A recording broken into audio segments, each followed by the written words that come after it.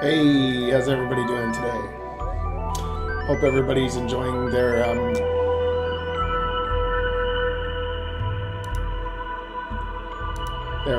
holiday week. Hopefully, weather's okay. We have today. We're going to be playing. I'm going to turn the volume to the right level.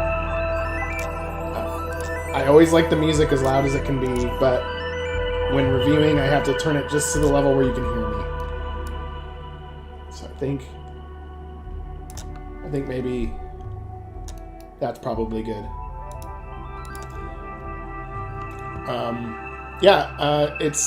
It's pretty cold here.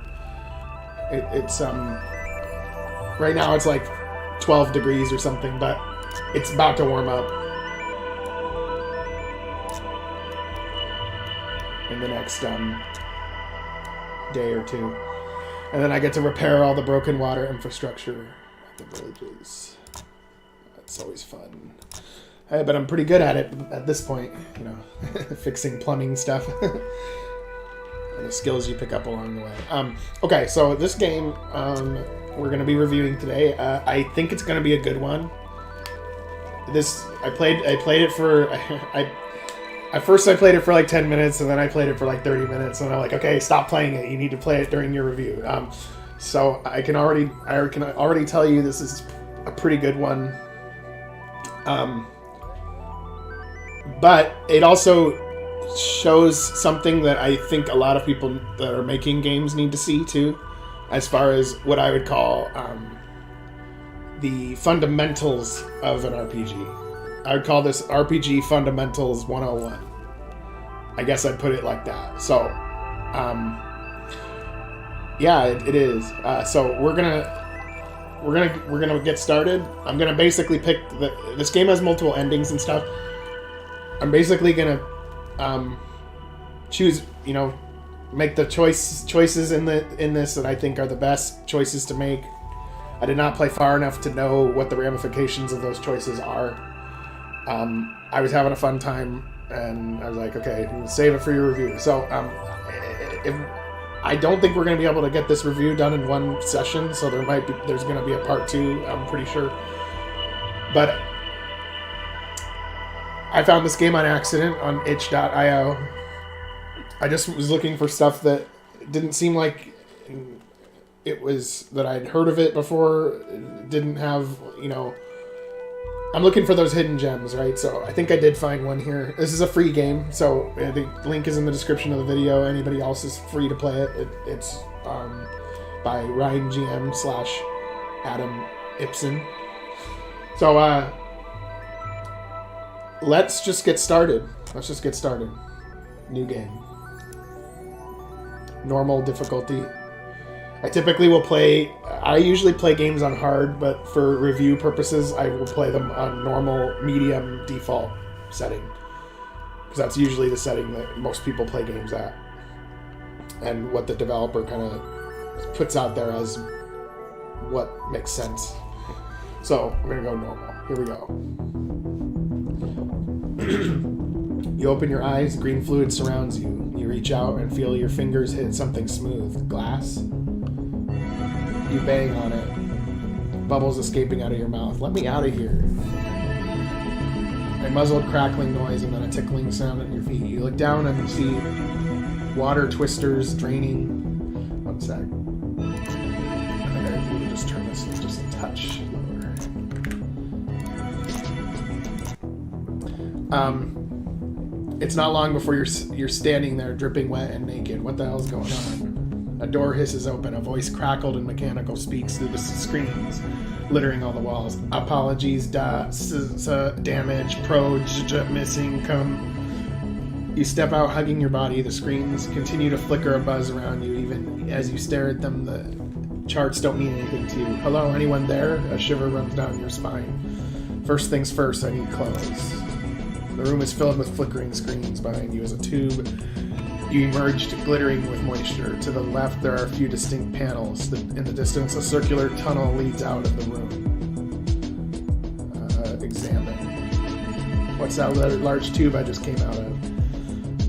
You stare at the cylindrical tank large enough to fit you with plenty of room to spare. The door came out of it as closed. It's now sealed with no gaps. I came out of this. Why? You touch the glass and you touch your neck. And why didn't I suffocate? You stare at your reflection and take a moment to examine yourself. You have striking autumn brown hair dyed by the skies and seasons of Earth. Your eyes are wide, and inside the circles they're the color of blue of a pencil. Despite the scholarly eyes, your body seems to be at the peak of fitness, which is easy to make out since you're butt naked. You intuitively know that you are a woman. Next. Your gender is female, correct? And I guess this is where you get to decide whether you're male or female. I'm going to stick with female. You pull a few faces and your reflection mimics them. I guess that's what I look like. What's with that console over there? I thought I heard someone speak. You look for the source of the crackling voice. There's a faint crackling coming from the silvery pad with several rings around it. This must be it. You reach and touch it. Before your fingers make contact, a ghostly blue light flickers in the air above. As you withdraw your hand, you hear the broken voice again. Program, pairs, quartz, proc, complot, and then the voice is gone, along with the flickering. One of those panels looks a little off. Over to the wall, there's a large panel 5 foot wide. You walk over and run your fingers along the edges. As you do, a square section of the size of your palm begins blinking. Strange. You pause and bite your lower lip. What the hell? You press the square. Whoosh, the panel slides open, revealing rows of mounted chips. Most of them are charred black, but as you sniff, there's no smell of acrid smoke. A fire, perhaps? The room is filled with flickering screens. Search. Yeah. This is ridiculous. You look around the room, dripping wet. Eye catches a pile of clothes against the wall. With a spring in your step, you crouch and rummage through the fabric. There's several pairs of pants. Great, looks like a start. You slip it on, you can see that your legs and belly in several places. Now all I need are some socks, shoes, and a frickin' clue about what's going on. The room is filled with flickering screens, blah blah blah. Next. You scan the room once more just to be sure. Before walking toward the only exit, you travel down a narrow passage. It's not long before you run into a bulkhead and it's blocking your path. Damn. You press it again. Solid. Surely it's got to open somehow, you think. You search the edges. A shattered panel. Tucked behind it, a lever. You try to pull it down, but it doesn't budge. Sighing, you climb up the wall and grab onto some handholds. A tricky business with bare feet. Placing one foot on the lever, you push your weight downwards. It budges. You hop unceremoniously on the lever until it clicks downward. The moment it does, the bulkhead hisses and opens. Yes, I did it. After scrambling down the wall, you dart through the door. Your heart is thumping in your chest. The second you step outside, you are buffeted with broiling hot wind.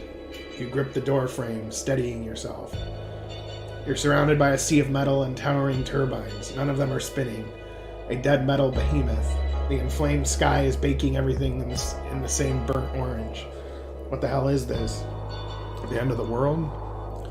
You place a hand over your eyes, squinting. A slow scraping and scratching fills the air. The ear-splitting sound of metal grinding on metal. You tentatively place a foot on the dust outside the door. It's warm under your toes, but not scorching. Sucking in a deep breath, you take a few more steps, and then there's more. Hello, is anyone there? Your voice echoes across the empty expanse. As you look around, you can see a piece of sheet metal and someone's booted feet sticking out from under it. Heart leaping, you jog over. With care, you grab the metal and lift it aside, but once you return it, you see the shoes are attached to a skeleton. The skeleton is lying on its back, or at the very least its spine. The boots it's wearing have large straps and thick rubber soles. I'm gonna take the boots. Take the boots off the body. Great, some boots. You reach down and pull one of them off the skeleton, along with its entire foot. You shake the boot, and the bones rattle about inside. Crap. After a morbid game of pick the bones out of the boot, you slip it on. A perfect fit. What are the odds? Once you've got the second boot, you're good to go. After a quick walk around in your new duds, you spot something sticking out of the dirt. You drop to your hands and knees and comb away dirt around it. Under the soil is a handgun, unscratched and gleaming. Wonder if it belonged to them. You glance over at the skeleton. Standing up, you look over at your new weapon. It's got a trigger and a button on the side. Only one way to see what it does. You suck in a deep breath and press the ladder. Shock. A shining blade shoots from beneath the barrel. You turn the weapon sideways and measure it with your hand. From base end to bayonet sticks out just beyond your fingertips. So it's not just a gun. You press the button again. The blade retracts. After turning it over in your hands, you try a two-handed grip. One of your fingers moves unconsciously above the blade trigger. For some reason, this grip feels right. You have obtained gun blade. Rumble. You grab the sharp pain in your stomach. Another thing you're aware of, hunger. As you might, you can't see a single green thing around you. Geez, is there food anywhere? You walk around clearing and finding nothing. Having checked here in your room where you woke up, you decide to venture a little further. Got to find some food. Or somebody with food. You glance up at the sunlight. How long will it last? More questions from the ever-growing list. A long metal bridge leads off the clearing to a new destination. As you walk across it, you can feel the radiant heat through your boots. It's a good thing you're wearing them. Scrap iron caverns meet you on the other side. As you walk along them, your stomach shrinks and complains. A scrap metal pile next to you bursts apart. The air is lifted with whipping and crashing metal. You shield your face with your forearms. Shit. Hot scraping pain assaults your arms, and then out of the corner of your eye, a gigantic scarlet tail rushes up to meet you. You roll backwards. A dust cloud filled the air where you were. Your veins are pulsing. Without a thought, you raise your gun blade and pull the trigger. A crimson blast rips from the barrel. There's an ear-piercing screech.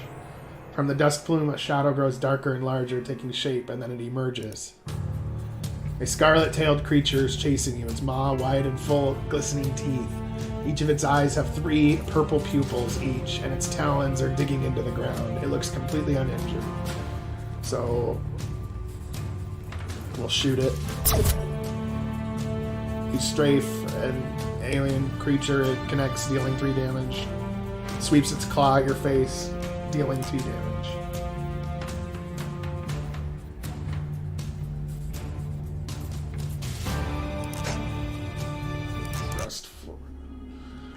Wounded and exhausted, the crimson creature falls flat on its face. Its triple irised eyes roll back into its head, and it lets out a final shuddering breath.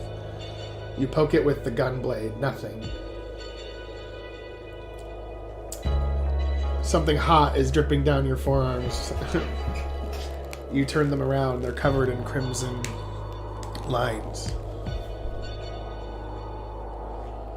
Surface wounds. Not too deep. Too bad you've got nothing to clean them with. Every inch of you feels like it weighs 100 tons.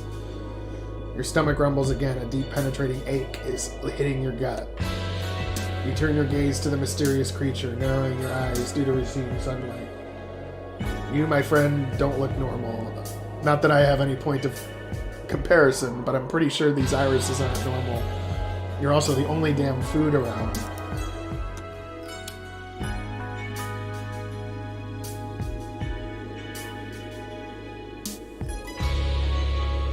Right. Oh, okay. Good to know. Oh, we have, guys, we have the dev on the stream right now.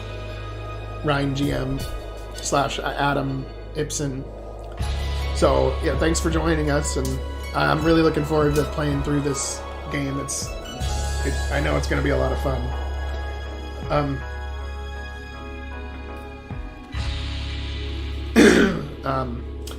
The unusual beast is lying there, eyes rolled backward, but is it safe to eat? Yeah, sure. Sure, I'll eat it. There's no trees around, so how do I make a fire? You look for anything remotely burnable and drag it to an open spot next to the beast. Then you pull a large sheet metal over the would-be pyre. Here goes nothing. You pull out your gun blade and pull the trigger. The fire is lit, but it's burning with black smoke. You cough. Ugh, I don't want to think about how healthy this is, but needs must be as the devil drives. You stare at the beast and then at your knife. Those needs seem to involve you cutting up a strange alien creature. You get to work sawing through the strangely purple meat. Yeah, sure. Hot sauce. By the time you cut up the creature, it's well and truly dark. You toss a chunk into the metal plate and hear a satisfying sizzle. Turning around, you watch it darken and glittering violet inside dripping out. Is that blood? Gross. Using your bayonet blade, you turn it over. The smell reminds you of something lamb, burning sugar, and something undefinable. You cut off a chunk and poke it with the blade and bring it to your mouth. A pause, and then you take a bite. A sour, unpleasant taste assaults your taste buds. You scrunch up your face and keep chewing, and then with great difficulty, you swallow. After reluctantly finishing your meal, you stoke the fires. The warm flickering is keeping the darkness at bay. Only a shard of the starry sky is visible above you. Oh man, I'm tired. I need to lie down. You try to walk away from the fire, but you stumble and fall. The dirt digs into your cheek as you try to lift your limbs. You sweat and grunt. Your arms quiver but don't move an inch off the ground. What was in that meat? You try to speak, but your jaw is locked. Paralyzed. A save. Incredible pains stab at your abdomen, and frozen, you can't seem to scream. Cold sweat dribbles down your brow. The world swirls. You fall deeper and deeper into the black. Your senses fade along with the agony, and then your consciousness goes, leaving nothing at all. You open your eyes, green and glass. You jolt in surprise, suspended in liquid. Your limbs flail around in slow motion, large bubbles escaping. Am I alive? You look around, but it's hard to see. You're not suffocating, but you look around bewildered. Bracing yourself against the back of the tank, you kick your bare feet against the glass. Just like last time, there's a large whoosh, and liquid drains out. You walk out of the pod. Last you remember, I was in agony because of that food. You run your hand over your stomach, no discomfort, turning over to your forearms, where the shrapnel hit from the fight. They're smooth and unblemished. What exactly is going on here? Did I die, or did someone save me? A loud static noise is coming from the speaker. There's a blue flickering in the air above it, like a firefly. You walk over and check it out as you approach. Yeah. You walk over and check it out. As you approach, the floating flame suddenly fizzles and expands into a semi-translucent sphere. Corrector. A throaty plea. Please repair. Get the quartz chip. The sphere suddenly flattens out into a two-dimensional landscape. There's a blinking dot in the square box. Another blinking dot far away. A dotted line travels from first to the second, then disappears. This is a map, but who are you? What's going on? You grab the panel, but as you squeeze it, the ghostly map fades. Hey, don't disappear on me. Great, no more answers, but maybe I'll get some if I repair this machine. But you first grab some new clothes from the pile and slip them on. You also tear up some fabric and wrap them around your hands and feet for good measure. Properly packed, you walk to the end of the corridor and head outside.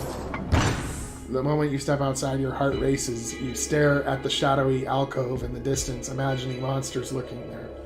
Damn it, there's no way I'm going out without some protection. You walk around clearing, lifting, sorting through rubble, a metal pipe. After picking it up, you give it a few tentative swings. Not as good as that gun blade, but better than nothing. Feeling a little better, you rest it in on your shoulders and start walking forward across the iron and dirt. Thankfully, the map is still crystal clear in your head. You trudge through the ruins. Though the ruins of what is the question. The ruins of what is the question. After a few minutes, you realize the map is taking you to the place where you fought that creature. You shudder with crystal clarity. You recall the sour, unpleasant taste and then the agonizing pains. Never again, not even if I starve. From a distance, you can see where the creature attacked you. A purple puddle marks the ground, but there's nothing there. Grabbing the pipe with both hands and tensing, you inch forward. Once you're closer, you notice there's a streak leading off from the puddle in a smudged, erratic line. Yep, good afternoon, Paralysis. Did it get eaten? After a quick glance, you crouch beside the pool. Something's glittering in it. You reach forward and pluck it out, turning it over. It's some kind of scale. It must belong to the beast. Did something bigger drag it off? You gulp. Anything bigger than that unusual beast can't be good, and worse, the blood trail is leading exactly where the map said to go. Why is everything here around here trying to kill me? I guess it's down the rabbit hole then. You crouch and move from one hiding place to another, following the violet trail. After just a little while of following it, the line snakes left into the wall. Peeking around hiding spot, you realize you're wrong. It's not a wall, but a massive alcove, and the map said to go inside. The skin prickles on your neck as you As slow as you can, you creep to the edge of the sizable recess. Then you peer around the corner in darkness. My eyes won't adjust staying out here in the light. You sigh, and then after sucking in a deep breath, you shuffle around the corner and to the inside. It's not an alcove, but a massive corridor, but with all the hanging cables, it's like a machine cave. Dead lights inside instead of stalactites.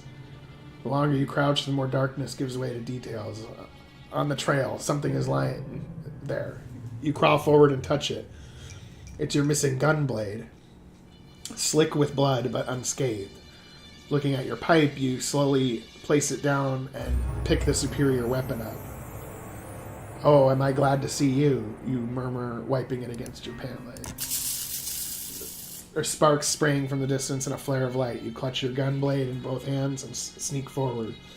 Need the Xeno data, a shrill voice speaks. Whoom. There's a white flame is shooting out of the mechanical appendage. It sweeps over the carry-on, sizzling and crackling. The heady aroma sour meat tickles your nose. Your stomach flips at the all-too-familiar smell, and a wave of nausea ripples up your throat. Ugh, no time for this. Gotta focus. Yeah, you did mention sour meat a few times. Without a warning, though, the red light shoots out from the place you're looking. It sweeps over you in one swift moment, then the white torch spins around. From the shadows, something shudders forward. The owner of the torch is visible. A multi-appendaged machine. Clank, clank, clank. One of its eyes are hanging out of its head and is beating against its chassis. New Xeno data detected, it whines. Full analysis required. A blade shunks out of one of its prehensile arms, and then it begins swinging back and forth. Oh shit, I guess you're not friendly then. You raise your gun blade. The machine comes at you.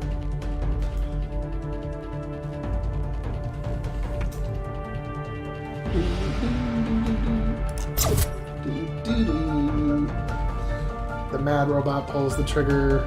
Fires at you. You lunge at the mad robot, but it evades your blow.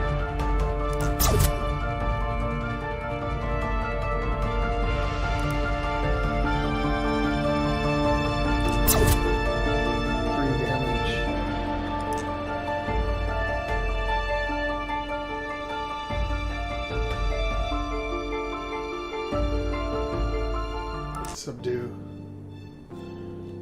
Must obtain samples. As it lunges at you, you tumble past and slam your weapon against its badly bolted leg. The machine topples over with a loud crunch. There's a cord on its back attached to a large box. You pluck it out. Power supply limited, sleep mode enabled. Its body goes limp after a few moments. And prod with your foot, you decide to look around. In the corner of the corridor, hey Jolty, what's going on? You can see a glittering pile. You head over there, weapon firmly in hand. When you get closer, you see the pile of chips. They're all different sizes. The one stands out, a thin slice of shining silvery white quartz. You pick it up, turning it over in your hand. Not wanting the other chips to go to waste, you pick them up as well. You don't exactly have an abundance of resources right now. They might be useful. After a glance at the deactivated robot, you leave the corridor. As you trudge back across the ruins, as you do, you toss the quartz chip up and down.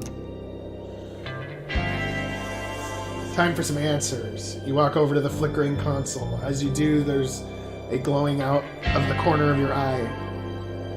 Turning your head, the outline of one of the wall panels is glowing. That's the one with burnt chips. You look at the quartz in your hand. Am I meant to put this in here? Striding over, you tap the panel. Whoosh. There are a lot of empty slots, and all of them match the base of the chip. Guess I'll just pick one then. You suck in a deep breath, slide the chip in, click. The second you do, little lines of golden light run up and down the semi-translucent chip. The panel begins to close by itself, and you pull your hands away. All the screens begin to flicker to life. All right, now we're cooking. You fist pump the air, and then from the console someone speaks to you. What does their voice sound like? Yeah, the name Gunblade, it works. What does the computer voice sound like? Attractive feminine soprano, an attractive masculine tenor, an attractive feminine soprano, but I would have enjoyed a male voice as well. An attractive masculine tenor, but I would have enjoyed a female voice as well. It's feminine, but you're not attracted to it. It's masculine, but you're not attracted to it. I think probably it's feminine, but I'm not attracted to it.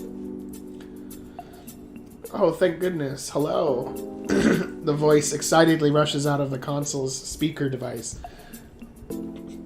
Like water breaking over a dam. I can finally speak. I was trying to all this time, but my device mapping is all off. And you are? You ask, walking over to the console. The floating sphere is back. When she speaks, the concentric rings beneath pulse like a spectrogram. I'm sorry, I suppose you wouldn't remember. Not that I'm much better off. I'm Ezra. Hello, Ezra. You pause. I don't exactly know what my name is, huh? Don't worry, that's to be expected. We've experienced a lot of data loss. Ezra complains in a sympathetic tone. Let me see if we can find your name in one of the files. According to my files, your name is... God, what should her name be?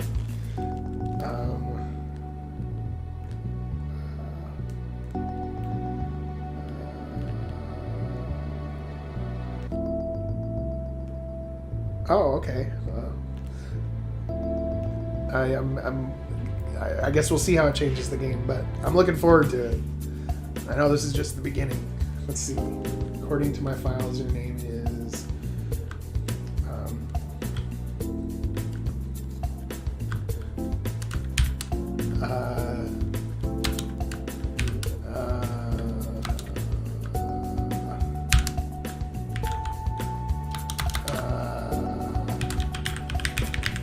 Your name is Flegaria. Your name is Flegaria. Is that correct? Yes. Flegaria, huh? You try your name out for size. Well, Ezra, the first thing I want to ask is, why can't I remember anything? That's an excellent question, and one I have the answer for.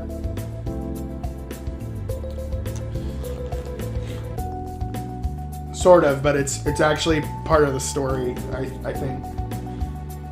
And one I have an answer for is because I booted you up when both of our memory chipsets were damaged. Both of us? Memory chipsets? You ask, rubbing your head. Yes, I'm the operating system in charge of the progenitor, which is that tank-like thing in the corner. I used it to revive or rather reconstruct you. But as I said, the chipsets are heavily damaged, and that's where both of our memories are stored. So you're an operating system? It's half question, half statement. The spear pulses in the affirmative. Yes, an artificial intelligence, as far as I can tell. I wasn't sure at first.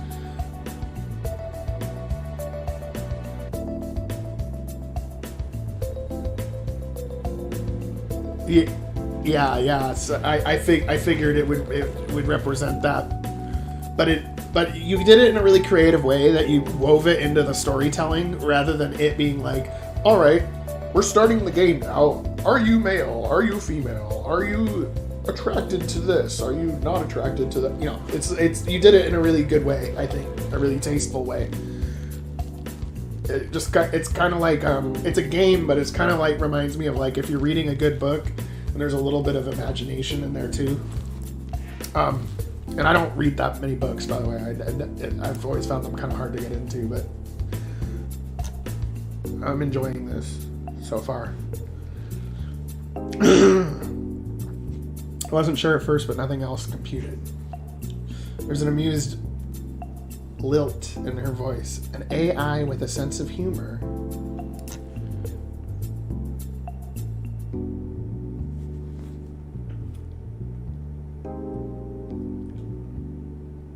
Nice joke.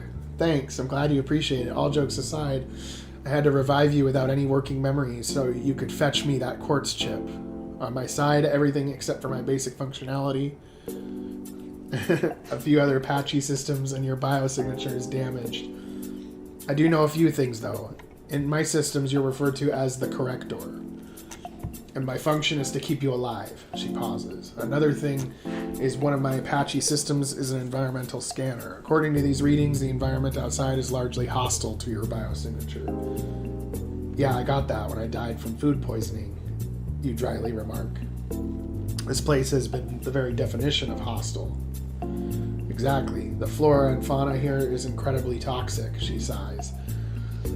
If I had some more biological data, I could use the progenitor to alter your physiology, so you could survive the environment. But my database, sans you, is completely empty. Data, huh? You remember the pile of chips you got from that robot? Show Ezra the microchips. What about these? You ask, holding out as many small chips as you got. They're semi-translucent and tinted green. Interesting, Ezra remarks. Those seem to be assorted microchips, and there's some biological data on there. Among other things, I can't use it to make you some food, but I can use it to slow down your hunger. All you need to do is install them and stand in that tube over there, the progenitor device, and I'll extinguish your old body and rebuild it for you. What? You're going to do what? You exclaim, stepping back a little. Well, no, it's not as bad as it sounds. You're not entirely organic. There's an implant in your head called the Rosetta, embedded between your neck and cerebellum. Since it's a human-machine interface, I use that to upload all your experiences and cognition and download them into a new body.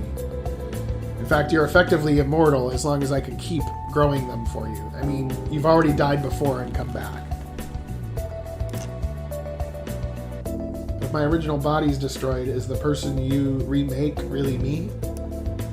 Well, that sounds like a really philosophical argument. Ezra pauses. Is she thinking? I think it's not a problem. Your consciousness is data, whether it's stored in an analog part of your brain or digitally in your mechanical implant. Yeah. When you step into the progenitor, I transfer it back and forth. I don't destroy it, but then again, that might be me thinking as an AI and not as a human. I can understand you'll feel nervous about having your physical form deconstructed and reconstructed, but I really don't have any other better solutions. What do you mean by growing them? I mean literally growing you a new body. I've done it twice now, fully grown, of course. It takes a week or so each time. If my systems weren't damaged, I'm sure I could be far more efficient, but it's not the sort of thing you want to rush, you know.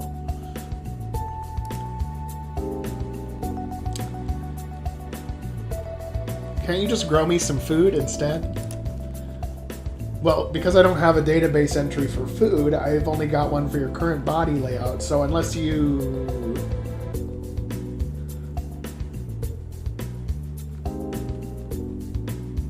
Okay.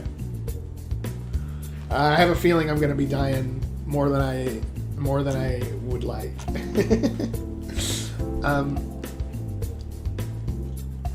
I've only got your current body layout, so unless I what? Well, you know, unless you want to engage in self-cannibalism, which I strongly would not recommend. Oh, come on. Why can't we do self-cannibalism? Just climb into the tube. You walk into the tube and the door shuts behind you. It begins to fill with that sloshing green liquid. Feels strange to walk into this thing instead of coming out. Don't worry, from your perspective, this is all going to happen very fast. Before you can retort, you suck in a deep breath and the fluid rises over your head. Deafening sound of fluid fills your ears. Can I breathe? Is there oxygen in the water? There's a sudden flash and the tube begins to drain out. Is it done? I feel like I just got in here.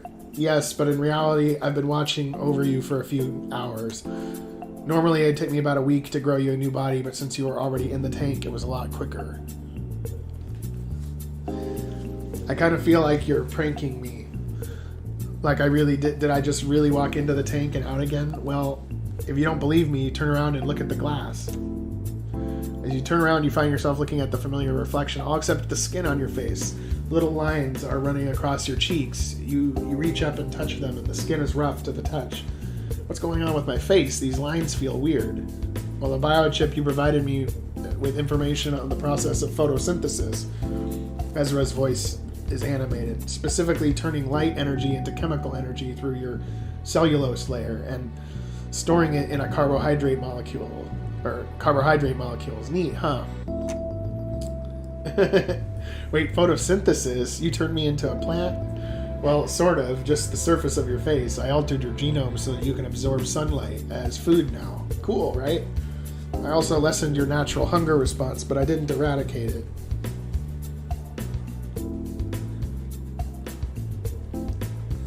Yeah, if this was going on in real life, I think I would define it as a gray area. It would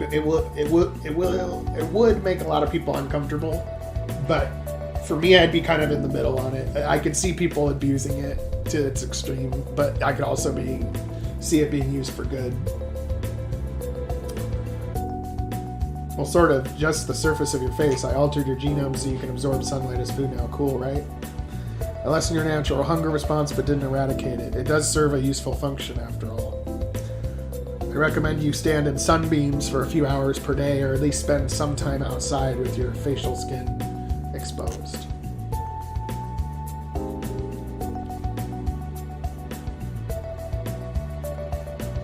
This is amazing. Thanks, Ezra. No problem. You gather more chips and enhance my programming, I might be able to modify your genetics further.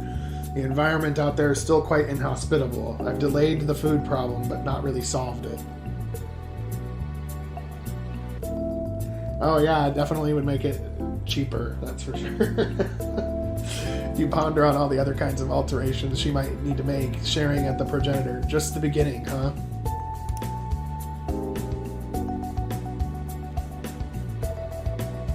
Well, I tend to think that both happen. Like any new technology is a tool, and you can use tools for good or bad. Like, and all tools have been used for both. I think a lot of times, I mean, if all these tools that came out just went straight to evil, then it would probably be a worse world than it is. But also, it's naive to think that it'll only be used for good either. And we could see that with every tool we've ever made. I mean, you can use a hammer to build something, or you can use it to smash somebody's face in. You know, it's the same thing. Will any chips work, or do they have to have biological data on them? If they've got data on them, that's more useful. My main concern, yeah, the Android stuff getting hacked, and I believe that will happen. Probably not everyone at once. Just like computers now, you know, you might have a nasty virus that affects the whole world, but like not every computer gets infected.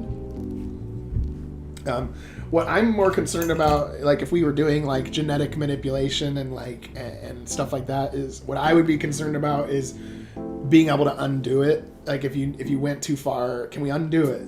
And I have a feeling that we would make mistakes to the point where it's already like 300 years too late and we like can't undo it. And that's what I think would be the biggest risk as far as I see it.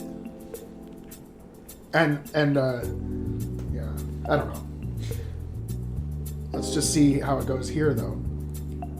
If they've got data on them, it's more useful. I can make use some of those normal chips as well. If I expanded my memory, I can run calculations on ways to improve your genome, which in turn would improve your survivability chances, like hand-eye coordination, muscle responsiveness, general health, things along that line.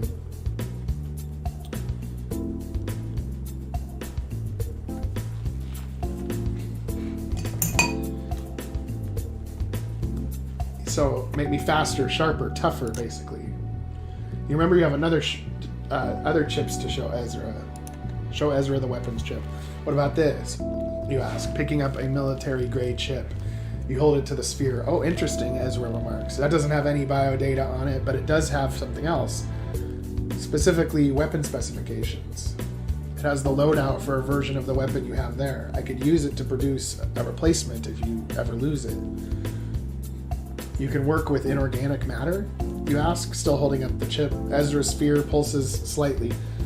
It seems to be her version of a nod. Yes, of course, I couldn't recreate the human body otherwise. Over 70% of the human body is inorganic, in that it does not contain both carbon and hydrogen, specifically water, salts, acids, bases. That's not including the mechanical Rosetta implant in your brain either. By the passionate tone of her voice, you get the feeling Ezra could talk about this all day. She seems to realize she's waffling and clears her throat. Long story short, if you ever lose your gun, I can make you a copy. Alright. Ezra sphere pulses. All those chips are useful. The more you get, the better off we'll be, but what we really need is more of those quartz chips. Why the quartz chips? You lean back against the adjacent wall. Wish there were some seats here. Well, the processing power of all those chips pales in comparison to the quartz chip. With the nanostructure storage, I can use it to not only upgrade myself, but also run a massively complex data recovery process to restore our memories. How can you do that if they've been completely erased? Well, parts of them still exist in a fragmented mess, but we need to properly reconstruct it. For instance, if I uploaded that gobbledygook in you right now, you'd go mad. Right, duly noted. So long story short, you want me to find more quartz chips so you can restore our memories. And since you don't have any legs, I've got to do it. That's about right. And of course, any other sorts of chips would be helpful to your survival. It'd probably be good if I reinforced your genome. We don't know how long we're going to be stuck here. Wherever here is. Got you. I guess I should start thinking about this place as a home base. Exactly. Oh, the other thing. If you need any clothes, like synthetic boots or a holster, I can make those. Sorry about the holes in the ones you were wearing. I wasn't exactly functional, so I wasn't making them properly. Nice to know. I was getting sick of running around barefoot. Prologue complete. You're now free to explore at your whim. Main mission is clear. Gather quartz chips to regain your lost memories. Improve your survivability by gathering microchips using the progenitor. Investigate the mysterious landscape to figure out what the hell is going on. Oh, I better save again.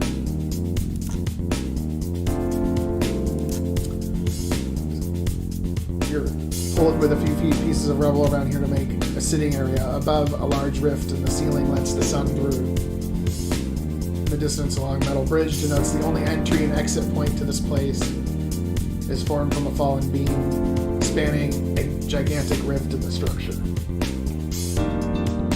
Okay, let's go to the progenitor first and see. Okay, so there's these points here that look like, I don't know what that symbol is, but it costs this much to go from level 1 to level 2 for a general enhancement. But then we have a section called Terran enhancements, and they have more specific benefits, and they all cost more than what I have. Bioregeneration. Every round of combat or exploring, you have 10% chance of regenerating health. Slightly increased chance to hit with any ranged attack. 5% chance of dealing double damage. 5% more damage with all attacks in lethal mode, and spot enemies easier. Your talk attempts with humans are 10% more successful. Okay. Okay. Good to know. I'm gonna do the general enhancement. Okay, level up. My HP went up.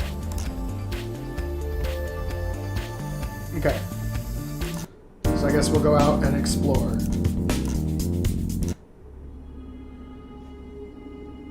Exploration happens on a round-by-round basis. The longer you keep exploring, the better the rewards and the chances of a special event. But the harder the enemies become. As you explore, there's a chance of a random event such as a freak weather storm, which may deplete some of your HP.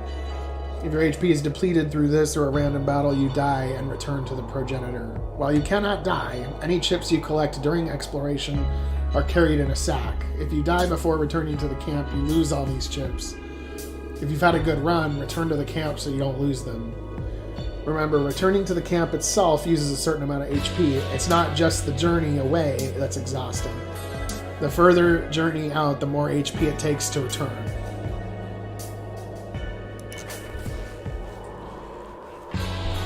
You're close to the camp, beyond the clearing, long metal bridge. Corridors are half filled with debris, making for a tight squeeze. The dusty metal ground is scratched up. So it seems like as I'm exploring, it'll end up costing more to get back. But the more that I explore, the chances of finding chips are more likely. Okay. A loud roaring noise. Pieces of metal nearby are shuddering. Up ahead, sandy mist. Shit, a storm. You throw yourself behind some rubble, but it flings and hits you.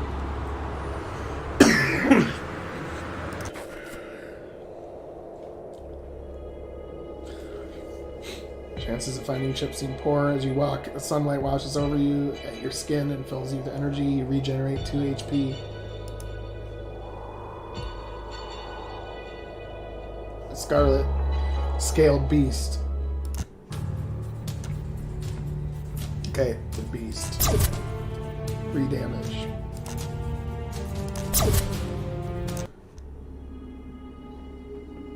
Wounded and exhausted, the crimson creature falls on its face. Okay, so we get 9. We got 9 of those chips. I have 36 out of 40 HP. I think I want to keep going.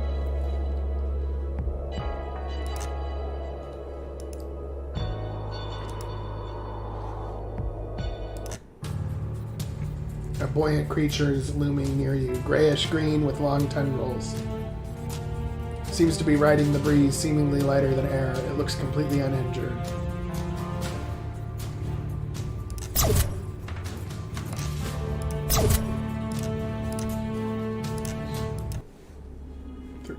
Chips.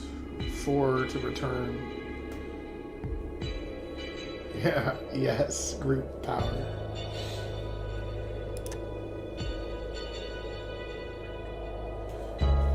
Up ahead are 2 people lying on the ground. You raise your gun blade and crouch down. After they don't move for a while, you inch closer. They have smoking holes in their chest, blasters lying next to them. Some kind of shoot-off. Between then is a small sack, and inside a handful of chips. You store the contents away since they're no good left on the ground. Okay. I think I'm gonna return for now. Get some more upgrades.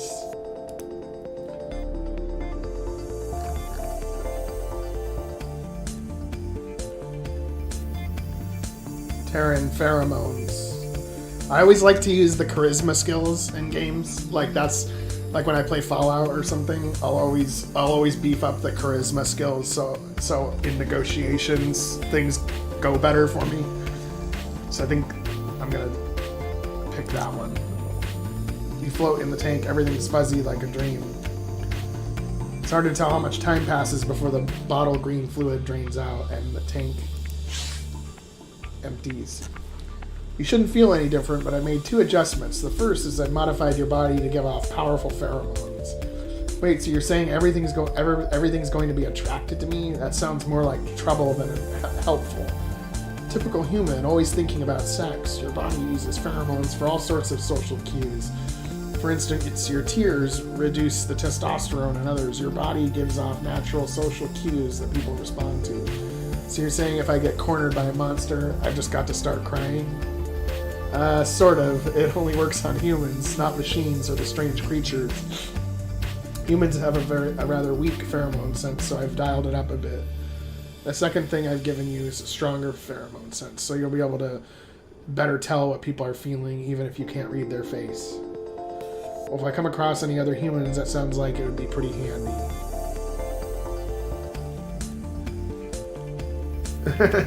I'm trying to unite all the sci-fi devs in the world. No, I'm just kidding.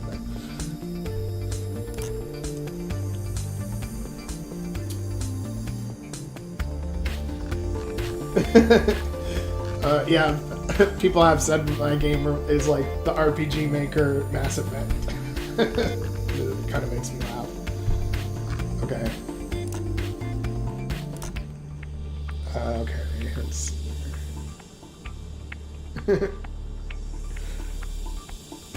No, but I honestly think there's not enough sci-fi out there.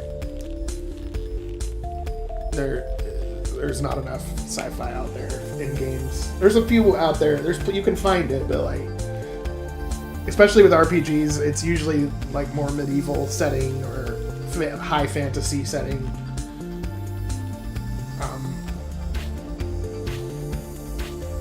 And since it costs just about this much, I'm going to get another general enhancement. I could use a little more stats.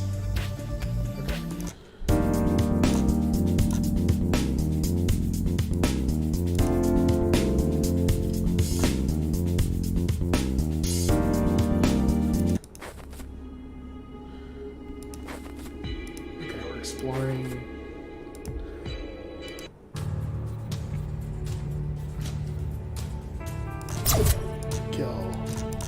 Kill. Dead. Oh, yeah. Some of those trophies, though, they might be from when I played last time. I played it more than I should have before this review, but I didn't play. I only played for like an hour. But I was really into it, and I was basically like, okay, I need to stop now, otherwise I'm gonna ruin my review time. But I didn't get far enough into it to where I know what's going on, but I was starting to feel like I was getting close to it, and then that's when I was like, okay, I need to stop. But now I'm really looking forward to getting back there again.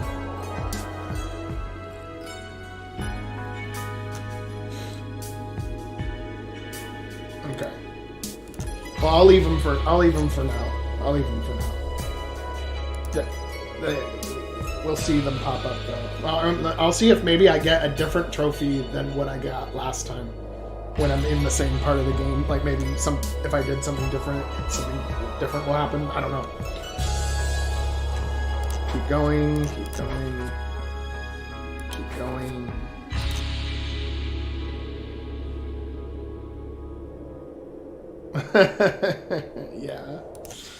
Yeah, that's gonna be a fun review. The robot. Shoot. We got lots of nice little chips. Oh, more chips.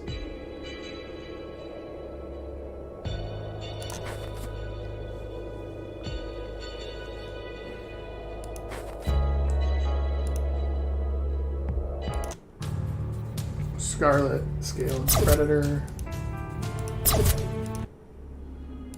Oh, we got 66.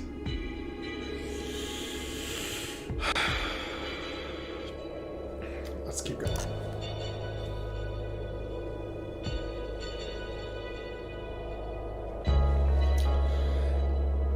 As you walk through the ruins, you hear screeching up ahead. You wince. I hate the sound of metal on metal.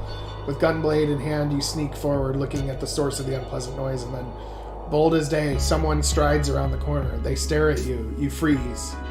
The figure does as well. Another person, a man. Unlike you, he's wearing a breathing mask, goggles, and a thick suit. But like you, he's carrying a gun. Yugui Tevni, he asks, raising his weapon. It's longer than yours, like a rifle.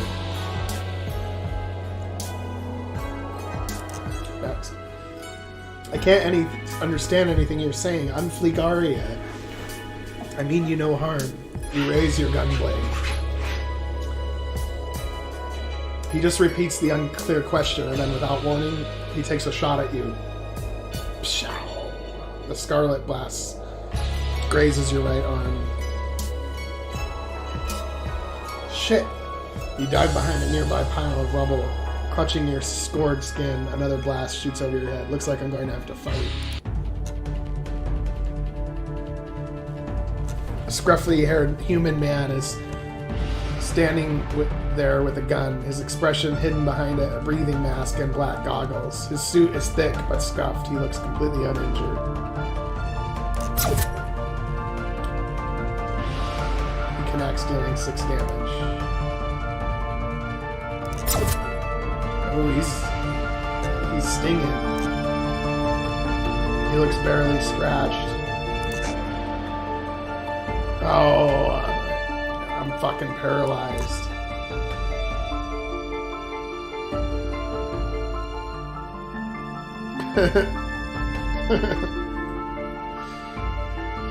Join the Navy.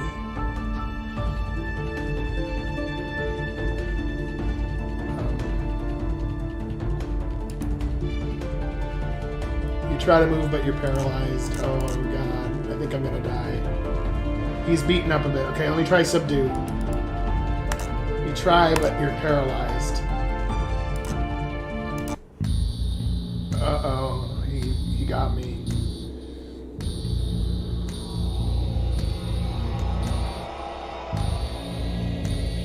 The bearded scavenger shoots you once more in the chest. A sizzling spreads through your chest and you fall to your knees. You gasp for breath, but your lungs feel empty. Your vision blurs. Wobbling there, you hear clutching of footsteps pressing against your forehead. Esfuel Tevsar, the bearded man utters. You lean into the barrel, opening your mouth to speak. Just do it if you're going to do it. But the words come out as a choked rasp. A split-second flash, and then everything is black. You open your eyes, you let out an exasperated sigh, bubbles rushing up from your lips. So I ran into another human, first one. You walk out of the tank, making a beeline toward the close. Ezra's console leaps to life. I saw the data. He was hostile too, but then again, the environment is pretty hostile, so maybe it's a natural response. I've got no idea, but it's a good thing I can come back from the dead. The fact he shot me, a fellow human, and the fact that he had a breathing mask are bad signs.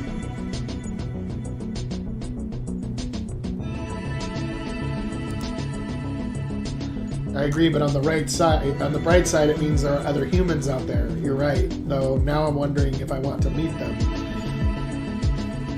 I'm thinking he shot on sight because he was worried about those other humans. Well, just because this one was hostile doesn't mean they all are. It's curious you couldn't understand them. I only had one dialect file left, English, which I uploaded to you. I get the sense there were a lot more. There were a lot of sharp, short words, but I don't know other than that. I might go back to the area I spotted him and see if he's still there. I might be able to find out more.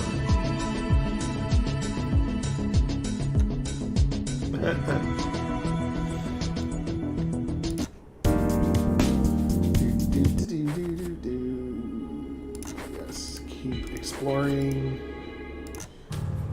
We will shoot the creature. Shoot the creature again. Got some chips. Now that guy was pretty tough. I'm thinking that I need to... Oh, okay, wait. Jump.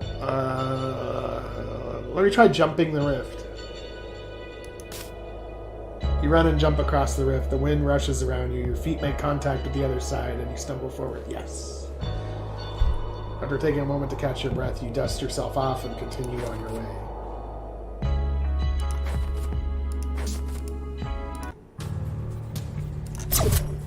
Let's see. We got that machine. Uh-oh.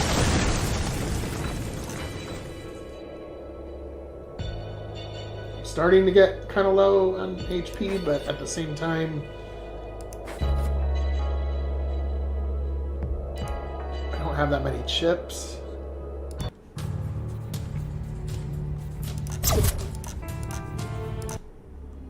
Okay, now I think I should go back.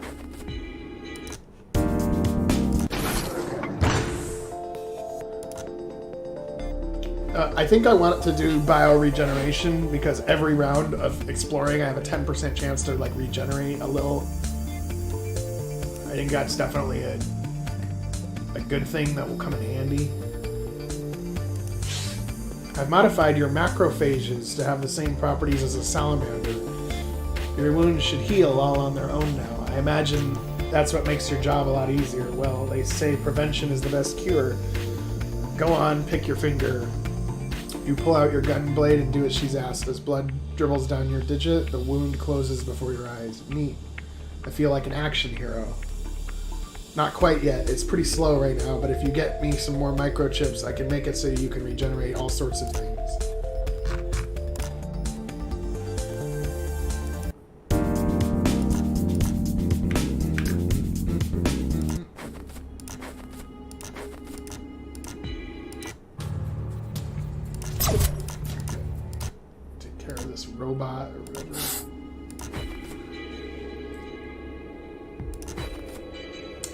As you walk, sunlight washes over your skin. You regenerate 3 HP. Okay.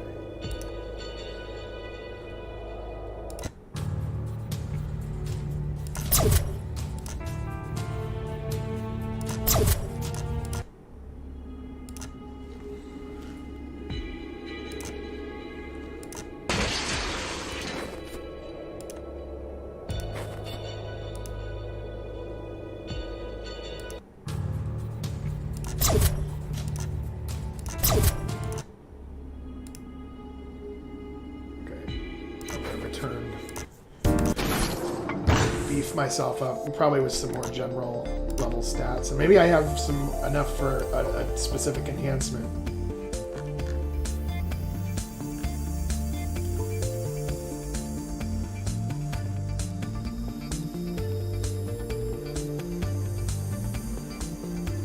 You have a 5% chance to deal double damage.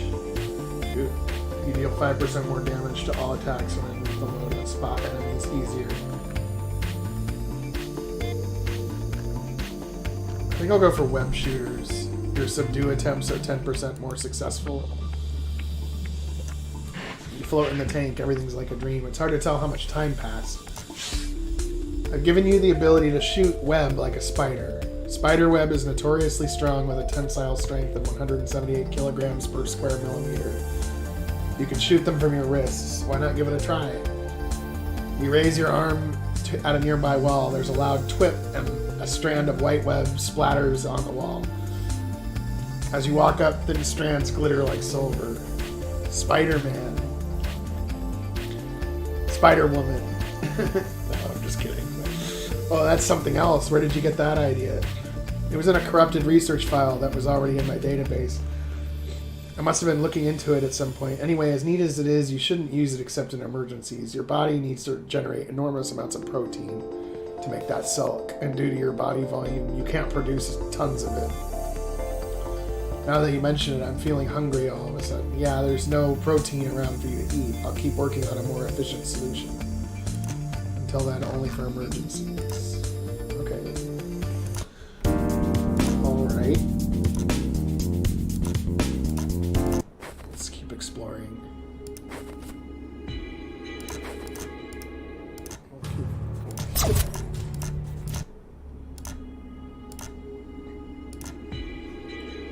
Let's take the shortcut.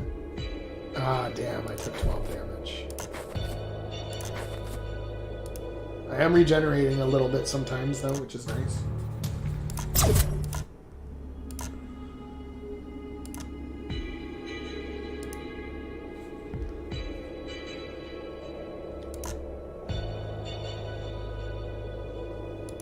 Attempt the shortcut. 15 damage.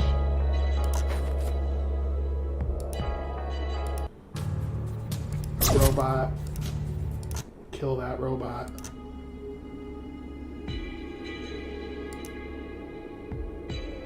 A sense of familiarity washes over you, dry your gun light. This is where I saw the man with the breathing mask.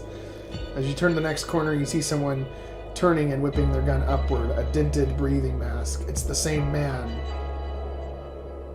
What is Tevnis? He explains. Slack-jawed and pale-faced. Hard to blame him, staring at a dead woman you killed. Unfortunately, it only takes him a few seconds to pull the trigger. A blast sears over your head.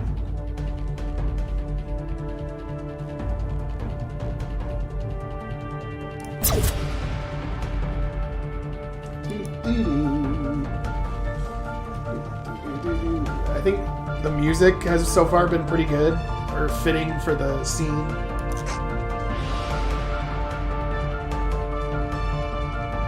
So I probably shouldn't get close to this guy because I seem to get paralyzed whenever I've done that move, but maybe the move happens anyway.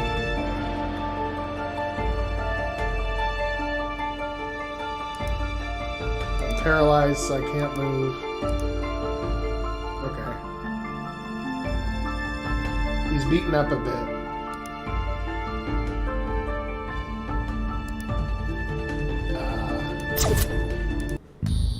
I died again. Okay. Okay, this guy is not gonna This guy's not gonna win this time.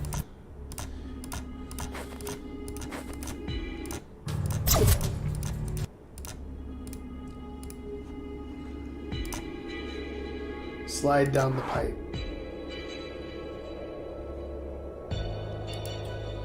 I'll take a left turn down the pipe.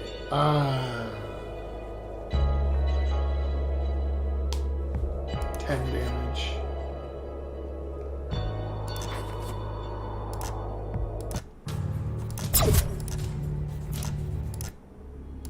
Okay. I think I'm gonna return because that guy's pretty strong, so I need to get some like more levels before I can fight him, I think.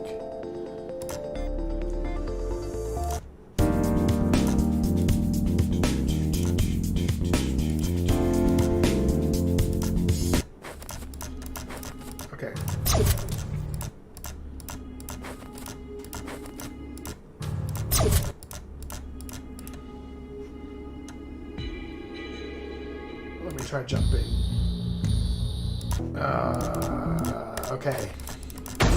This time it'll be different, I swear. Okay, open the box, sure.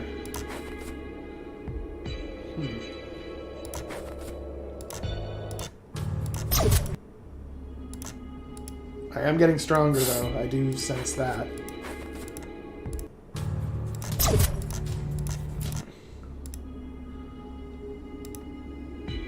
Oh, there's the guy with the mask again. Okay. I'm not going to strike him because I got this. 6 damage, 7 HP. Oh, nice.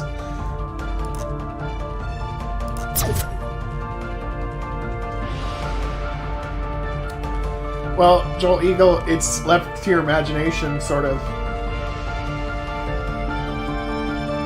It's described, but you don't actually directly see the character.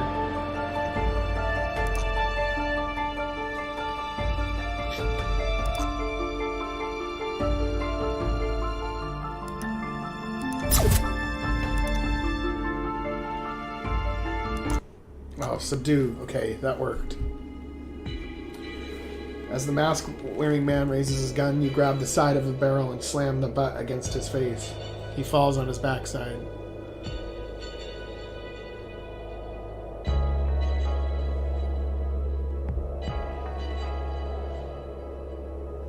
Oh, I see. It describes it, though. I didn't know you could click on this.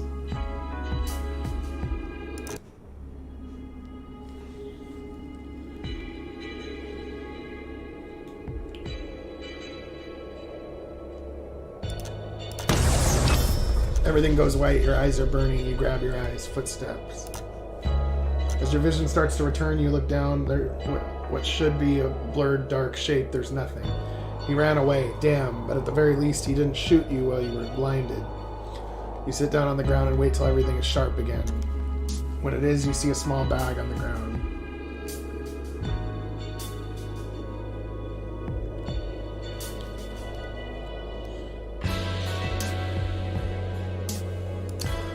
I haven't heard of either of those. That's kind of interesting. I haven't heard of either a Twine game or Sugar Cube Engine or Twigo.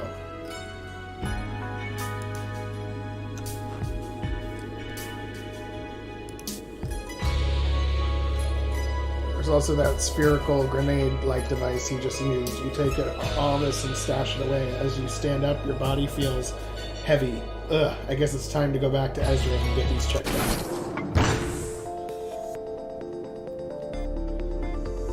Hey Ezra, I got some chips here. You pull them out and place them with the rest. I got them off the man in the ruins. Some kind of scavenger. Oh, okay. Adam, I'm gonna make you a moderator because it's not gonna let you send links on the YouTube chat unless I do that. So you should be a moderator now. So now you can share the links and they'll actually work.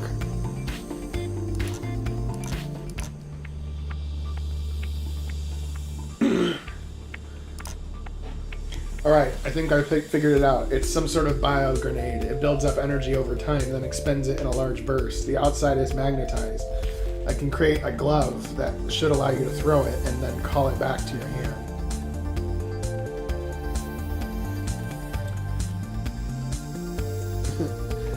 Exactly, I might be able to modify it further, but I'll need time to figure out. I'll make you the glove you can test in the field.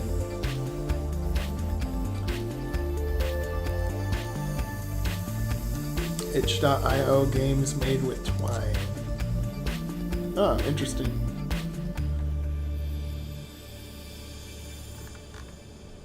I'm looking at it right now, the link. Games made with twine. I've never heard of twine.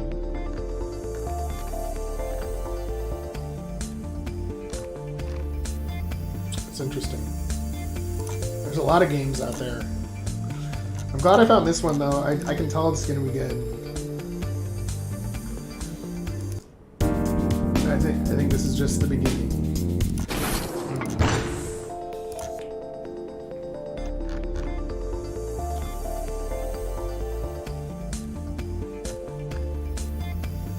5% chance to deal double damage. Predator claws. Yeah, I'll take those.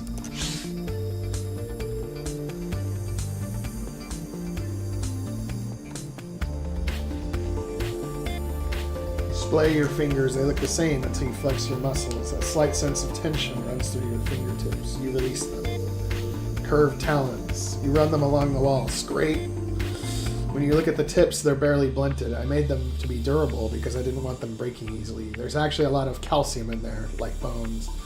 They look pretty nasty. At least if I'm getting up close and personal. Absolutely. You're now one of the few creatures that have both claws and opposable thumbs, like a koala bear or a giant panda. Wait, are you telling me you modeled these after an endangered species?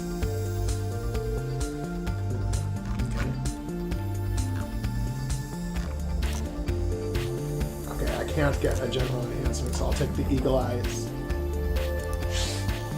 As you walk out of the tank, the world has thousands of extra contours. The steel walls, once bland and gray, are now a tapestry of scratches and hues. Dust hangs in the air, distinct shapes, smooth, round spheres to be ragged like little meteors. Ragged little meteors. You blink. In that split second, something other than your eyelid sweeps across your eye. This might be a bit overwhelming, but I've added a lot of eagle-like traits to your eyes. A second fovea, a pecten oculi, and other things. Once you're outside, you should be able to spot a rabbit from 2 miles away. Why a rabbit? And what's with this weird thing I felt when I blinked? That's your nictitating membrane, your translucent third eyelid. Don't worry, nobody can see it. It keeps your eye hydrated and protects it from things. Like the particles I can see all around the room. This is going to take some time getting used to. Yep, we got eagle eye vision now. As an enhancement. Since I can't get anything else, I might as well get thermal senses. 5% more damage with all attacks.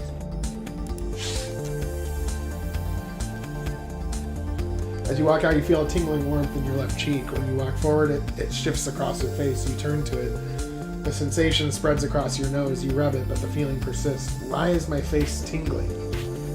I thought you said you were giving me thermal senses. That's exactly what's happening. I gave you very tiny pit organs, like some vipers have. That means you can sense heat and the direction it comes from. You should be able to sense people in the dark and detect things warm up to several meters away.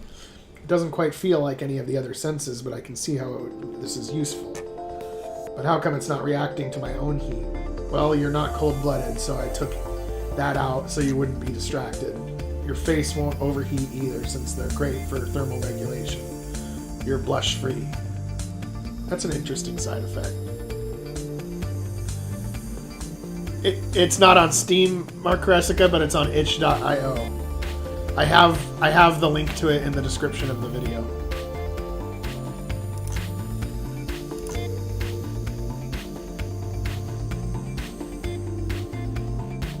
Yep, it's totally free.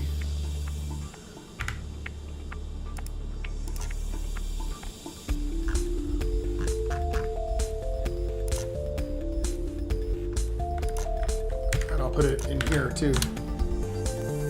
The game has multiple endings and stuff too, so even if you see me play it a certain way, if you play it your own way, you will get probably a different result. So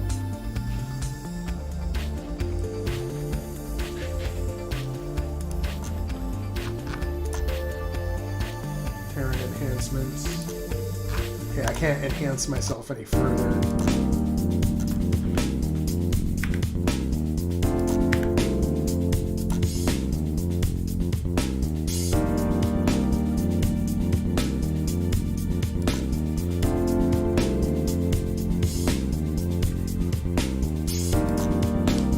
Yeah, definitely subscribe, for sure.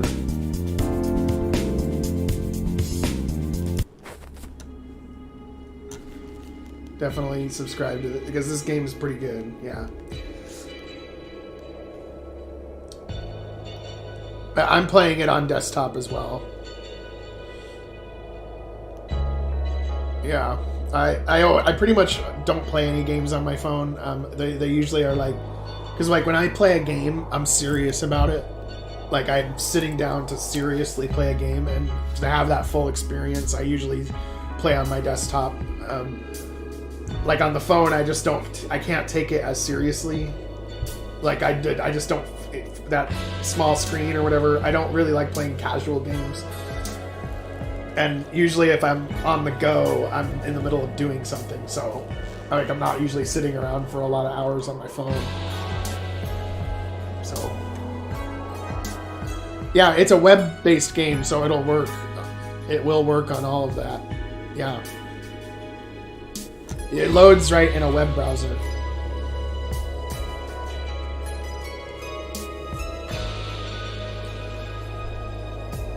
At least I'm assuming it does, based on, because it's obviously web-based.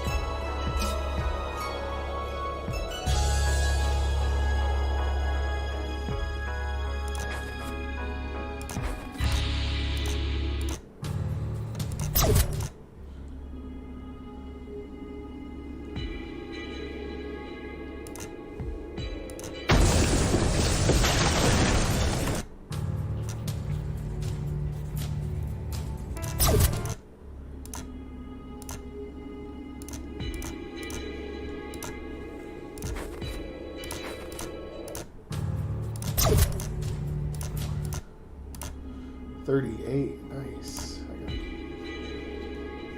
Your feet crunch against the dirt, which is unevenly spread across the metal plated. In the distance, yawning opening several stories high, jagged edges around it like metal teeth. But beyond it, you can see a metal-free expanse of black dirt and hills. Your heart leaps. An exit. From the outside, I can get a good look at this place. Maybe find some signs of civilization. I'm so sick of seeing metal everywhere. Placing a hand over your eyes, the glare here is horrible. You spot a metal lip at the base of the opening about 10 feet. Wait, there's something in front of it. A humanoid figure. But the proportions look off. The legs and arms look long, even from here. They're sitting in front of a cone of stacked metal.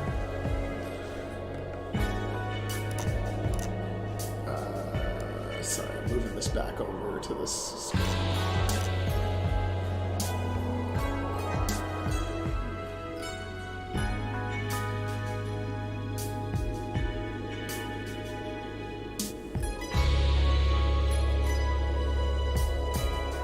Humanoid figure, proportions look off. Even from here, they're sitting in front of a cone of stacked metal with dark silver at the entrance, some kind of hut. You crouch on one knee, turning your eyes to the area around them by clearing all the way the rubble and putting it in one spot. They've given me no hiding spaces to sneak past. Is that intentional? The lanky figure is sitting in front of the makeshift metal structure, unaware of your presence. What do? Approach. You get up off your knee and begin walking down the incline.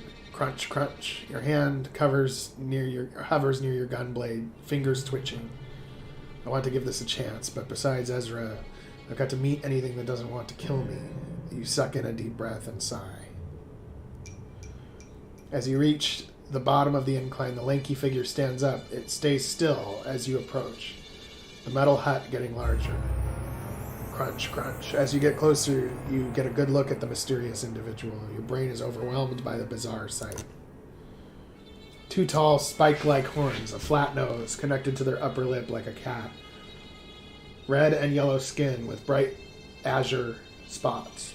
Lanky limbs with digitigrade legs. The feet end in two talon-like toes. Up close, it's impossible to mistake them for human. The more pressing detail, however, is that the spear they're raising above their head, one end has a strange pod attached, the other has a glittering diamond-like spike. Oh, hold on, I come in peace. You raise your hand. Seconds later, you cringe. Really? The most cliché line in the book? It or they pause. They furrow their brow, staring at your holster. Oh, this? Let me get that. You slowly reach for your weapon to throw it on the ground. It's a bad move. Twip. You leap backwards as the crystalline spear tip drives into the ground between your feet. Sparks explode across your shoes, punctured the ground.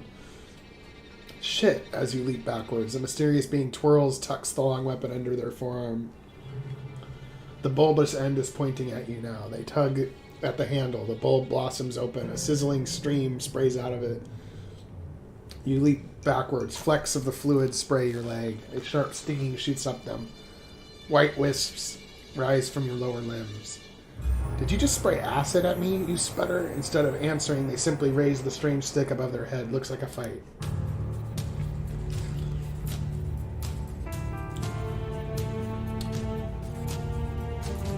His vibrantly hued skin and large black eyes is glinting.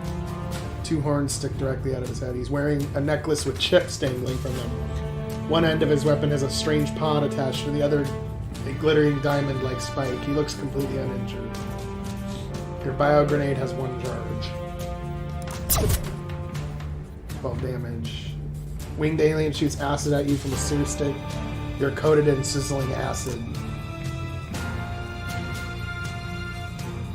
Okay. I need 3 of charge for my grenade to work. The acid burns at your skin. You can't regenerate. Okay.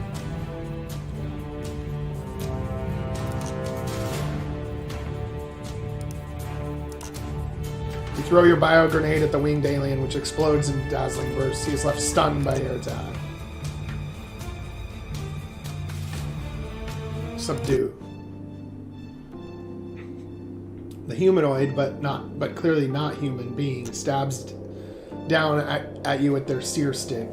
You parry sideways. In their exhaustion, they overextended their thrust, driving their spear point into the dirt.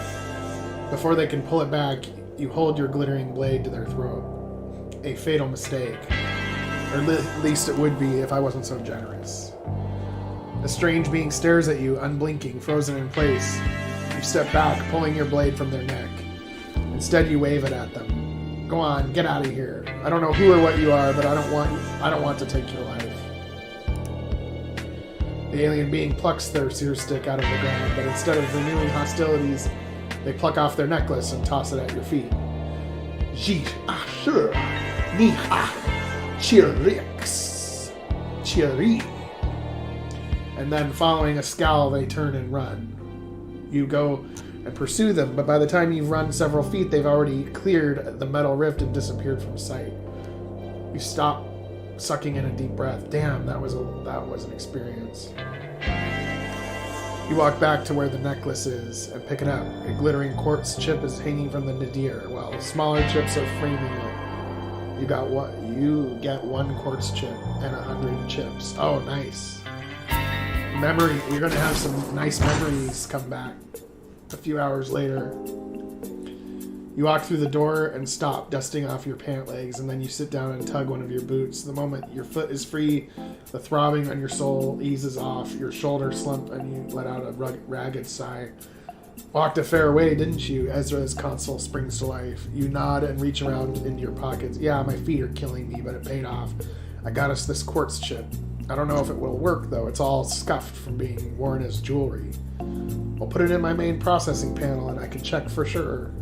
Quartz is pretty durable. That's exactly why it's used for casing processing units. You walk, or rather hobble, to the glowing wall panel. It hisses open. You stare at all the black processors, sans the one you just added. You pull out one of the damaged ones and replace it with the scuffed quartz chip. Did you want me to pull out the other damaged ones as well? Yeah, go for it. It won't make a difference, but I'd like it to be a little tidier. You do as she asks, tossing the useless chips on the floor. She then closes the panel. Seconds later, all the screens are rushing with torrents of flashing code.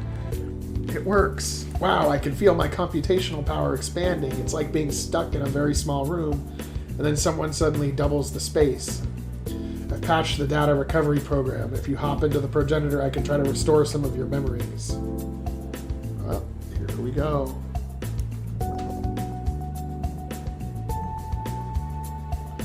You lie back in the tube as it fills with bottle green liquid. Will I ever get used to breathing water? It's soon lapping at your chin, your ears, all over your head. You hold your breath for a few moments, then you open your mouth. The green water immediately rushes in to fill the empty space.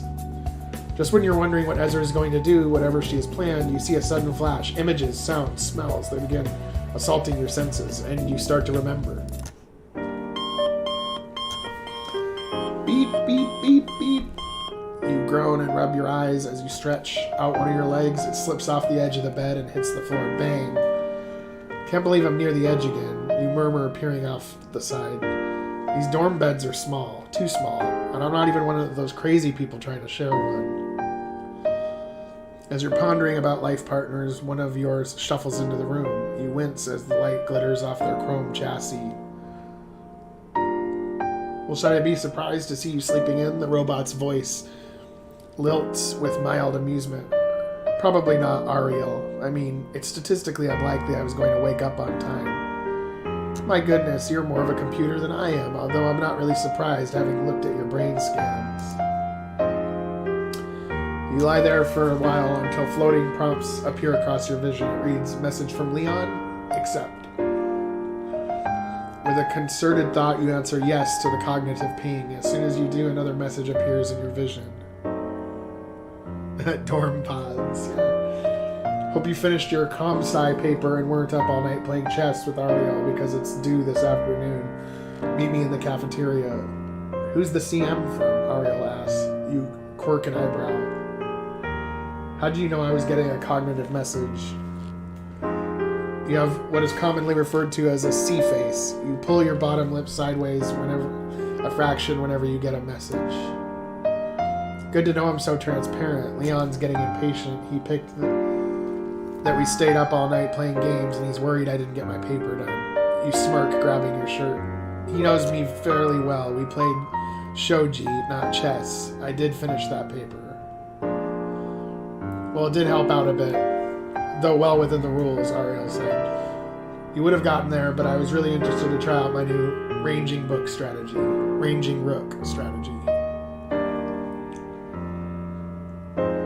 True, although for argument's sake, since I programmed you, you helped me out. It just counts as self-help, right? In a manner of speaking, but if you want to follow this path, you also spend a lot of time talking to yourself. Yeah, you're right. I don't want to follow this path, so let's meet Leon.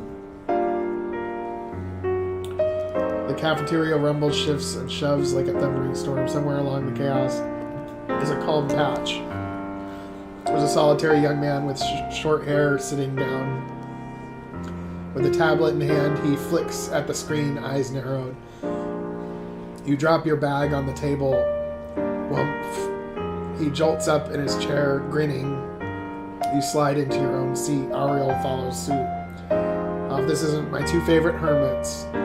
Leon places his pad on the table. His smile radiates across his face. I swear, if it wasn't for me, you'd forsake all human contact entirely. Well, I mean, he's an honorary machine, right, Ariel? So it doesn't really count. Right, Fligaria. I mean, he's got a screw loose, so he must be one of us. Puns. Oh god, you programmed puns into Ariel. Why would you do that to the world? So what are you looking at? You lean over and look at Leon's screen. Ezra's sample code. Yeah, for my comm science class. I mean, as correctors, we'll be working with her closely, as well as her successor. The real AI they're building for Project Amber? Exactly. If we're successful, I hope we end up at Station Jo. If we're not, we'll probably get transferred to one of the other stations. I doubt they'd have sunk this much into us just to exclude us from the project. Yep, puns. You open your eyes expecting to see green. The tube's already drained. You rub your eyes and walk out. Ezra, you won't believe what I saw. It was an academy of some sort. We were talking about correctors, and I think you were brought up. I actually know. Ezra's voice is apologetic. I saw the whole thing while processing it. People spend their spare time looking at my brain. How strange. Yeah, I imagine I forgot that you're just as lost as I am. Hey, in my memory, someone sent me something called a cognitive message. And I saw it with my eyes. What was that? It seems to be part of the Rosetta's, your implant's capabilities. Seems like a lot of people had them back then. Yours is actually missing a lot of functions, so it could possibly do a lot more. Missing functions, as if there wasn't enough mysteries going on. Speaking of that, what do you think Project Amber is? No idea. But if you're a corrector for a project, I wonder if it means you're meant to fix any issues that arise. You stroke your chin and lean back against the glass tube. Maybe, yeah. I wonder if both of us being stuck in a metal wasteland counts as needing correction. Yeah, Neuralink.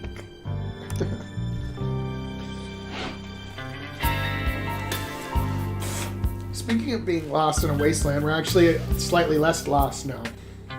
Ezra announces with a proud lilt to her voice. So at least one mystery has been solved. Oh really? Do share. Installing that quartz chip allowed me to do more than run data recovery. It allowed me to remap some devices. One of them, get this, is a long-range sensor. Really?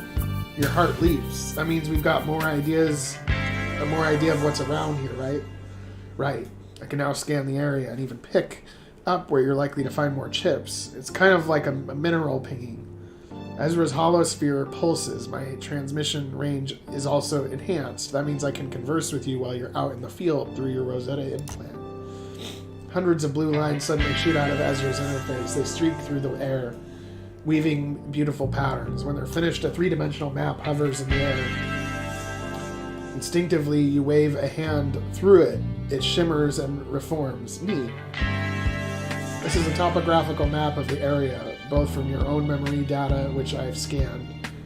There's quite a few disturbances in the ruins, but outside of it, I've got a much clearer idea of what's going on. What's this? You point to a spiked area a little beyond where you found the exit. There's also a dotted line leading there. I think that's a forest. If I was going to check out anywhere next, that's where I'd go. In fact, there's a lot of interesting readings coming from there.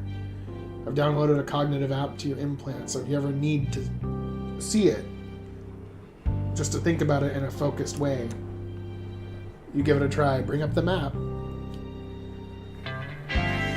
A small version of the map shimmers into existence in front of you. You walk forward to touch it. Yeah, but it's good though. I'm getting this game is. It's actually really interesting for just being a mostly a text-based game. Like it's got some images and stuff and some music, and that helps a lot. But I really think this game, so far, it's basically like the fundamentals of an RPG. If you strip away all of the special effects and the eye candy and stuff, it looks very good too. I'm not saying it doesn't, but when you take away all that stuff and you get down to the basics of is this a good story? Am I wanting to play it? Am I wanting to find out more about this world and these characters and what happened and blah, blah, then most definitely yes. So I'm really enjoying it. And I don't mind games that you have to read. And what's nice too is that there's quite a bit of reading in this game, but it doesn't feel like it. It doesn't feel like it's too much. There's a lot of games that have too much reading, and it's not interesting to read, so you want to skip past it. But I'm definitely not getting that from this for sure. I'm genuinely enjoying it.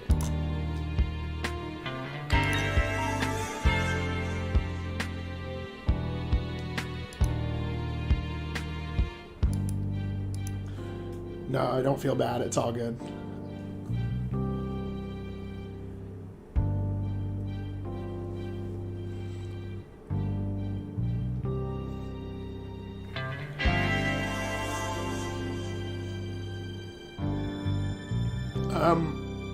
Well, I don't know if I want to retool what's being said. It's I'm just gonna say it. The only time I kind of skip past it is when it's like the grinding sessions, like when you're fighting, you know, enemies to gain chips to beef yourself up. Then I might go next. But if there's story part, I'm just gonna read it, and I don't mind. It's good exercise for my voice box.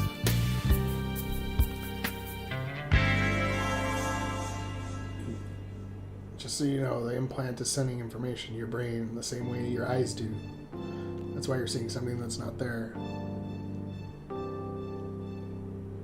Yeah, I do remember those type of books, and this does remind me a little bit of that. But the story itself is good. Like, I'm digging it. So far. We'll see, but I think it's gonna be good. Okay.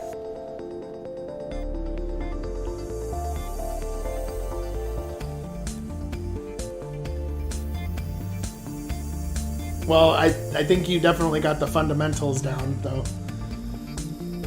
It's, you know, it's being a solo dev, you know, you gotta get creative, and yeah, I don't have a budget worth shit either for my game either.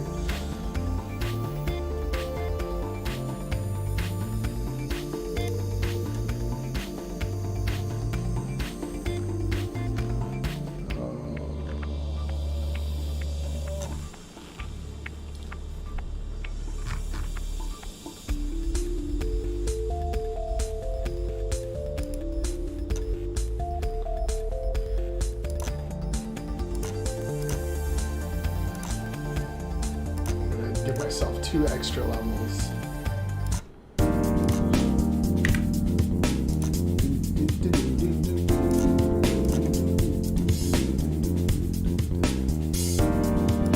Yeah, the art's really nice. Like it sets the mood, but without, because you've written this in a way that a little bit is still left up to your imagination, which I like.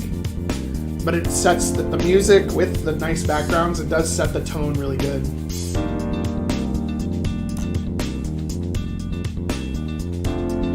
Okay, I'm gonna go to the forest. I don't think I'm in Kansas anymore.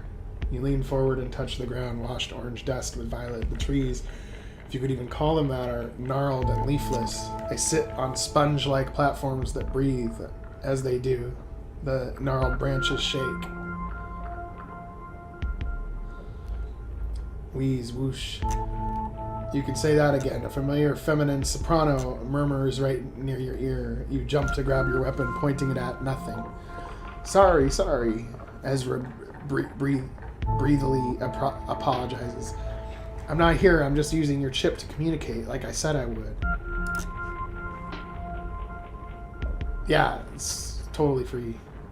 But I gotta say though that so far this would be a game that I would actually pay for if I were to have to pay for it. I would pay for it, but I'm glad it's free. Makes it more accessible, and maybe I wouldn't have taken the risk to try it, but I'm glad I did. Okay, here we go.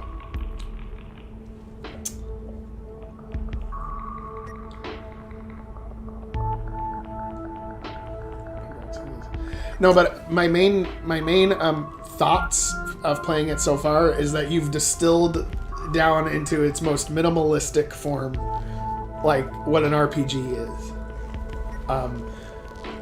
If you can get somebody to keep playing a game and have them interested, and it's just text, it's like just a story with, you know, a very basic combat system and stuff, like you're telling a good story that is like the fundament, like the most important thing you can do when making an RPG. Like a lot of people do the opposite, where they have a game that looks really flashy and they have a lot of special effects, a lot of mechanics, but then ultimately you don't care about the characters and you don't care about the world and you don't care about anything in that world. So what's the point of playing it at all, right? And so let's just keep playing. Let's just see.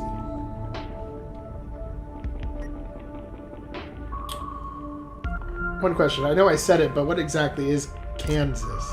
No idea, but it's listed under your junk memory as a synonym for a place that is familiar, Ezra explains. It came with your latest update, so to speak.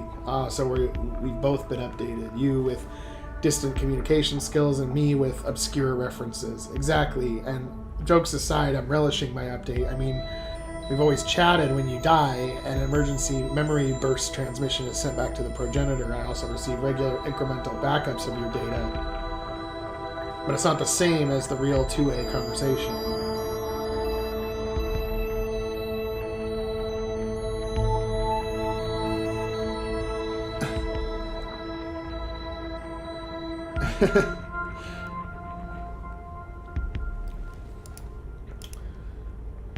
Talking to you beats just sitting around in the ruins waiting for you to come back. Wait, so AIs get bored, you ask? Standing up. Well, this one does. Thick, stubby plants grow out of the ground here. They're smooth without protrusion. Okay, keep going. Oh, and yeah, it looks like I need a lot more HP to return. But there's probably more chips out here.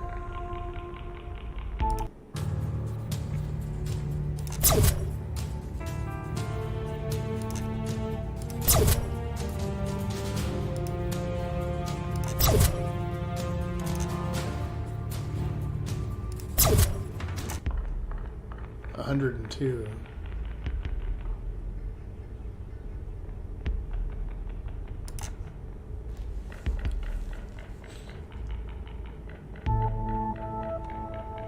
Yeah, I could see how that could be the case.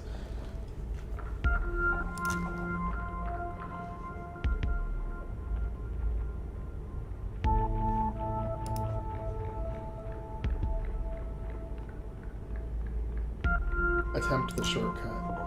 Oh, 24 damage. Ouch.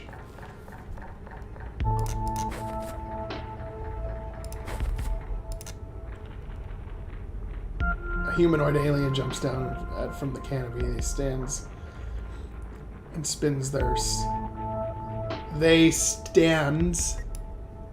That's a typo, I think. They stands and spins their sear stick, pointing the spiked end at you. Maybe they stand and spin their steer stick.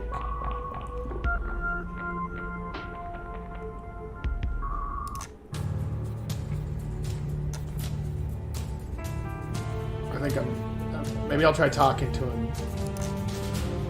I mean you no harm. If I put away my weapon, will you put away yours? But your words fall on deaf ears.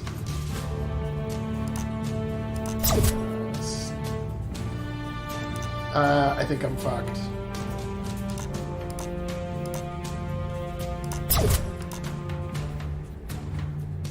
He looks fairly injured. Okay, maybe if I subdue. Oh. Alright, I survived, but now I can't. And now I can't even keep going or go back. Okay. I died. Alright, I'll be careful. More careful next time.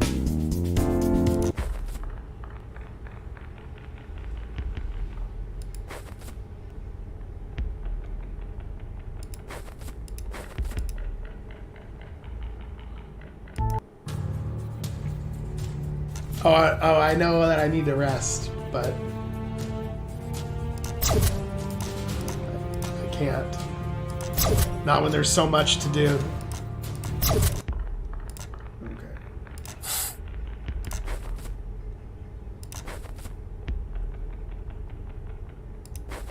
Okay, I think I need to go back.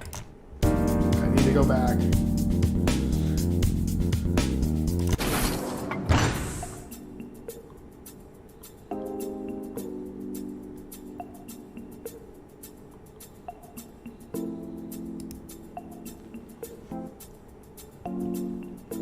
can't make you a bed or a mattress, but I can produce a lot of cloth.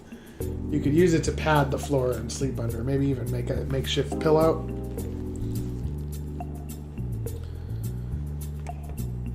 That sounds good. Hey, could you make a needle and a thread for me to sew something together? Sure, that should be easy.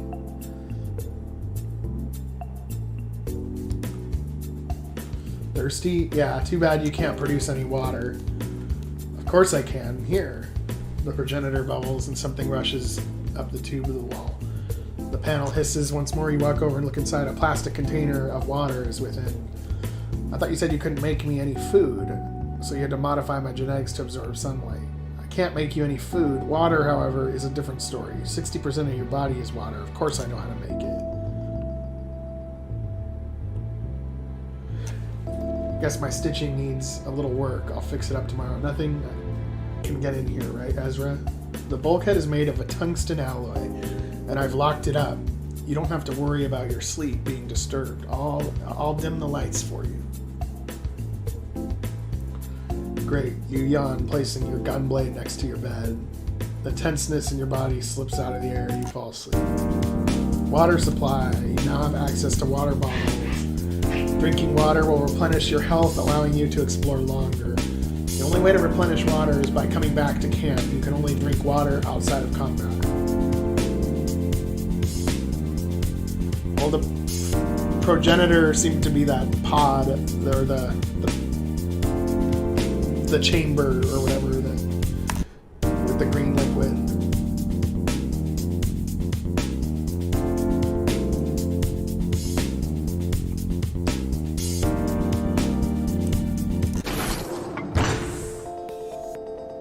Enhancements. Okay. I don't have enough to...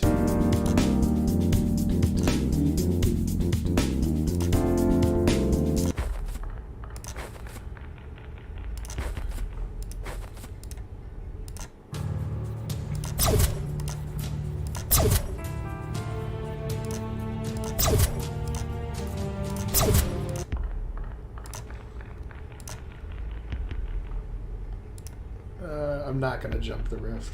I'll find a safer way across.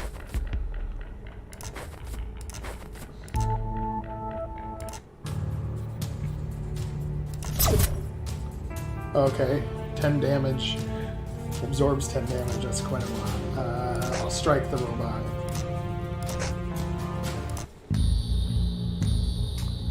Oh god. I died. Okay, let's go.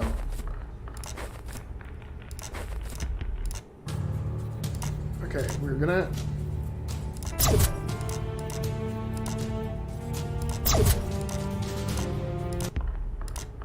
We're gonna find some good stuff. Let me try jumping the rift. Oh, yes.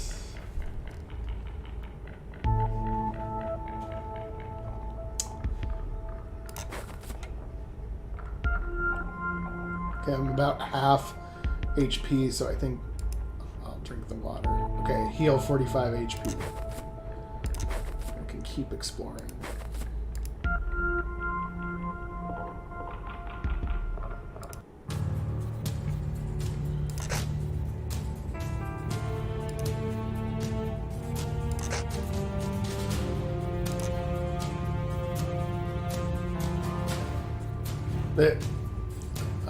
They looks fairly injured. I think that's another typo.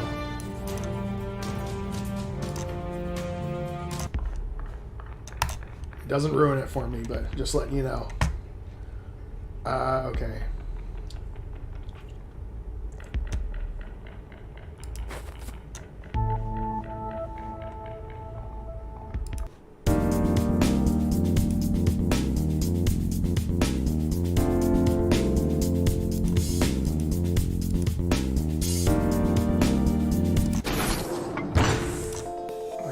Some general enhancement. Oh wait. No, okay.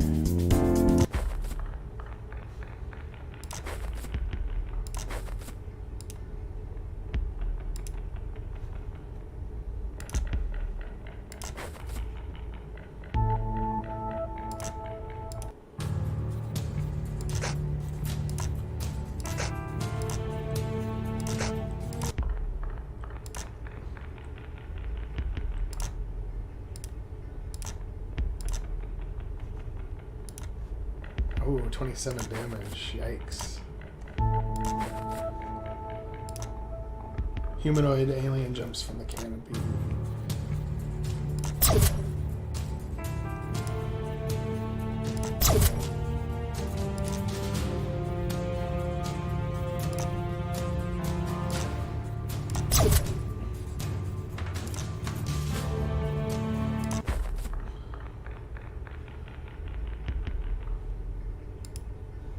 Fire a warning shot past the winged alien. Get out of here now. Injured and now aware of the danger you pose, the winged alien turns and flees. You holster your gun.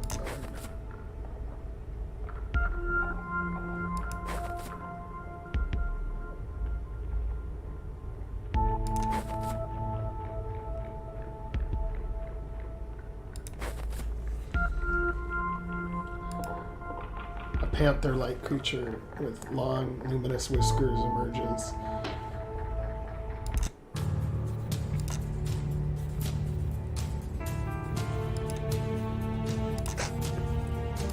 Ouch. Predicting my ranged attacks.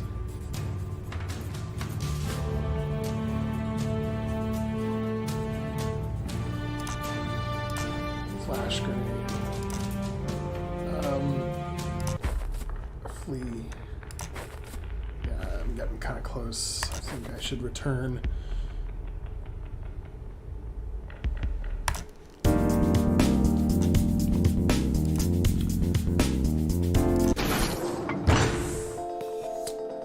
I'd be okay with being a cyborg. But after it's been tested a lot, I wouldn't want to be one of the first.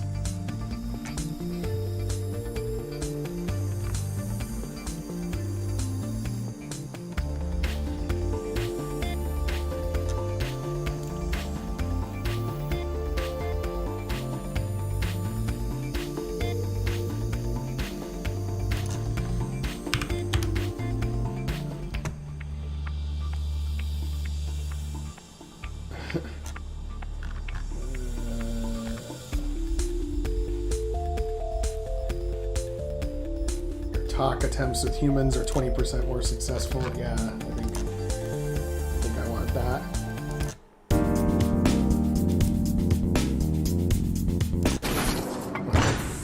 Where should I go next? I'm detecting a lot of activity in the nearby forest. Okay, yeah.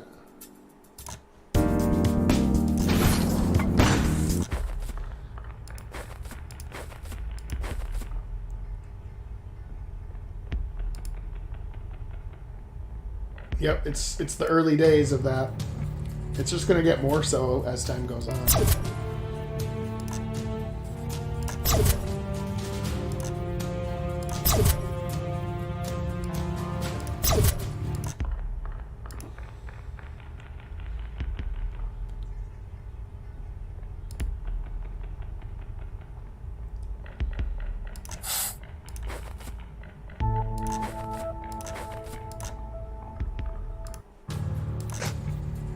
Panther-like creature.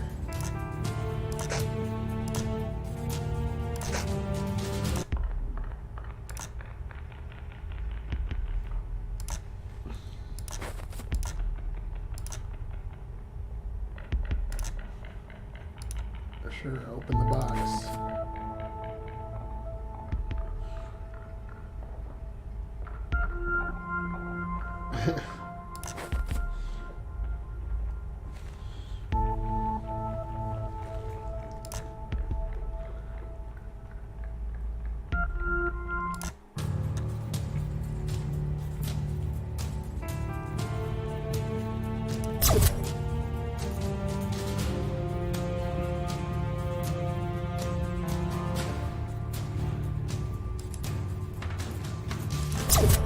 Oh shit.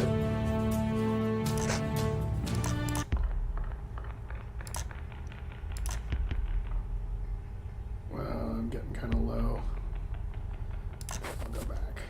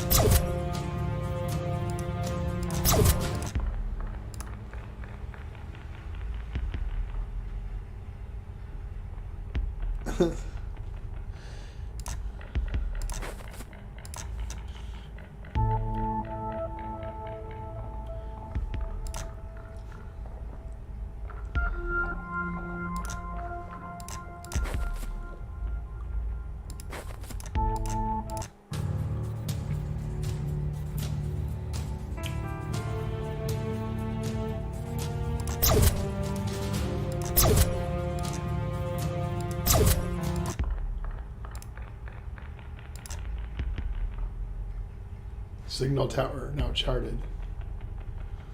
You see something glinting into the distance high above the exotic foliage. Do you check it out? Yeah. Out in the middle of nowhere, a metal tower among the alien foliage. From its thick base to a nodular top, it looks utterly like out of place, like a bull in a china shop. You crouch down and narrow your eyes. And it's got a few receptor dishes at the midsection. Some kind of scanning tower.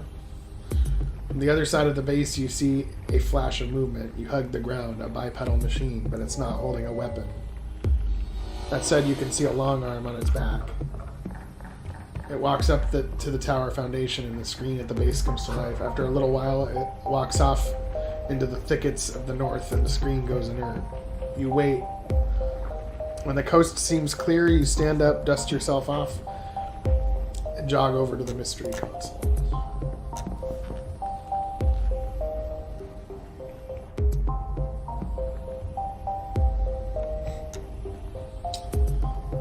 Tap the screen, but nothing happens at all.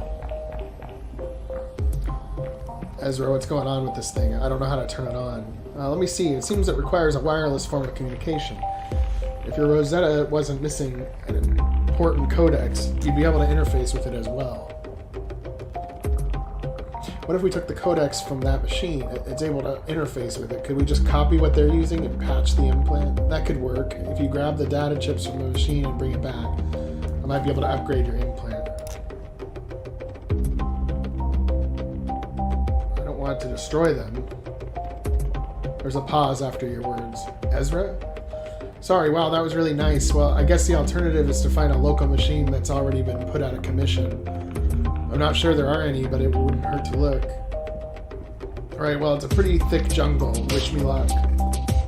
I'll do you one better and I'll grow you a 4-leaf clover.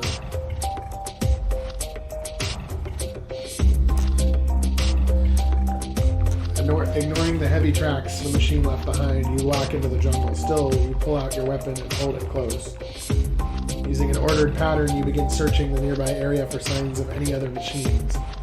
With Ezra's help and a few notches on the nearby landmarks, you make quick progress with your survey. This feels a lot more productive than my usual aimless wandering.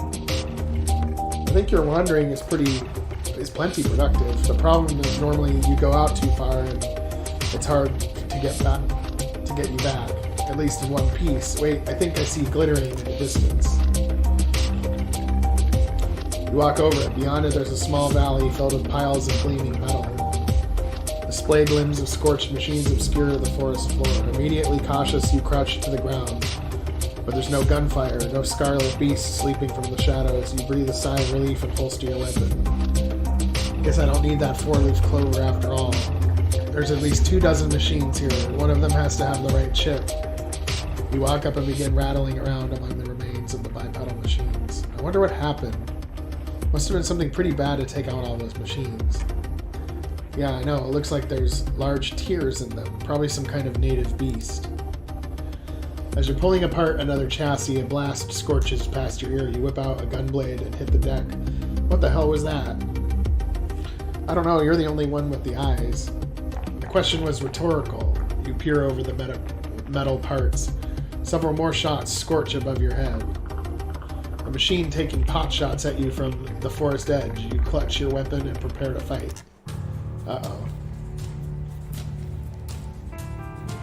The rusty machine. Its eyes are like large scopes. A cable runs out the side of its weapon onto the machine's back. They look completely uninjured. Okay.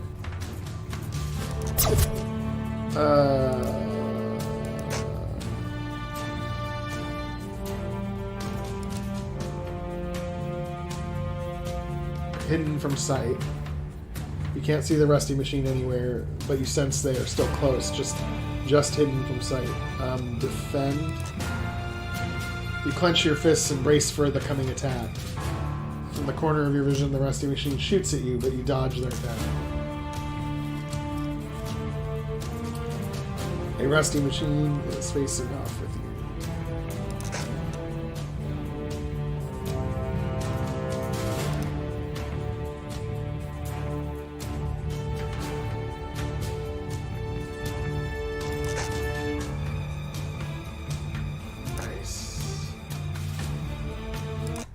Subdue.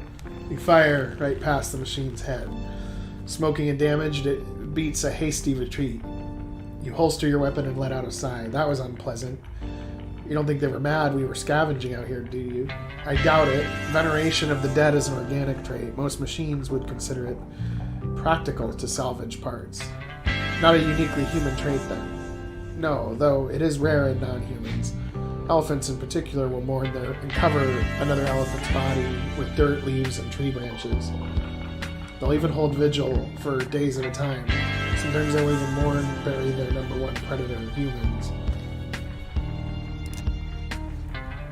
That's quite sad. You remember those facts? I do. It was marked as important data storage. I can only imagine the altruistic nature of elephants was important to me. That or I had some plans to give you a trunk. You smile even as you rummage through the machine remains.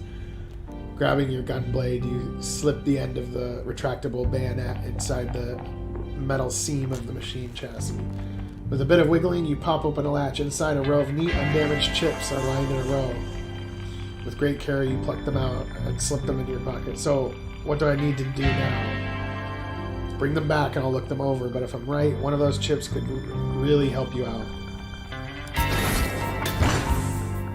Getting dark where we finally get back to camp. The first thing you do is rub your aching feet. Long journey? Yeah, I'll get to the chips. Just give me a moment. After swelling dies down, you grab your bag and pull out the most interesting looking chip. I think I'm starting to tell these apart. Ah, nice pick. Ezra's light scans over it. It's as I thought. There's some mechanical specifications on that chip. Let me run some calculations. You tend to your feet as you wait for Ezra to be done. As usual, it doesn't take her very long. So there's good news and some bad news, she says. That sounds ominous. It's not bad news. It's not bad news. I'm probably overselling it. Anyway, I vaguely recall it's custom to give someone a choice in scenarios like this, so pick one. But if you want my advice, I'd go with the bad news first. It'll make more sense that way. Okay, yeah, let's do the bad news. So the bad news is I can't copy the software that the machine was using over into your Rosetta. Well, I could, but it won't work for square peg and a round hole reasons.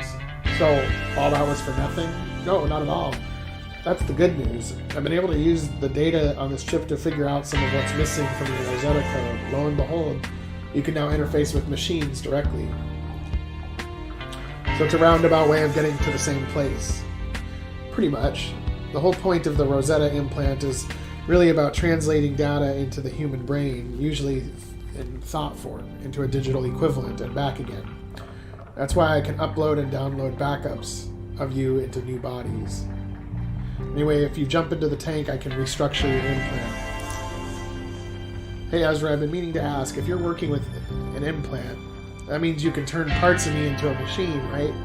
Isn't that problematic? No, not at all. I mean, it would be for someone who doesn't already have your brain implant. That's the benefit of being able to digitize your brain. In fact, if I had the correct specifications, I could turn you completely into a machine, head to toe. She continues. I mean, as a machine, you'd still need a biofuel reactor, so it wouldn't solve your sustenance problem. That's interesting.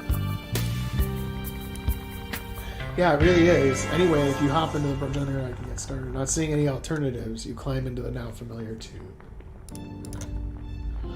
Machine upgrades available. You are now able to enhance your body with cybernetics in the progenitor. These upgrades are invisible to the naked eye and push your limits beyond the organic. Now that your Rosetta implant has been upgraded, You can interface with mechanical devices, return to the scanning tower, and try this ability out.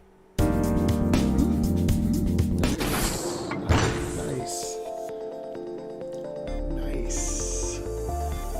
Let's see here. Machine enhancements. Nanofiber skin. Ignore the first 5 points of damage from any attack. Yeah, I'll take that.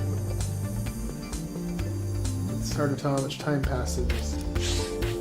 I've integrated ultra tough synthetic nanofibers into your skin. You've now got a natural armor layer just beneath your epidermis.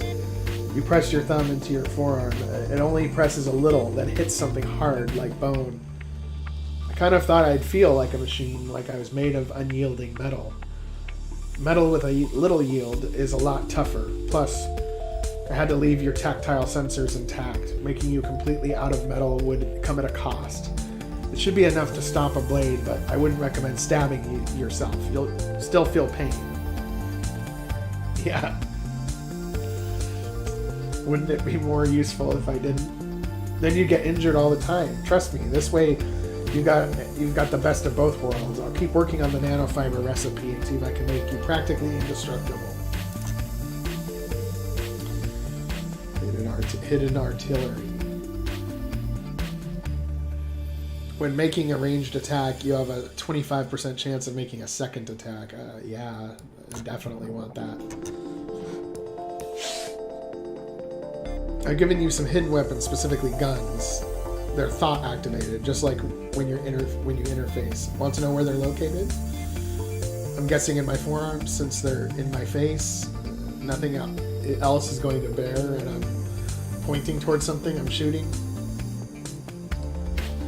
You test your theory by pointing them at a bare wall, and in the blink of an eye, 2 small guns flick out of your forearms. With just a thought, they click back in. Got it in one. Just a note, I had to keep them pretty slim on components. They'll aim where your gun blade aims and lay down secondary fire. So they're designed for supportive fire. I guess they couldn't be made that small without some kind of trade-off.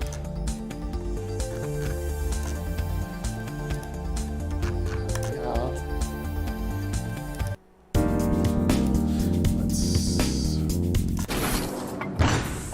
Oh, I know what I should do next. The signal tower.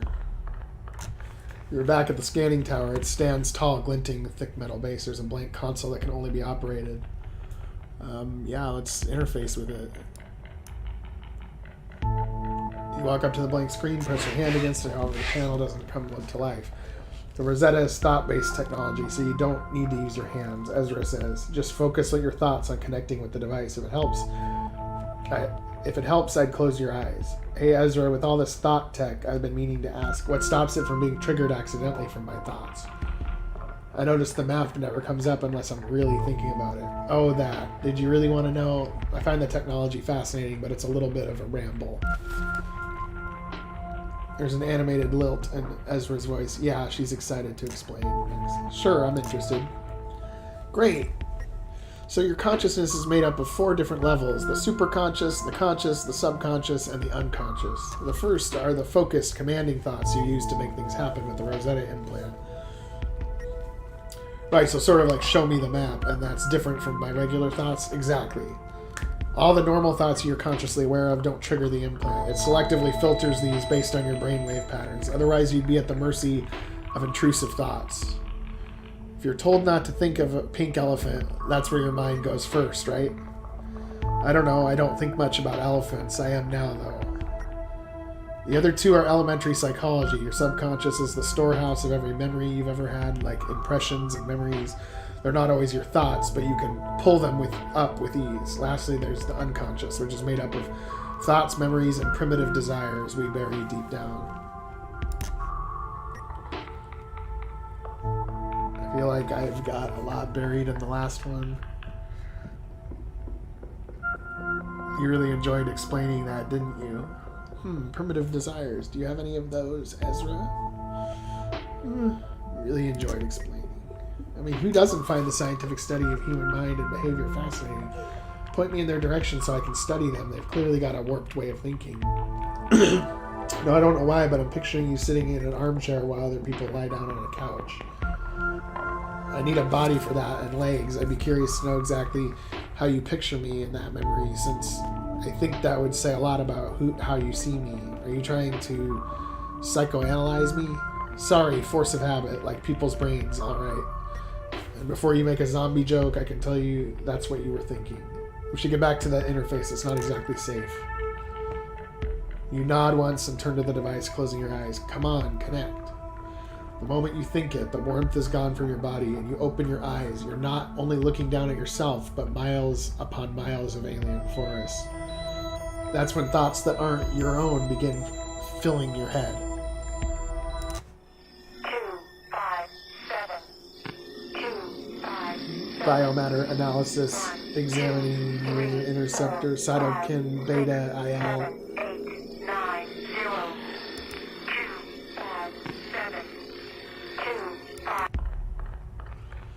Trigaea. You fall backwards. Whoomph. As you stare at the canopy, you furrow your brow. When did it get so dark? Man, my legs are stiff. You've been out of it for hours. I've been yelling for a while now. Ezra's voice is strained. We're going to have to practice with your interfacing. I was really worried.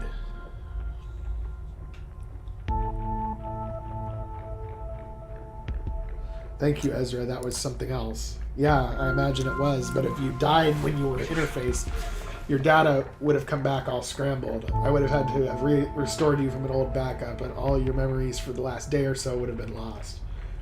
Just because I can bring you back doesn't mean there's not still ways you can die. Getting infected with a virus is one of them, and there are things worse than that. Like what? A shiver runs down your spine. Probably doesn't help it's a dark alien forest, and I'm talking to a disembodied voice. Like if you were to not die, especially outside my signal range, if you were to fall into a pit and get injured or knocked out, there'd be nothing I could do. Anyway, Ezra raises her voice. Here are your topics. Did you find anything from the tower? Next. It seems to be running calculations on biomatter and sending it somewhere. It's stuck in a loop, though. Are the chips salvageable? Let me see. You climb into the tower, pull out your gun blade, you wedge the tip between two loose plates, and begin to wiggle it back and forth until one of them pops open. It looks like there's some chips, but no quartz ones. That's frustrating, but maybe if there's other similar stations around, you can search them. Alright, I'll take these and return to camp.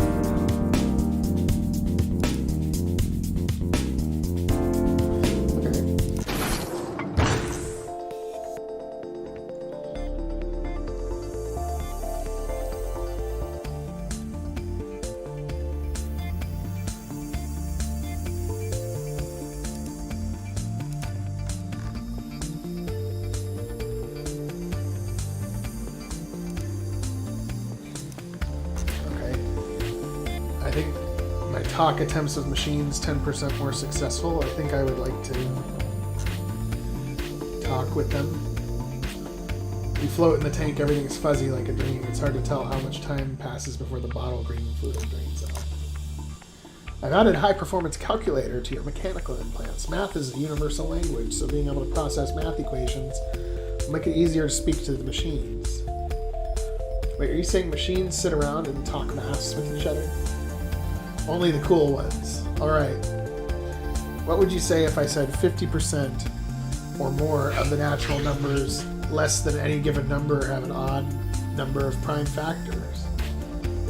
I'd say that's incorrect if I give you a counterexample of n equal to 906,150 or 906,150 or 906,150,257. In fact, it would hold false for most values of the n in the region of, to whatever. Wow, okay, that worked better than I expected. Ezra?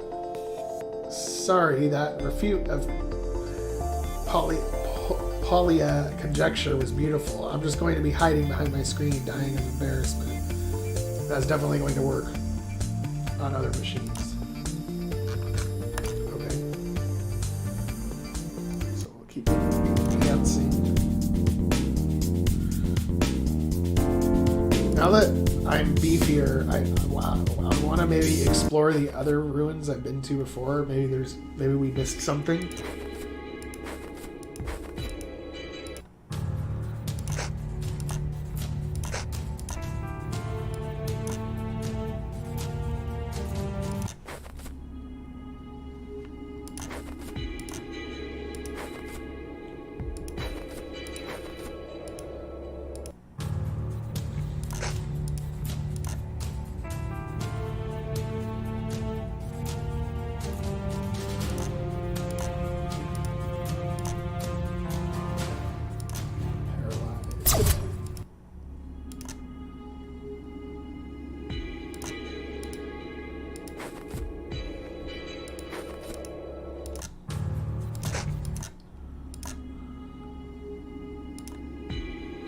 You see a large corridor leading off to the side. Do you check it out?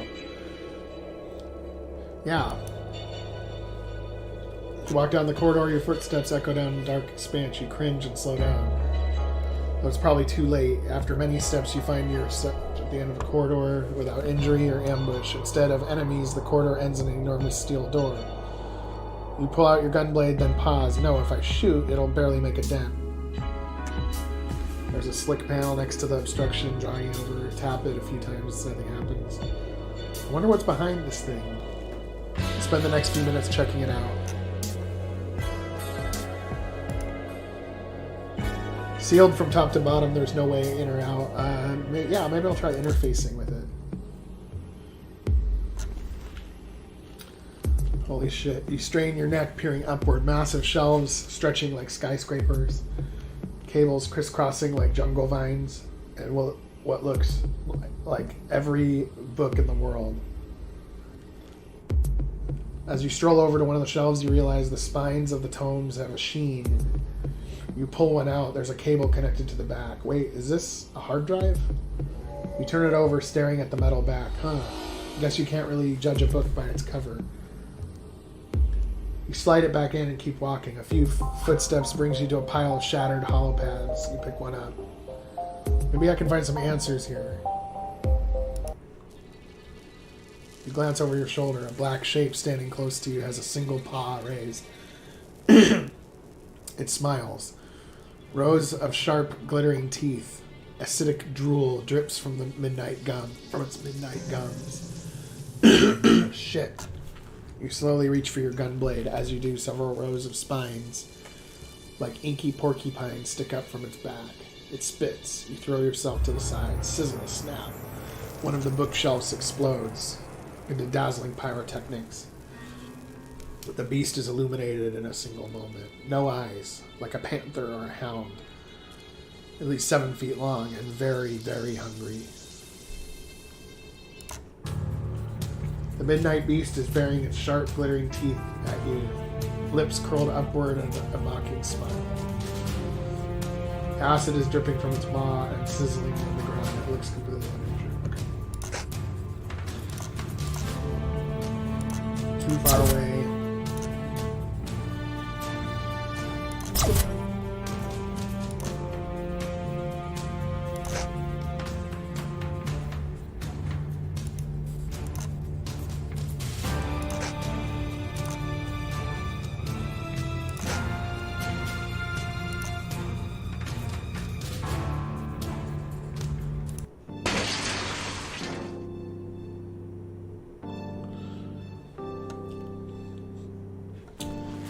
Books, dust, metal scatter everywhere. The eerie beast is unharmed, but the loud noise and its existing injuries make it turn tail.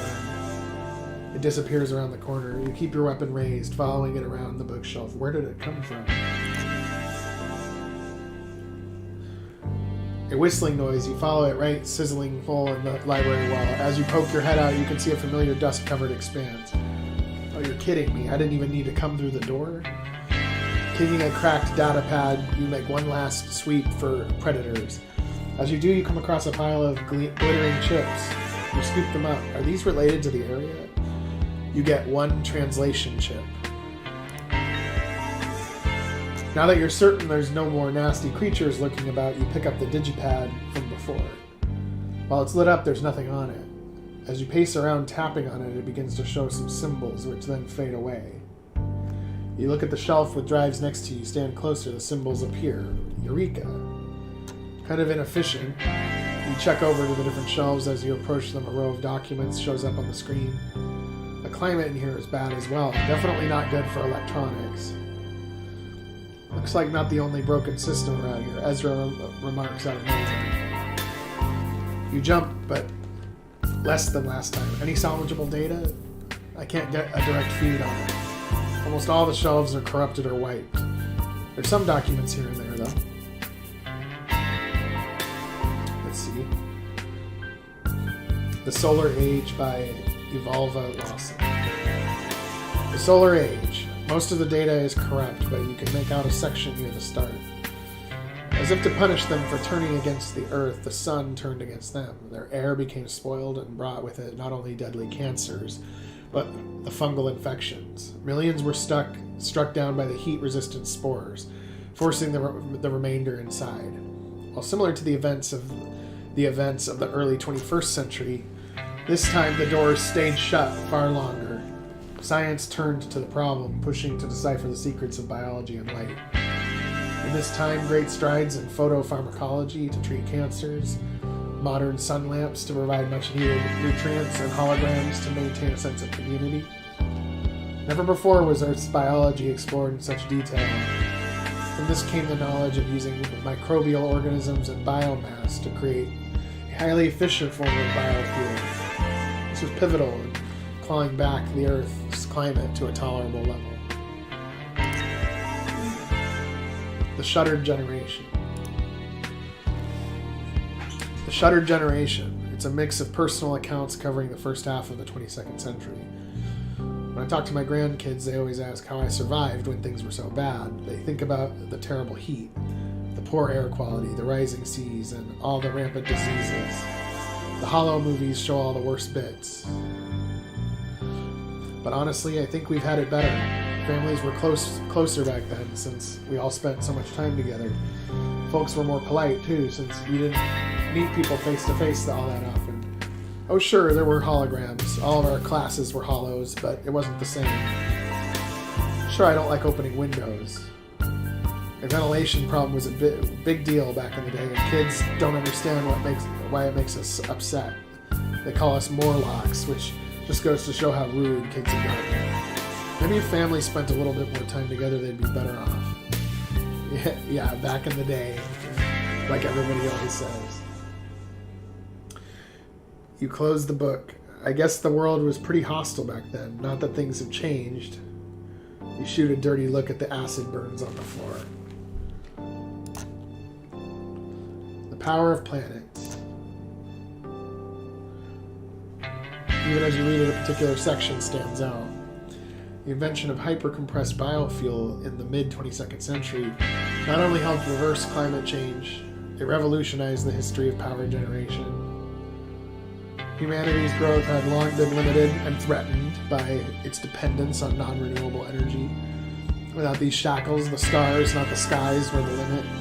Incomparable to the forms of fuel that preceded it, and the Great Wave soon followed. At the heart of space colonies on Mars, Jupiter, and Saturn were roaring reactors sired by, and literally dependent on this invention. Perhaps in a way, humanity was rebelling against their previous confinement, making up for lost time. However, it was also driven by commerce, the need for booming industry and growing back of minerals on Earth, or a growing lack of minerals on Earth. You pause. There were space colonies around the outer planets, and the date 2320. So it's at least after that date right now.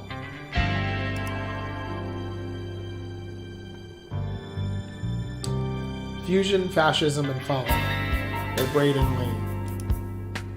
You flick through Fusion, Fascism, and Fallout. If it were any angrier, you swear it would be in red ink. You read it out loud. The United Government of Earth Territories, colloquially known as the Earth Government, or UGET, is a coalition of tyrants, hell-bent on suppressing the space colonies. They have throttled legal research into other forms of energy research. Promising experiments into cold fusion have been stifled to keep the colonies in economic bondage to the Earth. The currency? Biofuel. It is the leash to which they keep the colonies chained. When a colony attempts to legitimately secede, it is counted as a terrorist act, with Earth peacekeeping forces under an antiquated law dispatched to keep the peace. Just like the Ceres incident. It sees our stations and reinstate obedient authority figures. When will it end? Only when we truly say enough. Yeah, true. You could say the same thing about today. There are a number of, Project Amber, an overview. Project Amber, an overview. It's written by Chairman Ardrin Gray, who seems to be part of the project. The only path to peace is walking forward together, we read aloud. Too long have we been split into fighting tribes, ideologies, and nations. Now we are divided among planets. Is this to be humanity's legacy? I say no. The mission of Project Amber is to research a sustainable solution for humankind, then implement it. I think it's implement. Let me look. Okay, like, so, yeah, it's spelled implement with an E. I can say overall, this game has been mostly typo free. I've seen a few, but it hasn't ruined it for me or anything, but I'm just letting you know so you can change it or fix it.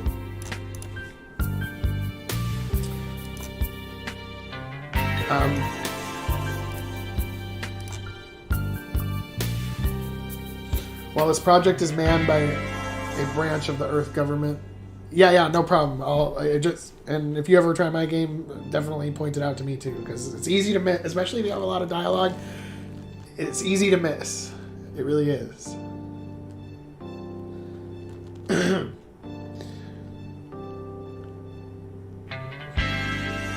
The mission of Project Amber is to research a sustainable solution for humankind, then implement it. While this project is manned by the branch of the Earth government, those from a space colonist background are more than welcome. Yeah, there's some typos, but your grammar and everything is really good, and I'm interested in the story. I'm really, like, it's sucking me in. I'm wondering what happened and what's going on this planet. Because the memories seem to show the main character at, like, back when it was, like, in the solar system or something, and now we're on some kind of alien planet, so it's interesting. We've already started recruiting the brightest and most interesting minds for Project Amber that the Sol system has to offer. The future will be corrected with the children of today. Walking around, you pick up a bunch more books and documents, but they're all scrambled. You furrow your brow. Great. Guess Ezra will be able to fix these, but for now they're unreadable. Guess I'll take the chips back for her to check it out. As you head to the exit, you step around one of the sizzling acid pools left by the alien creature.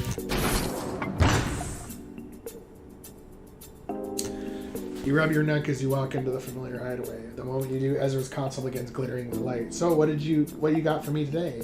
You pull out an emerald-hued chip and hold it up to her console. One of her lights shines over it. Nice, it's a translation chip. There's advanced real-time linguistic software on there. That means you can analyze, understand, and reciprocate a spoken language in real time. I guess searching a library was a good move. So how do I use it?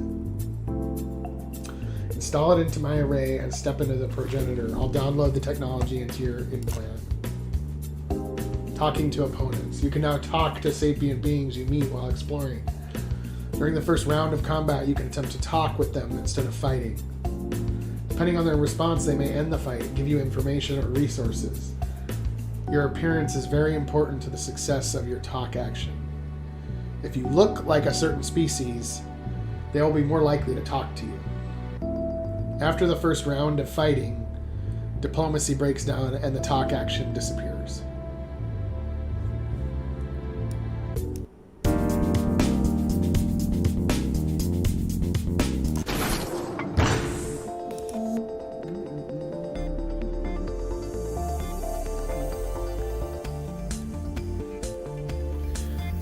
5% chance for double damage. Yeah, I'll take that.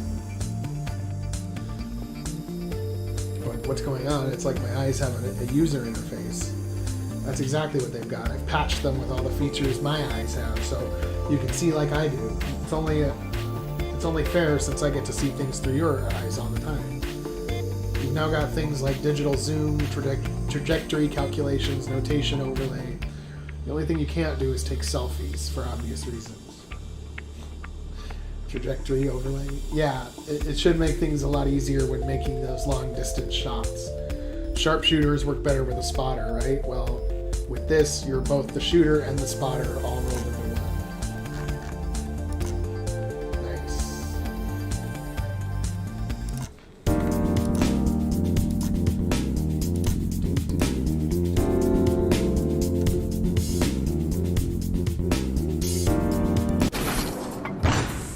Where should I go next? Quartz ship deep in the forest. Okay. So I guess forest is where I need to go.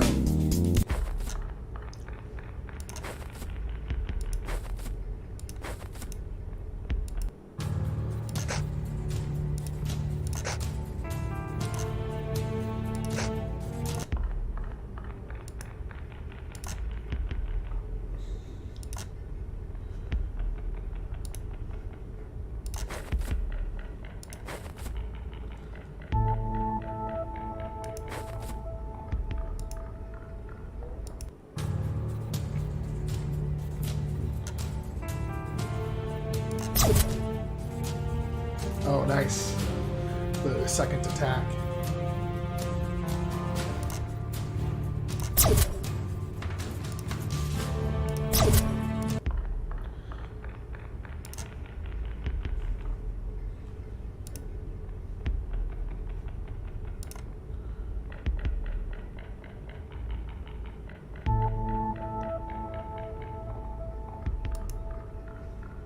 Attempt the shortcut. Nice.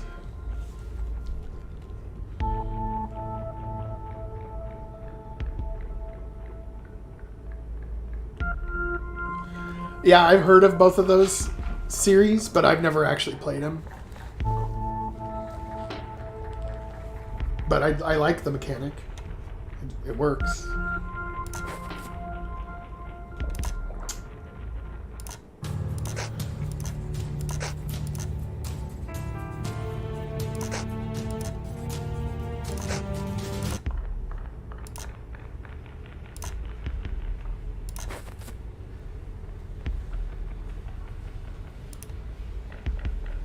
Turret door. It's about a gigantic chunk of metal pushing from the breaching force. It seems to be some kind of structure. Yeah, I'll check it out. You approach the structure, the architecture is jutting out to either side of you. It's like a natural mouth or funnel. At the apex of it, you can see the outline of a door. Nice. You walk down the metal chasm, gunblade in hand. As you get within a stone's throw of the door, you notice two large turrets. Already in motion, your foot hits the ground.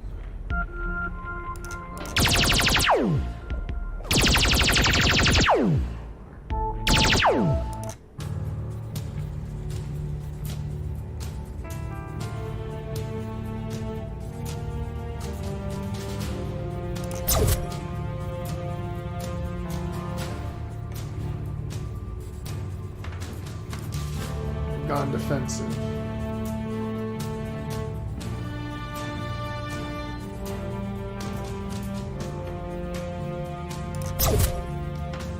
Ouch.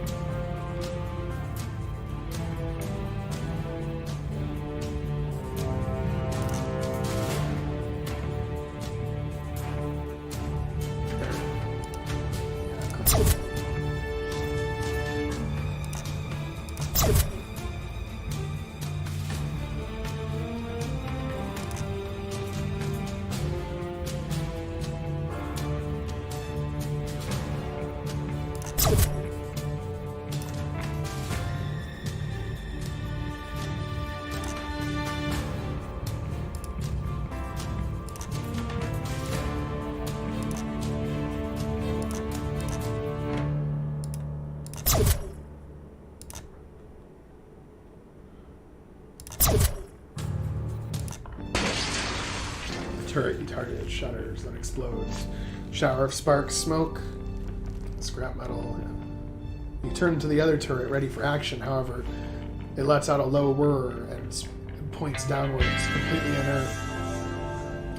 A closed system? You shoot it a few times, no retaliation comes your way. Soon the second turret does nothing but a smoking scrap. You holster your gun blade and approach the door. No access panel, but there's a small gap in it. You peer through, dark and silent inside. Slipping your fingers into the gap, you pull one of the doors. As it inches open, you blink. Didn't think that'd actually work. A few more tugs and the door groans and slides open. Time to see what's inside. Geez, a complete overkill on the turrets. You kick one of the crates, an echo resounds inside. I can't believe it's already been looted. As you pace to the back, you see glittering in the corner coming from between the two wall plates. Your heart leaps. You jog over and peer inside. Someone's wedged a quartz chip in there. You weave your fingers between the panels and try to coax it out. After a solid 20 minutes and a lot of hand cramps, you get it out. Someone was trying to hide you, I think. Would have been a good place, too, when the secrets were active. You slip the chip into your pocket. After checking the room for other secret stashes and finding none, you decide to head back to camp. With bated breath, when your pulse is rate and adrenaline elevates, I shift from incremental to live uploads of your data. Ezra's sphere rotates as you walk in to get a drink. I don't want to watch, but I've got to. Whatever you fight, I'm peeking through my fingers, so to speak.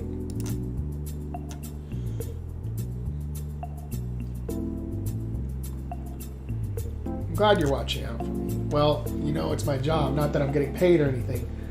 Are we meant to be getting paid? I feel like there'd be an awful lot of danger pay involved. You're telling me I've died, 6 times now? Do you think I can make a wrongful death claim? Well, to do that, we'd have to figure out who our boss is. Unless it's me, in which case, I left the money in my other pants. You smile and lean back against the wall. Thanks, Ezra. If I didn't have someone to talk to, I think I'd slowly go mad. I'm glad to speed up the process, Ezra quips, and her voice becomes serious. Honestly, besides watching you fight and keeping your spirits up is the best thing I can do. That and bring you back. I'm very grateful for that, you honestly express. So let's look at the new quartz chip, Ezra announces. Just like last time, open up the panel and install it. You wait with bated breath for the verdict. Seems completely functional, she concludes. If you jump in the progenitor, I can get the recovery process started.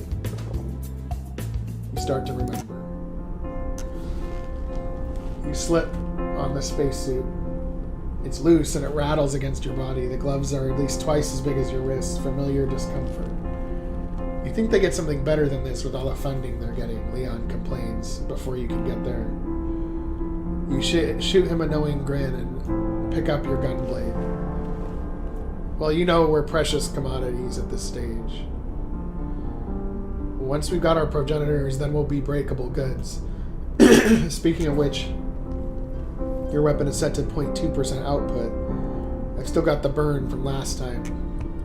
Right. Once you've both double-checked everything, you stand in front of the thick bulkhead door.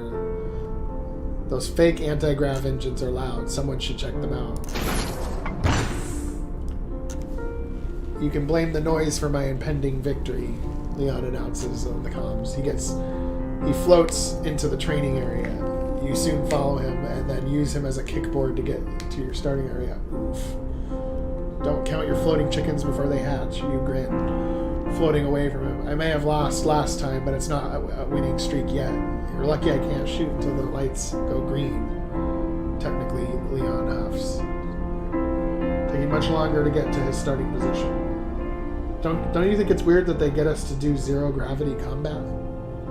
Well, as correctors, we've got to be prepared to deal with any scenario. Yeah, but this whole thing is very Ender's Game, you know. Leon lands on the pad and slowly spins his gun blade. You let out an exasperated sigh. Damn it, Leon. Have you been going through my vintage novel collection? I told you to get your own copies. Beep! The starting pad shifts from warning red to fluorescent green. Before you know it, Leon is bombarding you with scarlet blasts. Lucky for you, the lack of gravity has thrown his aim off. Guess this is why we need practice. You hurl yourself toward the prey as he goes into backspin. If you hurry, you can get to him before he's facing you again. Winner, winner, chicken dinner, he cries out. Is he saying the winner buys dinner, or is he saying to throw me off my game? Either way, I'm not going to lose.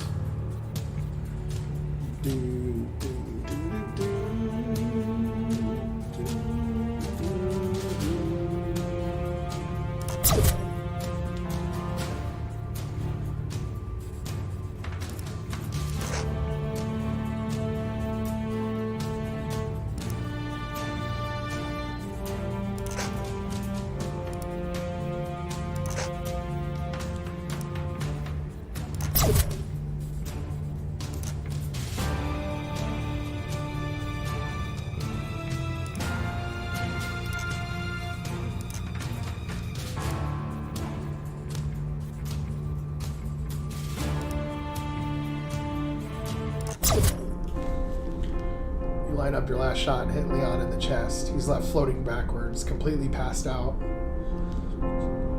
With a grin, you float up and grab him by the foot and drag him down to the door. The stun setting is pretty weak. He's awake by the time you get there. What happened? Leon rubs his eyes and you grin. You owe me a chicken dinner, that's what. You toss him into the airlock, an easy feat given the low gravity.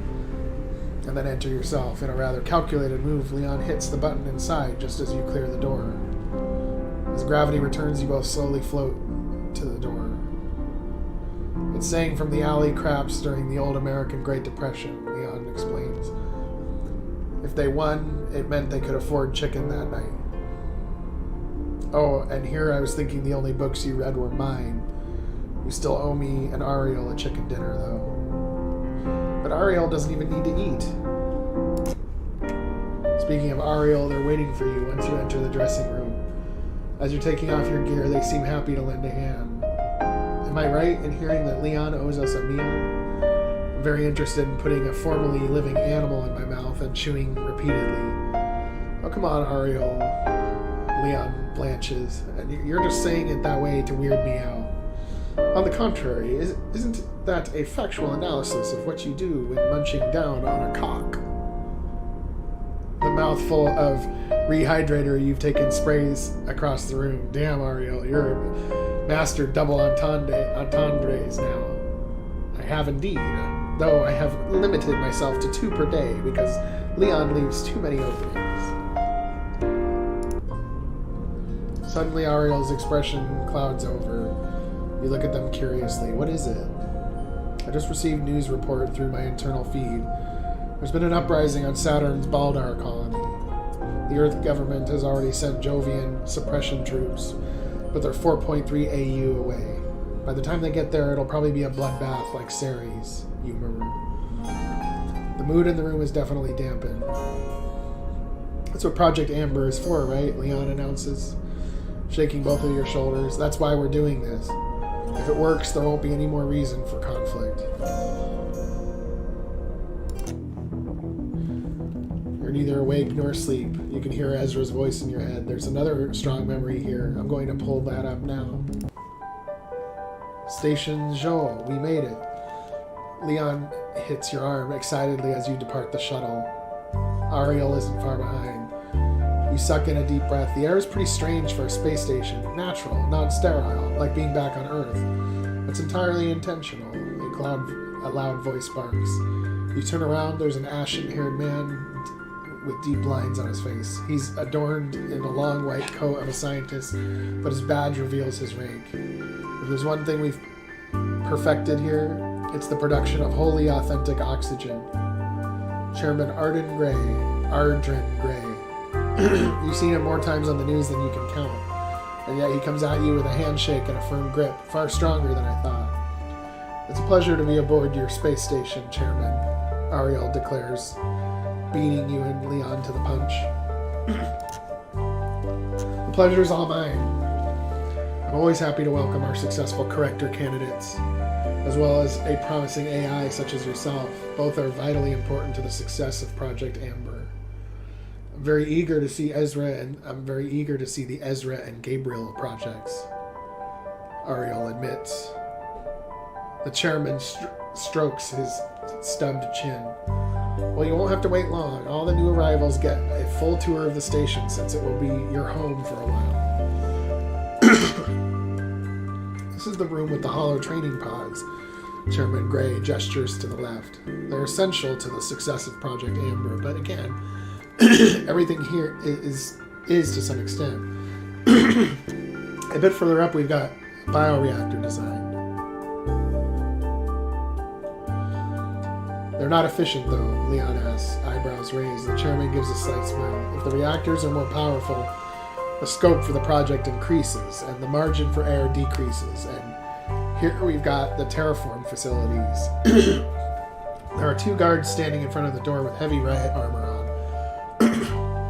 Your neck prickles at the black visors and weapons. They stand to the side as Chairman Gray flashes his card and then follows up with a biometric scan. Security's pretty tight here. That's a lot of security. This is the first one to bring it up. The chairman doesn't even blink at your question. Guess it's expected. Yes, both bioreactor design and terraform are highly guarded for a reason. There have been instances of colony sabotage, so we unfortunately can't just let anyone walk in. I thought people from the colonies were welcome to join Project Amber, furrowing his brow. Leon asks, furrowing his brow. They are, absolutely. However, whoever controls HCBF right now controls the heliosphere. There are a number of Earth-based factions we're also worried about. We're not trying to play sides. You stop in front of the many glass-like testing areas. Gases are swirling around in beautiful shapes. The sparks of life. There are dozens of stations like this, the chairman explains, each built for a special purpose. Station Zhou is designed for biodesign, terraform research, and the final stages of training for corrector candidates. The stations exist not only to spread out resources so things aren't all in one basket, but also because the Earth government would never allow terraform research to take place planet-side. An incident could wipe out the whole biosphere and a civilization along with it. But there's still the colonies, right? Leon asks. Your elderly host shakes his head. No, as much as the colonies like to imagine otherwise, the Earth is a precious resource. None of us can live without it, and that's where Project Amber comes in. With the tour over, you and Ariel retire to your quarters. The moment you get in, you fall back onto your freshly made bed. Oof, the fresh sheets caress your skin. Man, my feet are tired. Zhou is way bigger than I thought it would be, you groan. Ariel, meanwhile, makes themselves at home at the games table. Isn't that a good thing? If the station was small, you'd feel cooped up after a while. You humans are brittle that way. You raise your head from the bed and raise an eyebrow. By Ariel's tone, you're pretty sure they're joking. We've got to get your facial expression so we can read you better. Wiggling my face around like you a lot so I'm easier to read? That sounds like a lot of fun, actually. Speaking of, want to play some poker? When you open your eyes, the tube is already drained. Station Zhou is where my records say I was created. Ezra sounds dazed. A lot of my original code was designed by Professor Luvia Aldrich, but Zhou is where I was finally completed. You've got some memories back as well? You lean against the wall, staring at her holographic sphere that pulses in the affirmative. Yeah, I remember being born in the stars, processing biology slides and running calculations, learning about life in the lifeless drift of space, she pauses. I also remember being a lot more complete, knowing so much more. But like you, I'm fragmented. Maybe the locals know what's going on. Now that I've got a translation chip I could ask, assuming they've got all their memories as well, of course. Sounds like a plan. I did notice one other thing from the memories, though. What's that? You raise an eyebrow. A suppressed giggle is coming from the speaker. It seems you've always complained about your sore feet. Every time you come in here, it's all you talk about, and it's in that memory too. Hey, I walk everywhere. It's a legitimate complaint. I never realized. I guess I do complain a lot about my feet. Hey, at least I have feet to complain about. think I would say it's illegitimate. Yeah, but in that memory, all you did was walk from one side of the station to another. It's especially funny because the soles of your feet are actually quite durable by human standards. Speaking of quirks, Ezra, I might talk about my feet a lot, but you're always talking about not having legs. What's that? Well, legs are interesting. They're by far the most favorite body part. Bipedal motion is fascinating. One day I hope to get myself a pair. Life goals, I guess, but when you get them, I guarantee you'll be complaining about your feet. Unlocking more memories. You have the option to spend chips in the progenitor to unlock minor memories. These are not essential, but unlocking them may provide you with more options in the future. As you gather more quartz chips, you will be able to restore more portions of lost memory. Okay. Let's recover one of those. So I figured out another way to restore some of your memories. Well, I need quartz chips to restore most of your memory. Most of your memory. Here's another typo here. Well, I need quartz chips to restore most of your memory.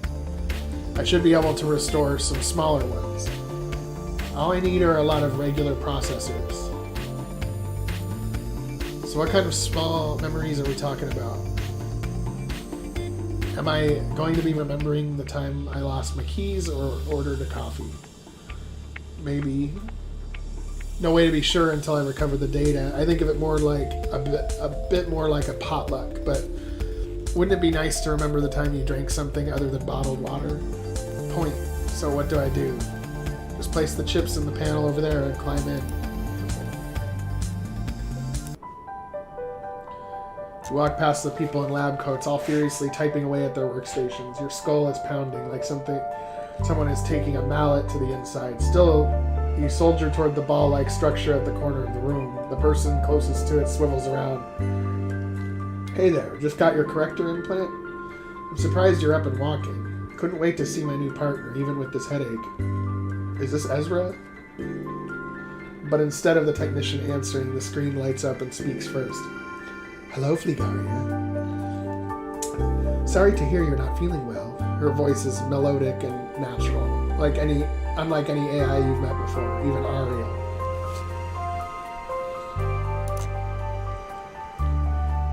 That's some very impressive voice synthesizing. I've never heard anything like it, even with Ariel. Well, just call me Helva. If we're partners, perhaps we could sing a duet. Your brain immediately clicks at the reference. That's from The Ship Who Sang. You read old sci-fi novels?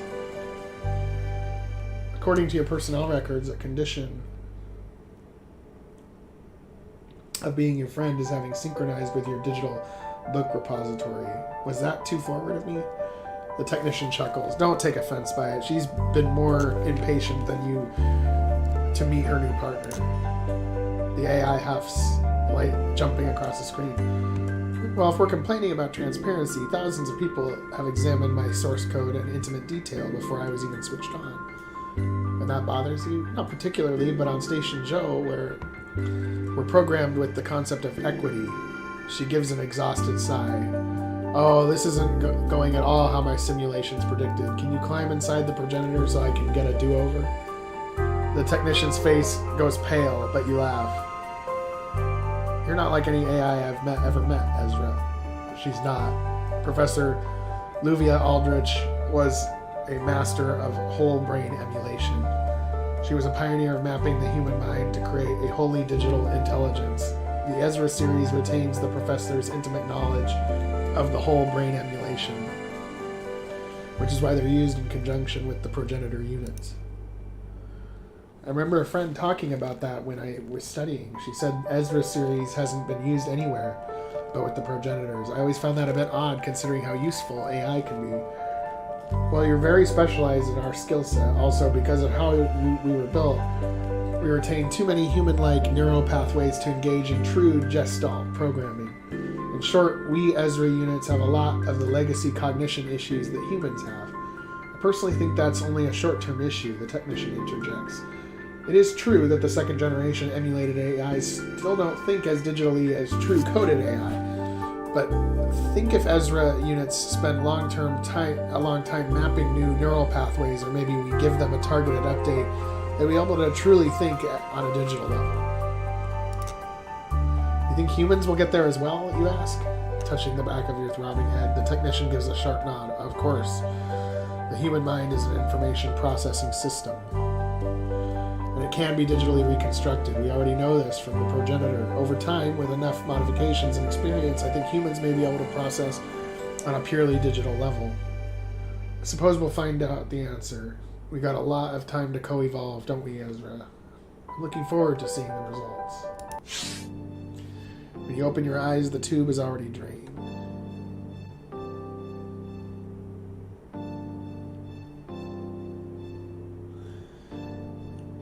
Hey, Marloshka. Good to see you. I don't know if I've seen you on our channel before.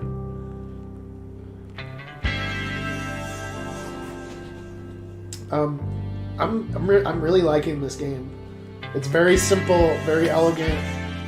It's if I were to encapsulate it in one term, it's an RPG boiled down into its most simple form.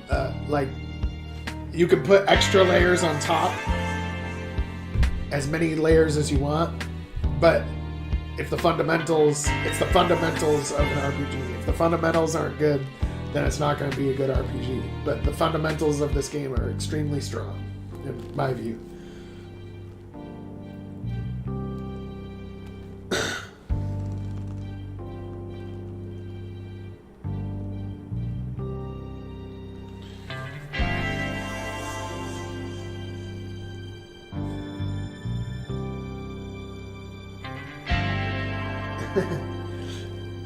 Okay. You're the same. Since we don't recover from scratch, you can say how much of the original remains. Seems we're bootstrapping this whole thing. Needs some genetic altercation. 500 to get the next memory. I'm so close. I think I might just get some memories really quick.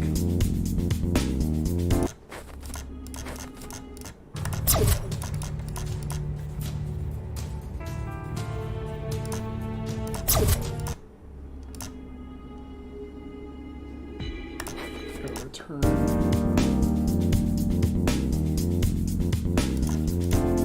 Yeah, but the actual, and it's not even just that there's a lot to read. The reading, what I'm reading is interesting.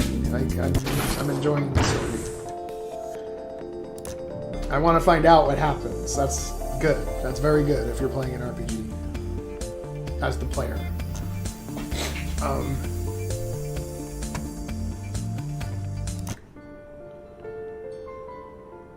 Fligaria's test results are back. Not only did she get top marks, the results for Bill's Aldrich's test are outstanding.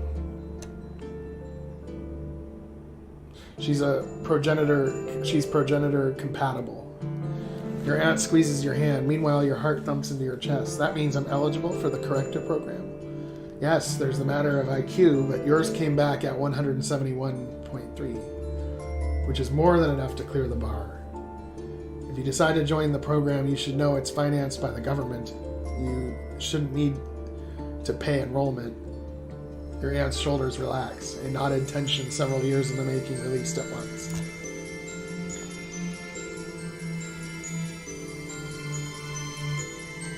Oh yeah, I think the positive far outweighs the negative so far.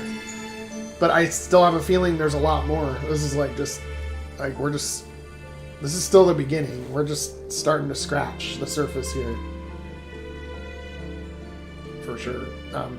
You should know that even if you get into the program and complete 5 years of preliminary training, there's no guarantee you'll be selected. Yes, but if Fligaria does get in, she won't be able to walk into any job won't she be able to walk into any job she wants? Yes and no. Any high-level position, certainly such as government, science, or negotiations. But some graduates who are not selected have reported difficulties due to companies finding them overqualified. It's a moot point since I'm going to be selected. Well, they say an important key to success is self-confidence, and the key to self-confidence is preparation. Here at the Academy, we can provide you with all the preparation you need.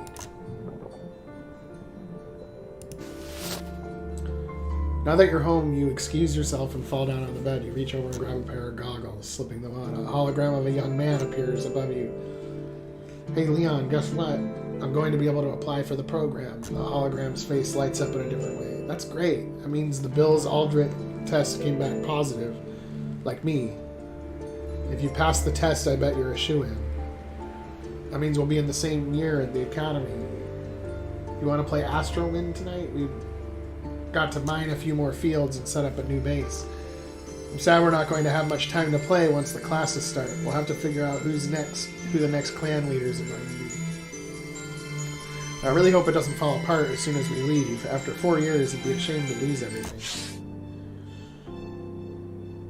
That's the first memory I've had of my family, although I only saw my aunt. I couldn't tell if that's all I had. It seems like she was doing it rough. That was one messy room. Not that our current dwellings are exactly clean, but the Bill's Aldrich test. I haven't heard of that for a long time. You know what it is? Yeah, it's the test to determine if someone can have a progenitor implant and digitally reconstructed. Like most things, it's named after the creators of the test. So that means not everyone can use a progenitor?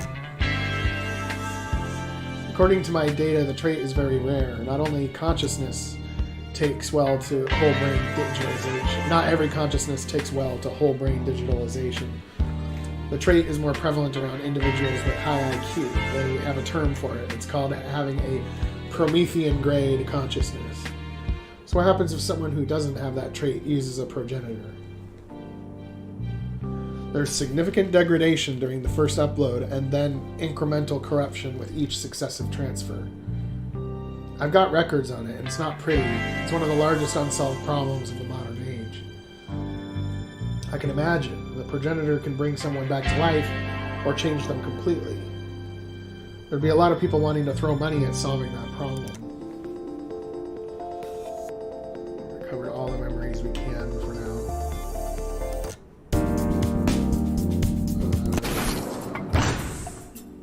Okay, the forest. I need to go back there.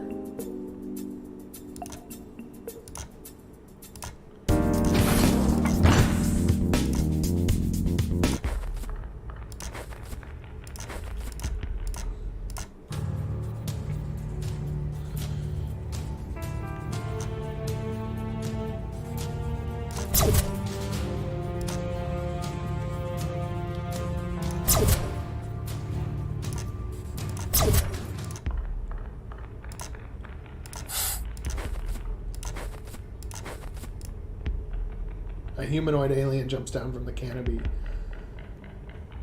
They stand and spin their seer stick. Talk. I see I'm trespassing on your land. If I leave this area, do we have to fight? But your words fall on deaf ears.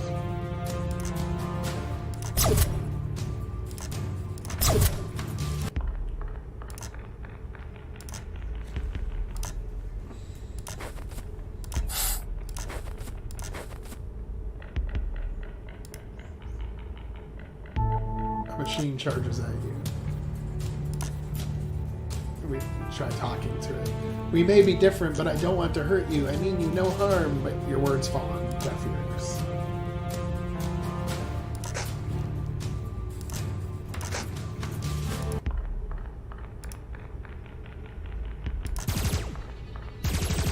As you're walking through a crop of breathing trees, a scarlet blast shoots over your head. Pshaw! You hit the ground. Waiting for another, but despite hearing more gunfire, no more blasts come your way. What the hell? You stare up at the tree where the blast hit. It's several meters above your head. Was it even aimed at me? The sound of laser fire is coming from up ahead. You get up, a low crouch, and creep forward. With all this noise, do I even need to sneak? You peek through the thicket and the clearing ahead. There's a three-way firefight unfolding. A purple-skinned alien is blinking in and out of camouflage, disappearing and appearing. His transparent wings are fluttering madly, giving him lift as he lunges with his seer stick. He's giving the other two nothing but trouble. sandy-haired human is pinned down behind the ashen rock. A wild spray of scarlet light shoots over her cover. She seems to have an auto setting. None of her blasts hit the alien, but it does stop them from getting close. Perhaps the calmest of the three is a steely-looking humanoid machine. They are battered and smoking, but expertly laying down their own mirage as they strafe left and right. Even as they do, their torso continues to face their adversaries.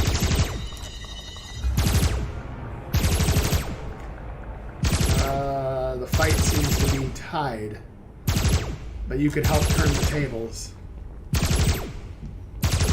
Or just stay out of it.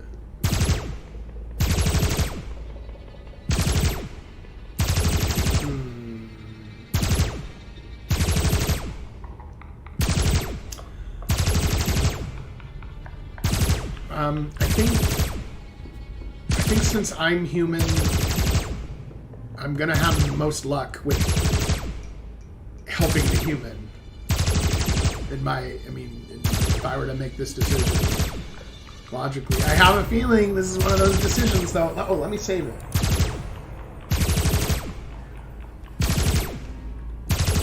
I'll save it on the last slot. I'll leave that slot so later I can. I'm gonna help the human. That woman was pinned down. I need to help.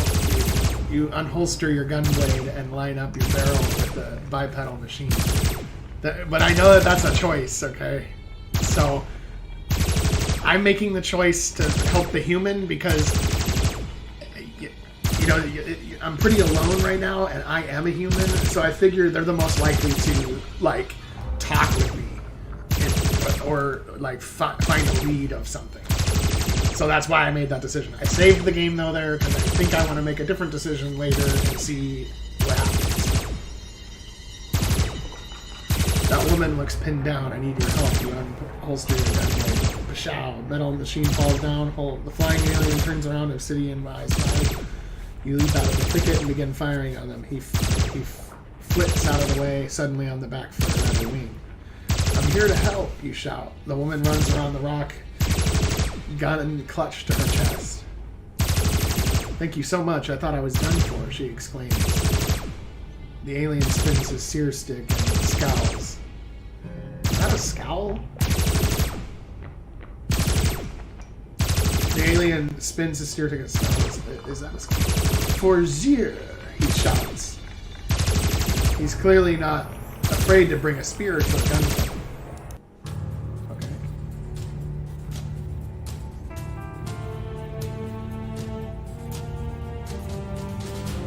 Well, I don't know if there's a run. I think it just turns out different if you make a different decision. I don't know if there's supposed to be one of the endings or one of the paths being the best or the worst path. I don't know. I'm gonna have to find out.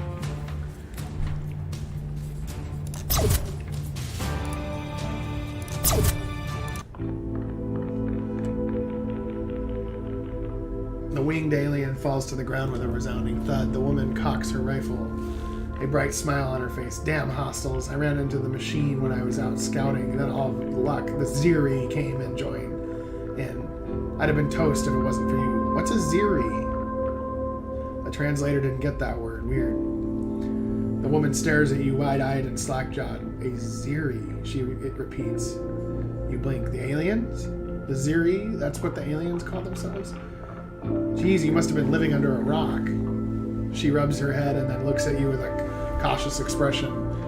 You're not from the outer tribes, are you? No, you answer truthfully. She looks apprehensive. Probably a good answer to give. Good, she sighs.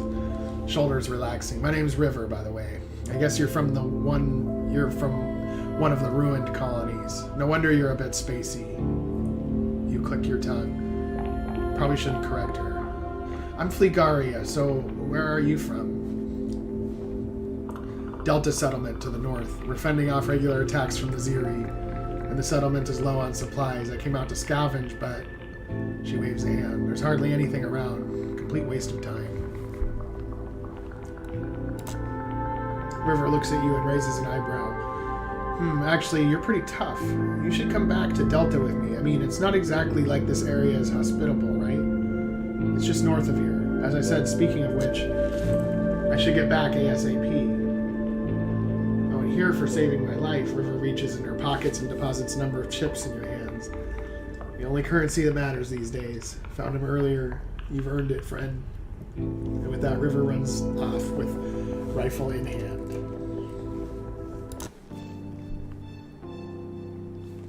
You pause and wait till she's out of sight, and stare at the chips in your hand. So, Ezra, what do you think? I'm surprised, honestly. Factional conflict? Sounds like things are really bad. That said, this human colony sounds like a good place to get some answers. And there's the start of a path leading north from this clearing. So it should be easy to follow. Yeah, but not today. I'm heading back home. Rest up. I want to be ready for anything. I get what you mean.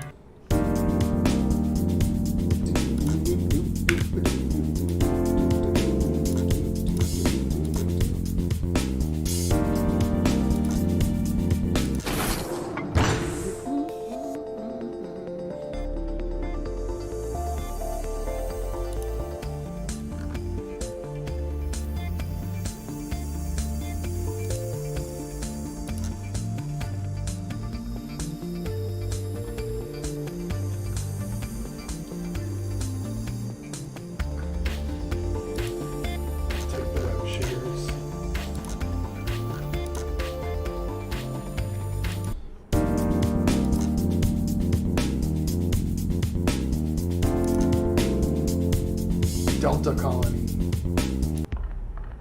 You follow the path north from where you ran into three-way conflict. Toward its end, the forest canopy falls away, giving way to a different one made of patchwork of metal. Well, this looks like home, or at least the ruins I'm calling home at the moment. The design looks identical, Ezra observes.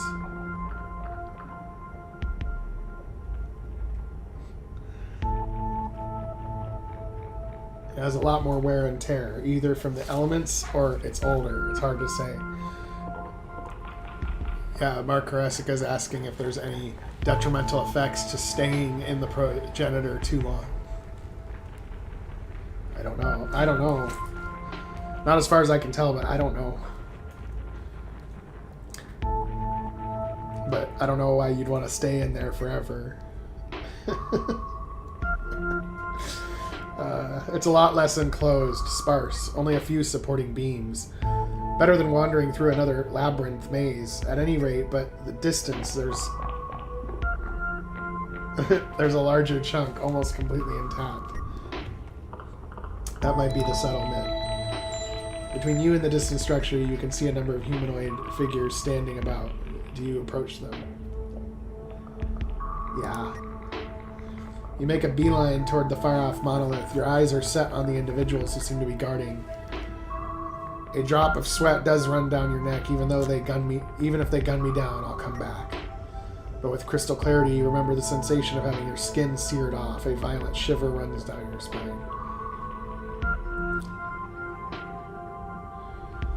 Stop right there, one of the people shouts. You pause your right foot, stopping just before hitting the ground. Hovering there, the muscles in your legs start to ache. Put it down or stay still. With your hands up, you draw your foot back and place it down. The muscles in your leg unclench. I don't want any trouble. Now that you're close, you notice their outfits are actually well sewn and clean. Unlike the other humans you've met, their weapons are also more like yours. Unlike you, however, breathing masks and goggles dangle around their neck. Not being used, though. Interesting. Who are you, and where did you come from? You're surrounded by them. Well, one of the guards points their barrel right at your head. Ugh. I'm Trigaea from the ruins to the southwest of here. I don't actually know. I'm here looking for answers. I don't respond well to questions when there are guns in my face. I don't think I'm going to say this. I think I'm going to say just, I'm Trigaea, and this is where I'm from. There's no colonies to the southwest, just a bunch of rubble. The guard with the gun pointed at you and scowls. Maybe I should be more clear. Are you from the outer tribes? The threatening note in his voice is clear. Answering in the affirmative would be a bad idea. Good thing the truth is also what they want to hear. No, I'm not from I'm not from the outer tribes, or any tribe. I told you what I want to know, and that I'm not a threat. River invited me here, if that means anything. What's it going to take? Just as you're thinking that, there's a loud crunching behind them. You can see glinting off of somebody's body armor. Great, reinforcements.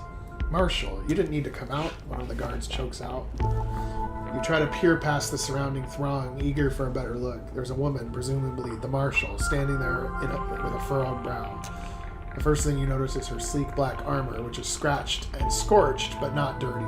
Her matching slick raven hair is pulled back into a no-nonsense ponytail. A breathing mask is strapped to her chest, and a rifle slung over her back. Goggles rest on her head, but unlike the others, hers seem bulkier. I thought the search party had come back, the marshal replies in a dry, husky voice, but it turns out you were questioning someone. Figured it'd be quicker if I came over. She slides her goggles down over her eyes. Let me ask you the same question. Are you from the outer tribes?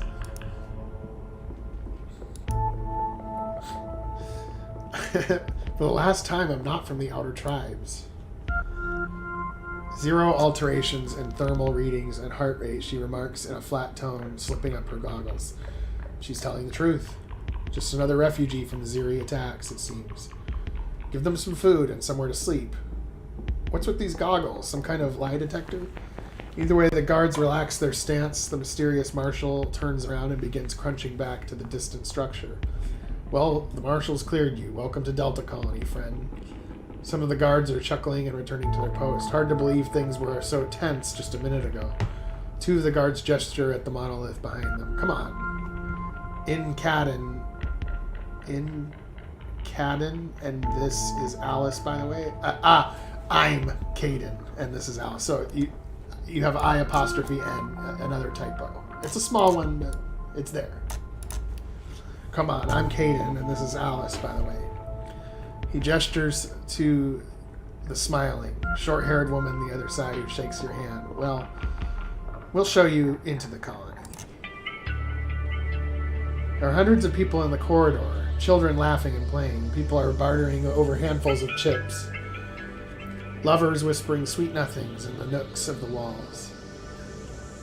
You grab the nearest panel, your heart beating in your chest. After being out in the strange, silent wasteland, you feel overwhelmed by life, confronted by it. Caden gives you a knowing smile. He places a hand on your shoulder. I know. I'm from a ruined colony, too. Don't worry. It's okay. Take as long as you need. I didn't catch the Googles and goggles thing, but that's a good catch, too.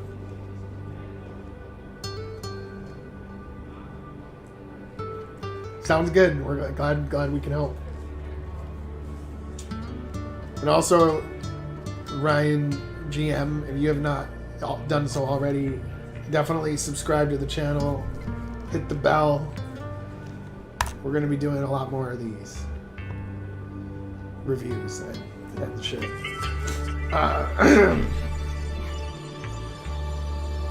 And I'm guessing you're going to make more games, so definitely when you're making your next one, we want to review it again, or review it as well.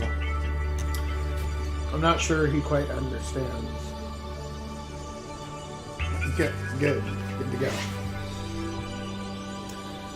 The gears in your head turn while you do, conveying the moving masses, given the size of the structure. How many people are there, you ask? Alice strokes her chin. I don't know the exact numbers. A few thousand? You could probably look on the database. I don't remember off the top of my head. You nod. I'm good to keep moving now, thanks. As you continue down the corridor with the guards, there's lots of stalls and see rooms with people working on machinery. In another room, children learning on hollow pads and an adult speaks to them. Here's the food dispenser, Alice announces, standing in front of a slot in the wall. You press your palm against the pad and you get 1 meal for the day, same as everywhere. The system will know if you're trying for seconds. If you want more, you've got to earn chips and get it on the market, Caden asks, looking at Alice with a furrowed brow. There are plenty of jobs you can do to earn them. We've got jobs, hunting, doing repairs, teaching, or if you're totally talentless, cleaning the biorecycling pipes. Alice adds with a grin. That was my first job when I was a teen. Oh, and one last thing. There's plenty of rooms in Delta, so just go up the elevator and find an unclaimed one. Oh, don't go too far, though. If a corridor is too empty, you might run into some weirdo, or it might not be structurally sound. If you got any problems, chat it out with your neighbors, or find a marshal. And don't join any gangs. The chips aren't worth winding up dead. And with that, they turn around and leave. Geez, so much for giving me all the time I need. You stare around at the bustling corridor. I guess I should get some answers, but before that, food. You press your palm against the pad. There's a loud beep, and the plate... Yeah. So, yeah, I understand. Everybody's got their lives. Yeah. And I'm sure I've got a whole bunch of texts or calls waiting for me when I hit unmute on my phone. But I'm going to ignore that for now. You press your palm against the pad, there's a loud beep on the plate. There's different colored gloop and little grooves and a spoon. There's a nearby mess area, so you walk in and sit down on a table. And yeah, this game, if you're listening to this game in the background, it's probably almost like a book on tape or something. You scoop up some of the beetroot colored mash and put it in your mouth. Sweet mashy texture tickles, stimulates your tongue. It's like eating semi-solid heaven. You let out a muffled moan. Some of the Denzians at the adjacent table are staring at you wide-eyed. Yeah, I don't care what they think. I deserve this. Nobody should make those kind of noises outside the bedroom, especially for a default configuration. You turn to where the voice came from. River is standing there smiling. She pulls up a seat next to yours.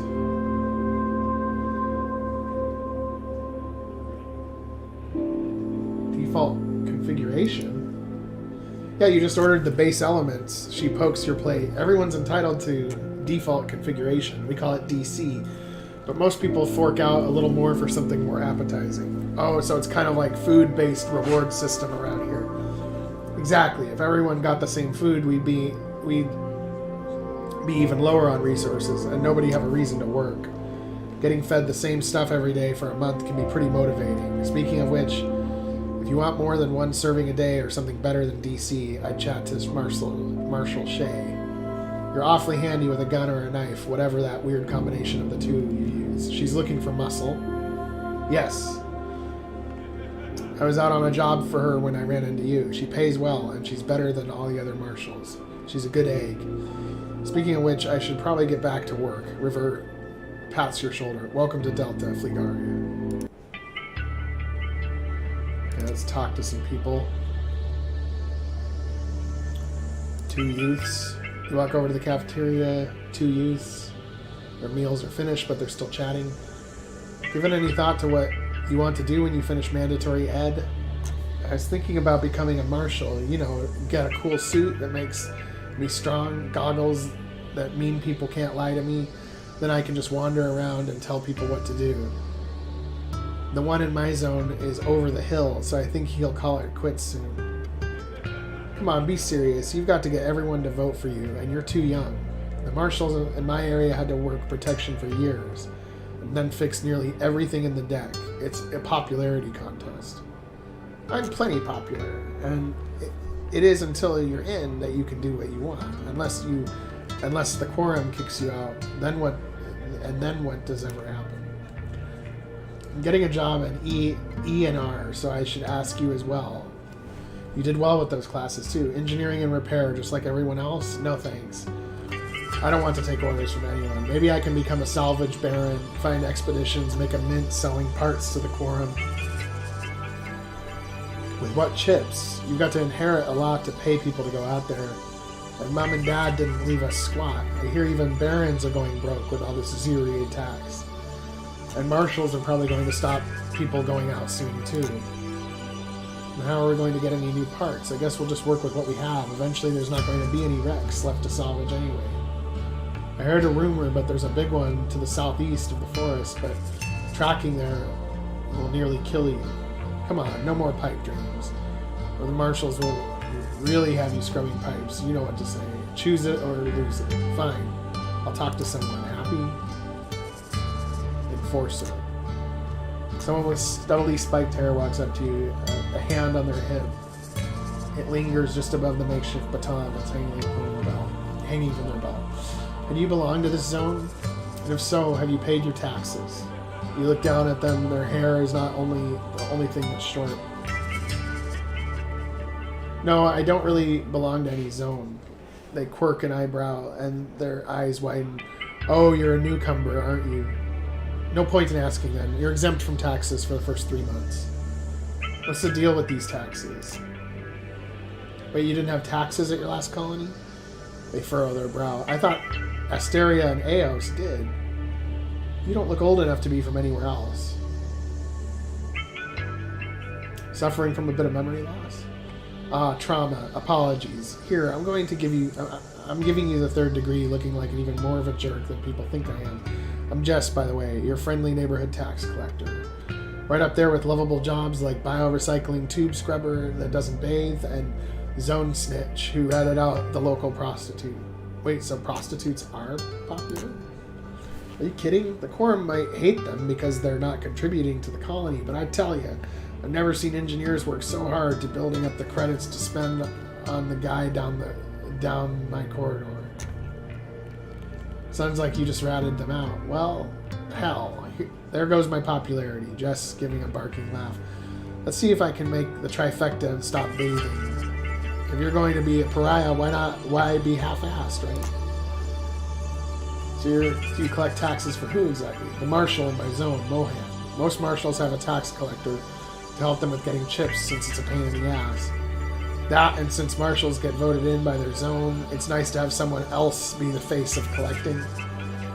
Right, so sort of like government dues then, and that you gesture to the baton. You gesture to the baton. Jess pats the handle. Oh, it's mostly for show. If you show up without anything at my height, folks think that they can walk all over you. But if you have something on your hip and they start thinking, hey, do they use that on people who don't pay? That shrimp's awful close to my kneecap. So you never had to use it? I said mostly, right? But seriously, only in self-defense when someone got the bright idea to take everyone's dues that I was carrying. That time I did aim low, but not for the knees.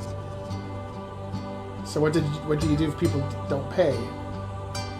What do you do if someone doesn't pay? Lots of talking.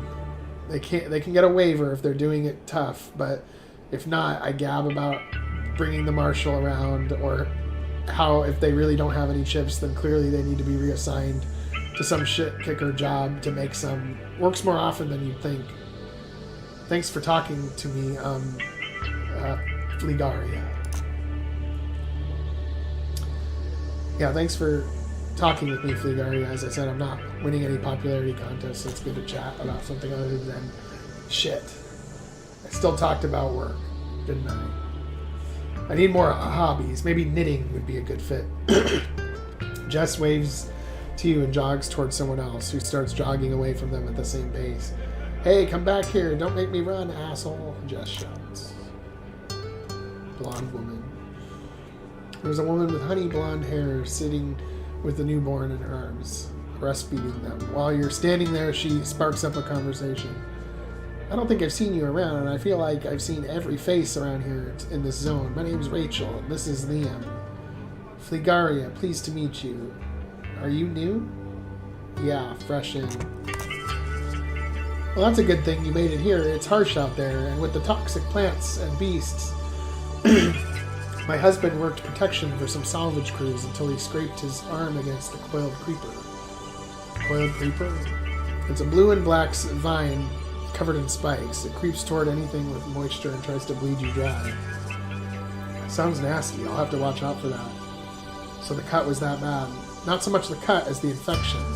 To stop it spreading, they had to amputate, since there was no medicine to be found. In fact, that's one of the things they were out of, that they were looking for. I'm sorry to hear that. If you don't mind me asking, what's he doing now? Our zone marshal organized him to go back to school. He said, Jake, you've still got one hand and it'll drive nuts if it's idle.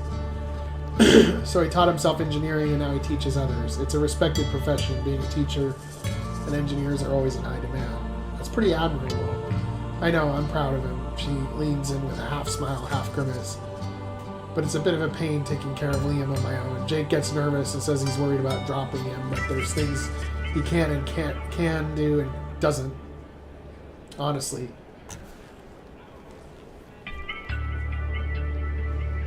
After a while, Rachel excuses herself to take Liam for a nap. Old colonist.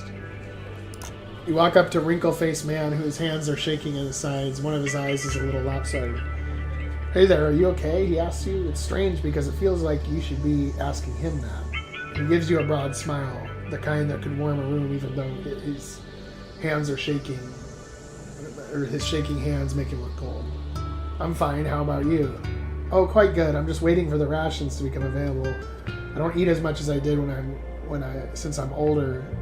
So if you want half of mine, I'd be happy to share. My name's Liev, by the way. Liev Hansen. I'm Fligaria.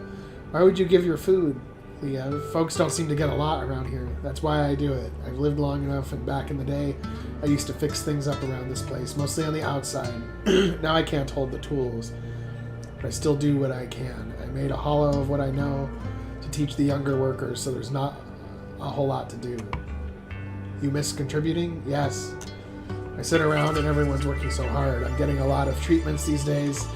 I'm all falling apart, sort of like the colony, and people are always patching me back up. I don't think the building feels bad about it, though. Liev chuckles. I guess not. But then again, maybe Delta does have feelings. They say the old ships used to have feelings, but they got tired of feeling so much. He seems kind of lonely. You spend some time eating with him? Yes. How about we eat together? I won't take any of your food, but I'd be happy to chat with you. Liev takes you up on the offer. It's a good thing you're here because his hands are shaking a bit when he collects his food, and you help him get it to the mess table without spilling it. You spend some time talking about his life working on the ship, sometimes hanging from the outside, dangerous conditions. I'm a bit surprised you got to be your age, Liev. It sounds like you're lucky you didn't break something, and you've never gotten attacked by the Ziri? I never came across any Ziri, not in my whole life, Liev says, placing his fork down. I'm not a shut-in, but I've never been on any expeditions either. Do you hate the Ziri? I'm scared of them. Not for me, but for the young folks like you. Young, It was way before your time, but there were a lot of other colonies back in the day. Not just Asteria, but even that's gone now. There used to be a lot of folks coming and going, trading things from Magna, Eos, and Beta. Magna was bigger than the rest. All the head marshals used to gather there. And then it all got destroyed. They were attacked during a summit, and the reactor exploded. Our head marshal at the time, Ferris, was killed. Since then, everyone started shutting themselves in more, and now there's nowhere to visit. Feels a bit lonelier without all the noise. Liev smiles, a gleam in his eye. Thanks for keeping me company. You're very kind, especially helping me with my plate. If you're ever around again, I'd be happy to tell you more stories. I might not be able to do much, but maybe they're a little useful or entertaining at the very least. Once you've finished, he goes and offers half the meal he skipped to a thin young woman. She doesn't hesitate to take and eat it.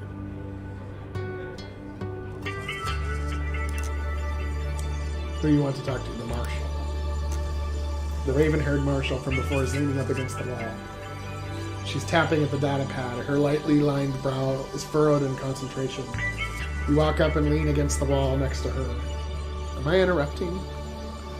There's one thing you've discovered about yourself, it's that you're a loner, or a leaner.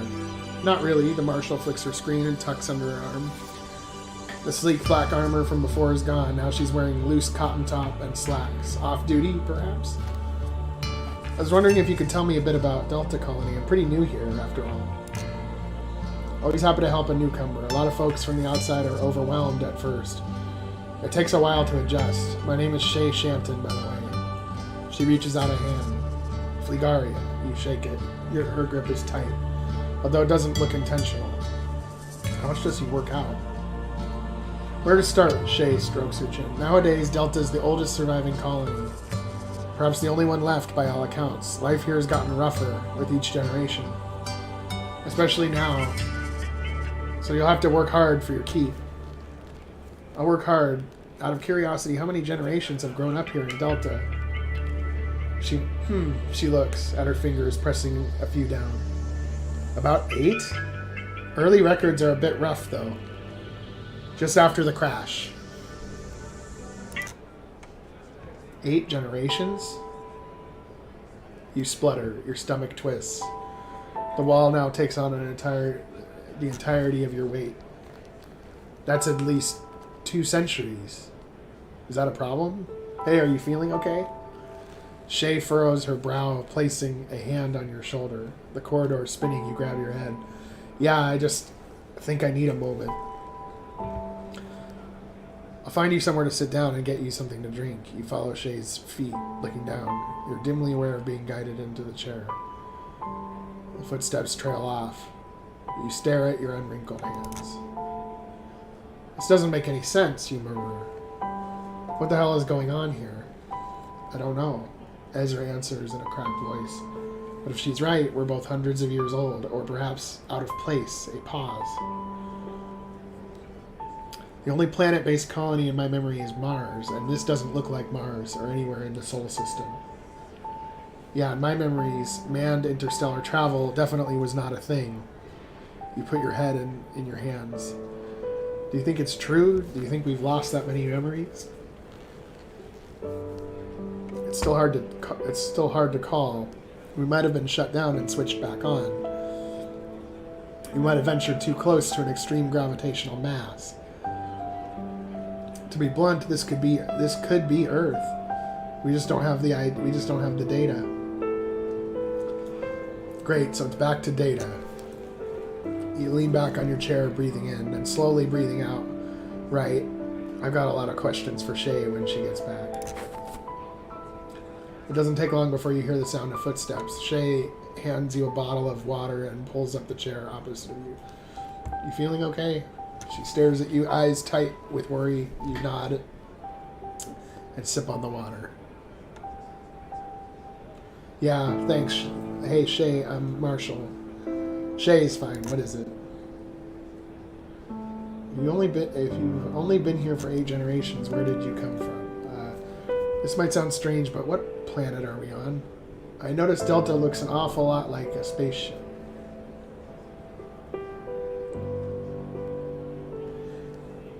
If you've only been here 8 generations, where did you come from? From Earth, I guess. They didn't pass that story on where you came from. I'm pretty good with the spiel when it comes to the younger ones. I'll bring you up to speed. Shay flips her chair around and rests her arms on the backrest. Our ancestors didn't originally come from Trigaea.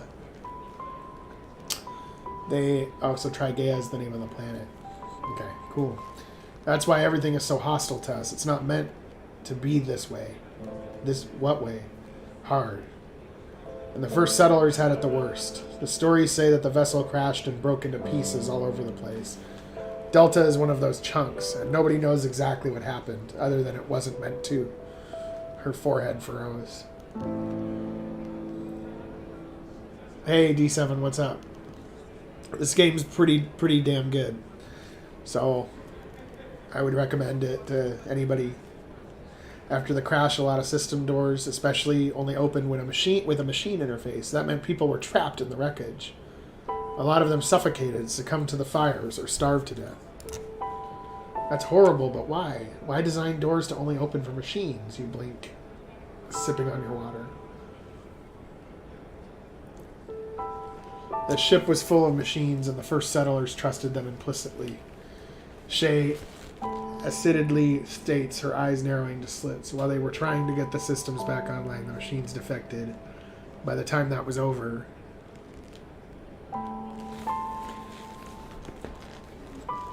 the Ziri started attacking the survivors, and it never really stopped. Even today, a lot of the systems are damaged. Entertainment, education, communications, and amenities are all active. The rest is pretty much toast. Thankfully, Delta is blessed with mostly intact bioreactors, though they're running very low on HCBF. The only thing keeping them going is raids on other extinct colonies. She sighs. Not that there's much left. Almost all the biofuel deposits have been plundered already, especially by the machines. Why would the machines want your biofuel? They run on it, just like us. They need HCBF, hyper-compressed biofuel, to survive. Meanwhile, the Ziri are fine living off the land, but for us it's fatal. She scowls, teeth clenched. But even though the Ziri don't need anything, they still attack and kill us for no reason at all. They're brutal savages. What's worst is that our ancestors had a device to solve all of our problems. They wouldn't have come here otherwise, and the Ziri stole it. Specifically, a rule. That's one of their war chiefs. Easy to spot. Big horns and wings, they lead the raids. Well, they've got permission to use human weapons, too. Just to add insult to injury, Shay sighs, resting her chin on her arms. Anyway, the first settlers called it the Sphere. To this day, the Ziri hold the key to our salvation in their hands. All the while, they conduct their raids to wipe us out.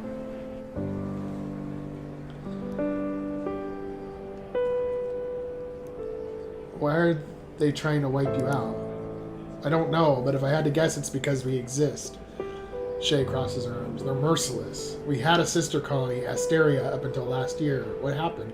The Ziri broke in and killed almost every last person. Men, women, children, the infirm, babies, it didn't matter. Every single person inside the colony died, killed upright or in their beds. Shay visibly shivers. Now I just hope it doesn't happen to us. You think it will? You said your colony's been around for 8 generations. That's true, but the Ziri have a lot of targets in the past. As far as I know, we're the only colony left. That means they can put all their resources into bringing down Delta, and there are a lot of them. So there you have it. Humanity's sad history on Trigaea. A real inspiring spiel. Shay's lips pull into a grim smile. Though I'm still hoping we can turn it around. First thing we need is more HCBF and to keep Delta going. I noticed you have a weapon, and you've clearly been surviving well enough on your own. She pauses, locks eyes with you. I was wondering if you would help us with an expedition. I only just got here, and you want me to help out? You blink, leaning back on your chair. She gives a sharp nod. Well, yeah, we're pretty short-handed. The other marshals said I could mount an expedition so long as I found enough people to go who weren't already guarding the ship. Long story short, almost everyone's guarding the ship. Right, gotcha. So what's the expedition?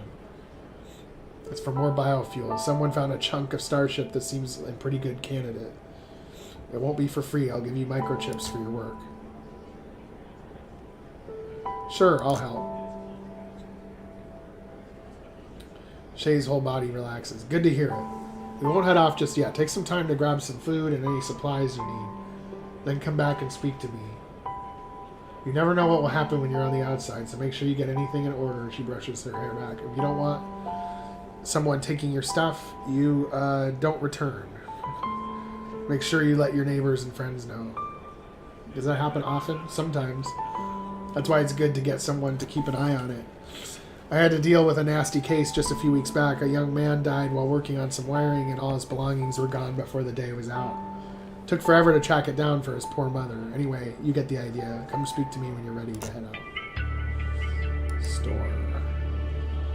Hollows for sale. Keep yourself entertained with these new recordings from the old world. You walk up to the merchant who's sitting there at the booth set up at the corridor. Their left eye is scarred over. They've got a pair of goggles around their neck. Left lens is missing. Sitting down, his stomach is almost as large enough to reach his knees. On the counter, there are a lot of chips, traditional and crystalline, as well as various knickknacks. None of them is labeled. There are some small containers behind the storefront as well. You said you're selling hollows, you ask? The man nods, crossing his arms. Sure do. I've got stuff from Earth, as well as hollows. Take your pick. The name's Gilliam.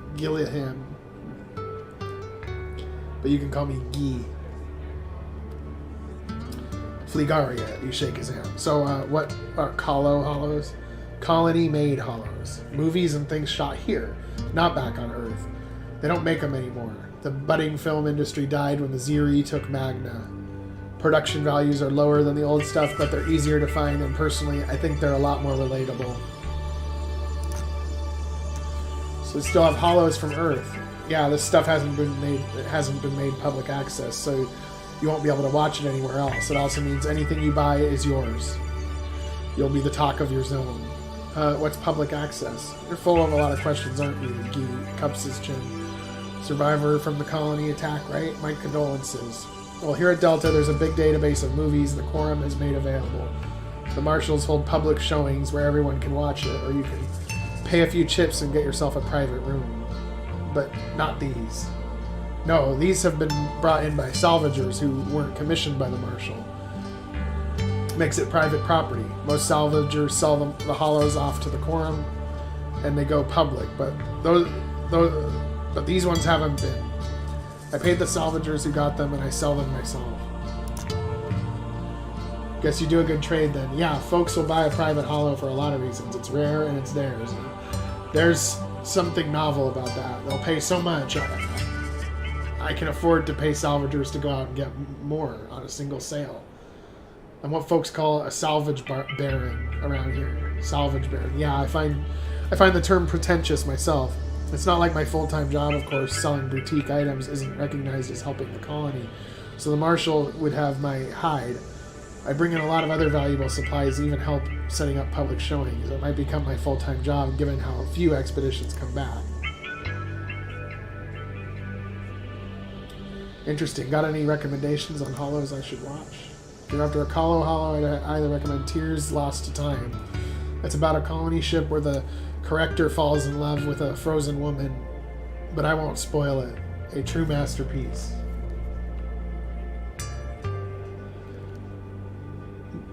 But I'll be honest, you don't look like a hollow fan. Oh really? What do I look like?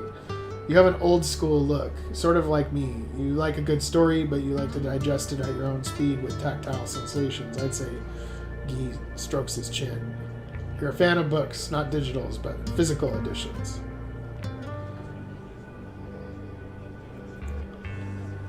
That's astute. I did have a vintage novel collection once. My friends kept borrowing from it. The merchant clicks at his fingers. Thought so. Well, it just so happens I do have a few on hand. They're rarer than hollows since they don't preserve well. But as luck would have it, a number have been popping up recently. Really? Seems like a coincidence. You're telling me. After only seeing one or two paper books in my whole life, I've had a pair come across just this week. I hear they're especially rare because they're called hardcovers. I'll have to check them out. Well, just so you know, they don't go cheap. Here's what I've got. Quartz Chip, Alice in Wonderland, and Lord Valentine's Castle. I think I want that Quartz Chip, but I need 10,000.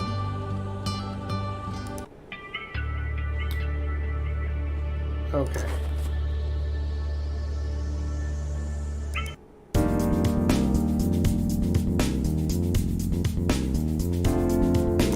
I think we needed to go talk to that one Marshal or whatever. The raven-haired Marshal is standing. Hi Shay, I'm ready to go. Oh, and I'm gonna save before I do that.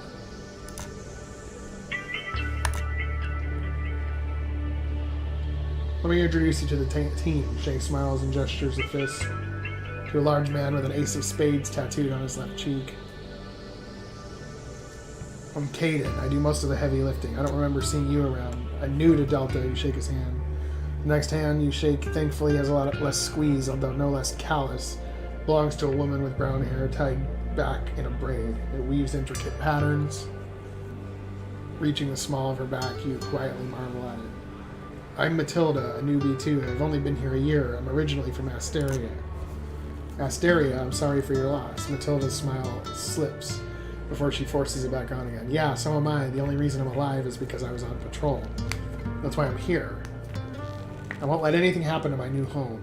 The last person in the team is a familiar face. River grabs your arm, squeezing it and brushing away with one of her sandy bangs.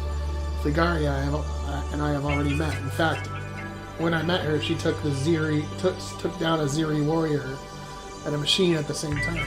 Caden whistles. Oh, so you're that Trigaea. I heard about the woman who saved River. Here, take this. Shay places a small circular device in your hand. Place it somewhere where it won't get damaged. What is it?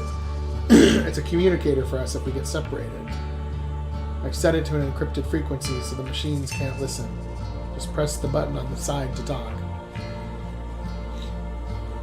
You stuff the device in your pocket. Do people often get separated on these excursions? Caden nods at you. Alright, team, grab your packs. Let's get moving. The others walk to the nearby wall and pick up the backpacks, hop there, feeling relatively unburdened. You linger near them until they make for the next exit.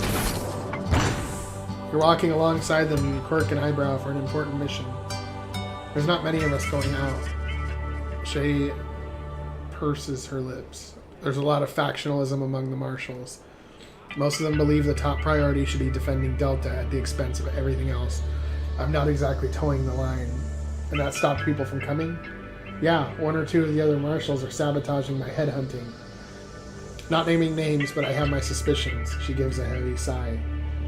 It's insane that with the colony at stake, some people think being on top of the heap is more important, even if that heap is burning down. Politics. Caden spits. The others murmur in agreement.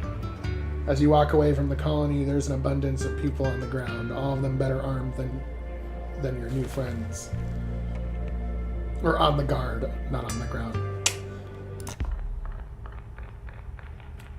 As you walk into the forest, the rest of the group puts their masks on. You stare at them for a moment, then blank stares get returned. Put your mask on, Trigaea. Caden gestures to his own. I don't have one, you pause. Why do I need one? Why do we need one? Above their masks, their eyes go wide, and then Matilda speaks. Her voice has gone up 2 octaves. The spores, Trigaea. Hasn't anyone told you about the spores? You shake your head, cheeks burning. Shay groans and pulls out some cloth from her bag. Unceremoniously, she tosses it your way. Wrap that around your mouth. It'll do in a pinch. Ask for the mask when you get back. You wrap Shay's cloth over your mouth and nose. You kind of feel like a bandit. Thanks, Marshal. So these spores, I'm guessing they're a big deal. I thought it was strange you weren't wearing a mask when we met, River sighs. There are tons of nasty plants around here, like brarium shrubs. If you ingest the spores, you're dead meat, Caden pats on his chest. They start growing inside your lungs, and whoop, one comes out of your chest. He splays his fingers out from his ribs for graphic emphasis. Geez, nasty. Sounds like an old horror movie. You grab the cloth mask. If someone with knowledge of biology was around, I'd sure like to know what the odds are of that happening to me. Infinitesimal, Ezra answers in your ear. Nobody else seems to hear her lively soprano. One of the first things I did was supercharge your immune systems. And with regular checkups in the progenitor, I can eliminate any foreign pathogens or spores. And I suppose I can survive even the worst case scenario. Or I suppose I can survive even the worst case scenario. You breathe a sigh of relief. An hour's march later, the forest parts and you find yourself standing on metal ground, standing in front of an equally ferrous structure. A piece of an old starship, just like my ruins. Looks like this one's sinking into the ground, Matilda observes. See how it's on a slight lean? Caden, you're up. Already on it, he grunts, dropping his backpack. Out of it comes an L-shaped tool of some kind. He presses a button on it. Click, whoosh. A cutting torch, you observe. The large man grins and walks over to the door, pressing a white hot flame against the edges. The metal sizzles and sparks. The noise is loud, perhaps too loud. You furrow your brow and walk away to Shay. Hey, don't you think this thing's going to attract a lot of attention? You don't think this thing's going to attract a lot of attention, do you? No sooner than the words leave your mouth, a scarlet streak shoots past you and the marshal. You turn your head. Matilda's on the ground, clutching her side. Shit, we're under attack, Shay yells. You both draw your guns. From the forest, a four-legged machine is scuttling toward you.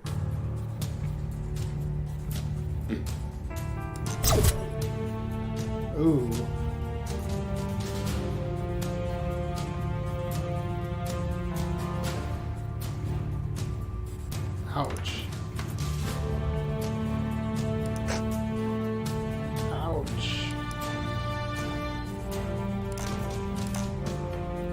Throw a bio grenade, but your attacks does not stun them.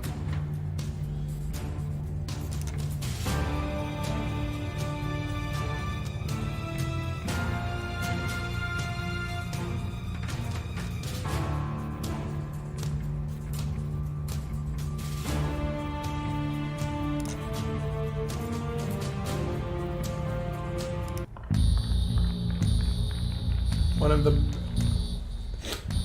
metallic aphids blasts you in the arm. You swear and you fumble your gun blade. The next blast hits you in the leg and it buckles. Limbs burning, white hot fire, you fall backwards. Something hard hits the back of your head. Everything goes black. You open your eyes. Instead of emerald green, there's a blurred yellow.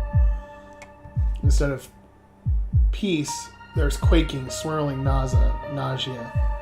Rolling over you shake and retch. A piercing noise rings in your ears. Slowly it dulls. The nausea subsides.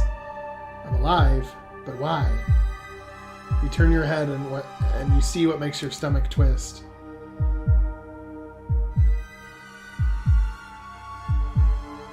Matilda is staring at you, lying sideways. Her mouth is gaping open. Her eyes glassy. Blood is dripping down her forehead. Her lower half is missing. Her arm is reaching up at you. It's scorched. It's a scorched off stump. Your eyes roll back into your head. Your head is lying on something. Something's also wrapped around your forehead. Are you okay? The voice is familiar. Your thoughts flitter around, barely coherent. Shay, you mumble. There's a pricking in your arm. You wince. Yeah, you'll be alright. It seems to be a concussion. I've given you something. It should clear up in a few moments. Sure enough, the blurring fades. What you thought was the sun, a big white blob, turns out to be Shay's frowning face. I can see now. Your muscles tense. What happened to the machine? Destroyed. Not quickly enough, though. The others are. I saw, at least Matilda. Your stomach flips, but the sensation is dull. The medication? You close your eyes and let out a heavy sigh. After a few minutes, you try to sit up. Shay grabs your hand and tugs you upward onto your feet.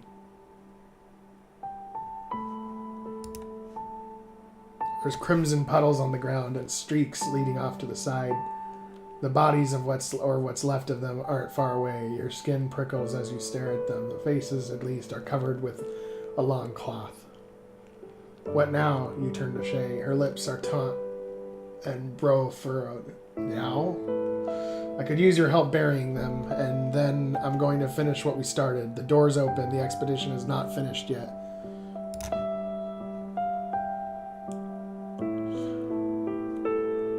It's sort of a visual. Kind of, but there is combat, and there is gameplay. It's very narrative-driven, though.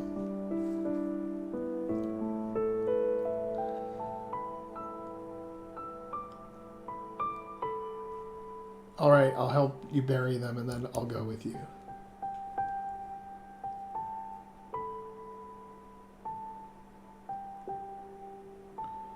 What should we use as shovels? Don't worry. We all brought some. She reaches into her pack and tosses you a small shovel. I'll grab one from Caden's back. Pretty small. Why'd you bring them? Latrines. And yeah, it's going to take a while.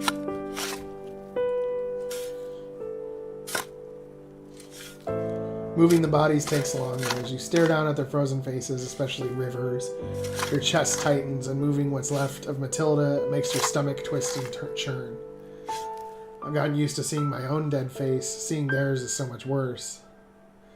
Once you and Shay are finished, she clasps her hands in front of her waist. She proceeds to recite some words, her voice strained.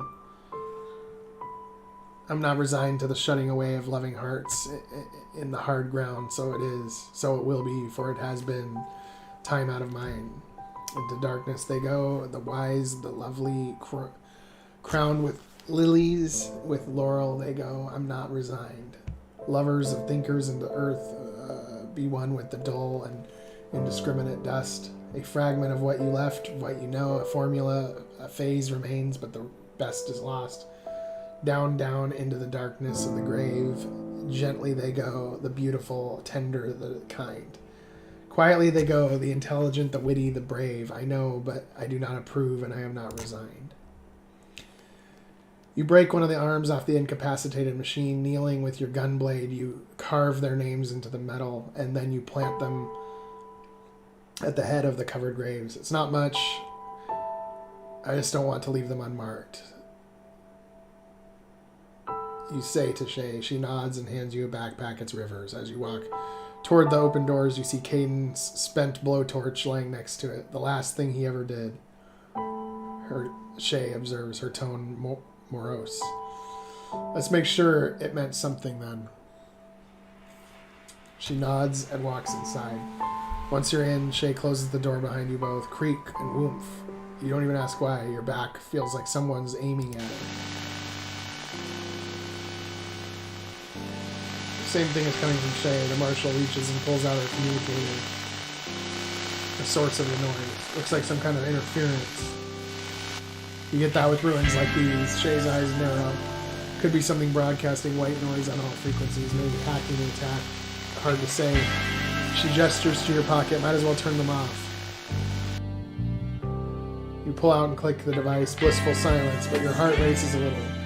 Ezra? You mutter under your breath.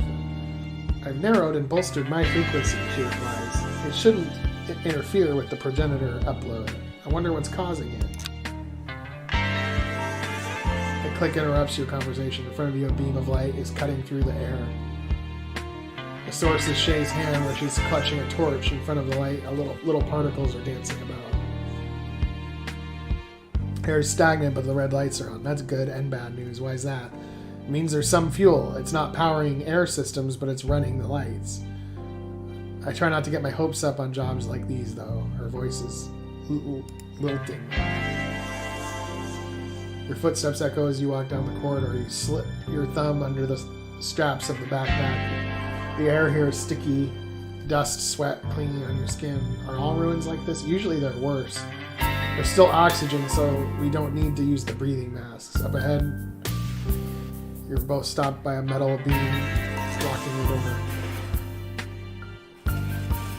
You heave, helping to lift the heavy beam out of the way. Drips of sweat are rolling down Shay's face. She tries to help with the load. Finally, you get far enough away.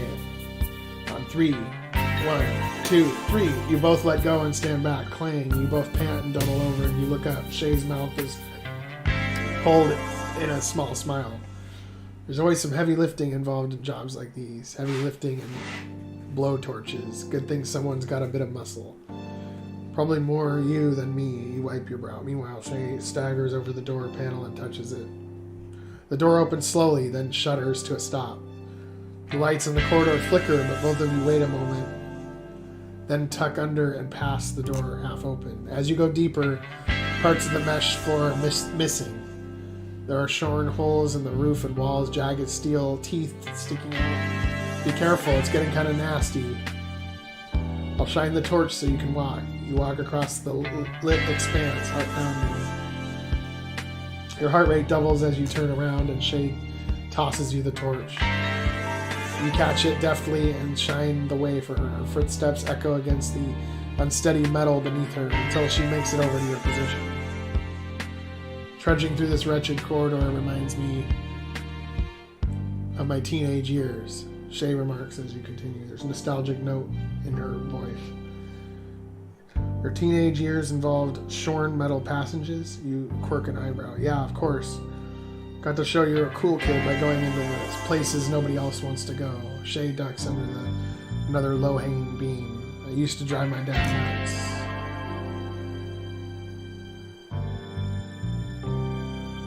Once one of my friends had their shirt lit up by a sudden vent flare. We laughed it off, but as an adult, all I can think about is how we could have seriously gotten hurt. Shay turns to you, shining the torch. How about you, Fligaria? Did you do anything like that as a kid? You plumb the gray fog of your memory, but draw a blank. In lieu of a memory, you shrug. Honestly, I can't remember. But given my personality, I'd say it's likely. I'm not exactly danger averse. There's a hissing and sizzling in the darkness ahead. Both of you freeze in your tracks. Get your guns, Shay whispers. The glinting of black talons attached to a pair of equally inky legs. Whatever it is, it walks boldly into the light, and an eyeless face and grinning maw dripping with acid. Fuck, it's an eyeless lurker. You pull out your gun blade. Shay attaches her eyeless. What? That's what I call them. Watch out for its spit. It'll burn right through that armor of yours. Impatient of waiting, the beast lunges at you both. The beast is at medium range.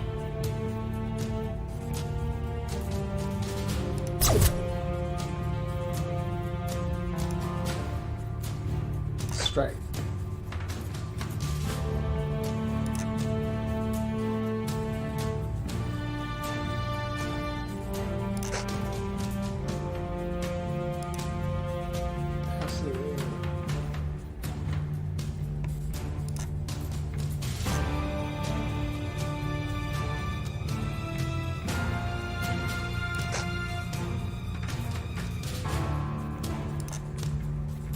Long range. Let's do the grenade. The grenade does not stun them.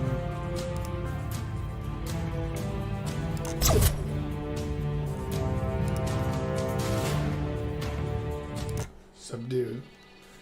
You fire on the inky black beast, driving it back, but just before you can fully subdue it, it bounds off. It doesn't take long to figure out why. The ground beneath you shudders. Shay's torch clatters to the ground. There's a rift-like crack splitting through the mesh floor beneath you. Acid is sizzling at the far end. Fuck, it's destabilized the whole place. Run. You both turn and do just that, but a few footsteps later, the rift is outrunning you. One hellish, ear-piercing scream later, you feel the ground slip sideways. There's air beneath your feet. Shay screams. You do as well. Chaos, swirling darkness, and then... cold metal, hot pain. You try to open your eyes. The lids tug at each other, refusing to open. You try to touch them. Your arm quakes as you lift it, shuddering the whole journey to your face. Finally, your fingers make contact. A hard sensation like tree resin is matted all over your eyelids. Caked blood. You slip your nails beneath and begin to peel the offending substance off. I'm not dead, you croak. Can't seem to die today. Finally, you clear your eyes. It's dark, but your eyes adjust. A small room surrounds you, made but smaller by clumps of debris. One sec. I'm gonna go to the bathroom. I will be right back.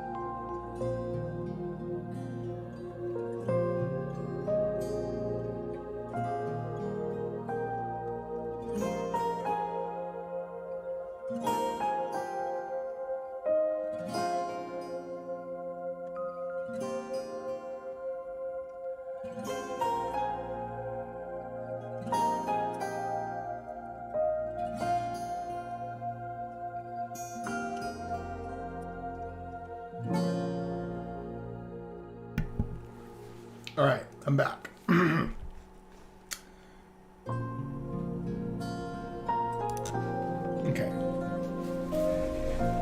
something I would never want to repeat in my life, Shay rasps. Popped against the pile of rubble is your raven-haired companion. Shay's locks are matted, though, falling over her face. She's clutching her leg with blood-stained hands. Pulling yourself upward, you limp over to her. Hot, stabbing pain shoots through your muscles. Protesting the journey, when you finally get there, you crouch and pant for breath. You're not looking so hot, Marshall. You're not looking so crash hot, Marshall. I've definitely had better days, she winces. You're not one to talk. You look like you've fallen 2 decks and right onto your face. I think that's exactly what happened. You reach up and touch your nose. The slightest brush sends exploding pain jolting through your face. You jerk your hand back.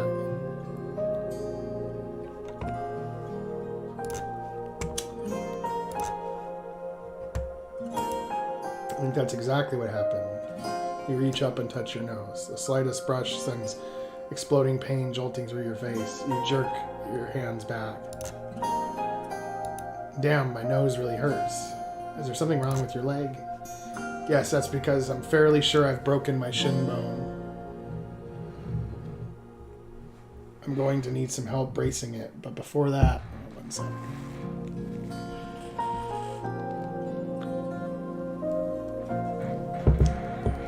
But before that, I want you to lean forward and put your hands on the ground. Okay, you place your hands on the ground and lean closer to Shay. Her face is strangely close to her. She reaches out and places her callous palms over your face.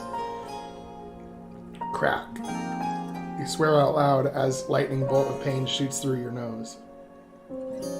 Sorry, your nose was broken. It's better if you don't know it's coming. Yeah, right, got it. You rub your nose, so I guess we should get you that brace next. First stage, hardest is helping Shay pull off her plated suit without hurting her leg. Apparently the protective shell does nothing to brace it. After she's stripped down to just her shorts and a tank top, you look for some useful debris. It's time to get creative. 2 pieces of broken pipe, some torn clothing later.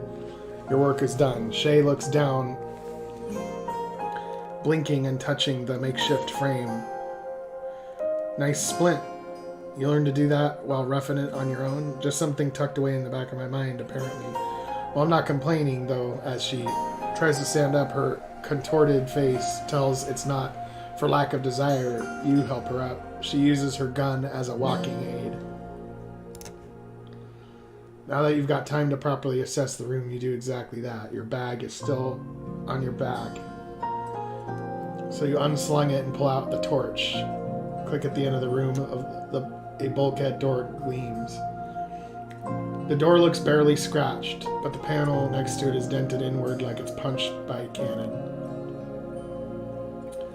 The door itself has a thin seam running vertically down the middle. Chaotic, jagged, sheer metal makes up the middle of the ceiling. It looks like a hole was made in the original flat roof. There's occasional sparking in the metallic mass. Only one exists, Shay observes, hobbling up the door.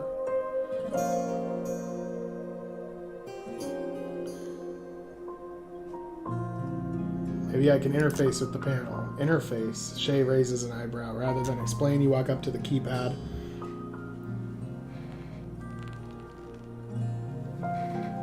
If I seem out of it, don't worry. First time I did this, I was a space case for hours. What are you going to do? Hopefully getting us out. You close your eyes and try to link with the panels with your Rosetta. You seek out the circuitry of the panel, the device beyond. Ezra, you murmur under your breath. Panel looks too broken to interface with. Ezra, your eternal cohort, answers. Good to know she's here, even under who knows how much wreckage. I'd say that's a DX124 type panel, which means all the computation was in the interface.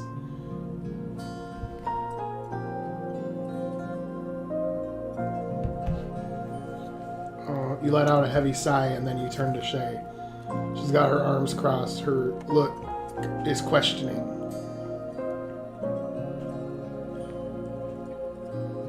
So what was that about? Just trying something out, but it didn't work. Don't worry about it. Tapping the keypad. Tap the screen. Here, give it a try. Her attempts are just as successful as yours. You pull your lips tight. You know the definition of insanity? Doing the same thing over and over, expecting a different result? Well, you never know with these old panels. Maybe they're encoded to a different fingerprint DNA than what you have. Well, I think this one's just plain broken. Let's turn our communications back on.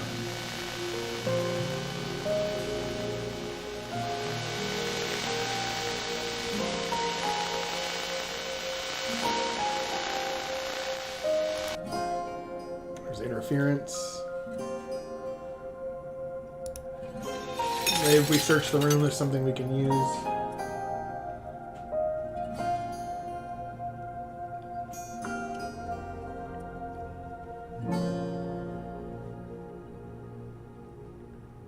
Yeah.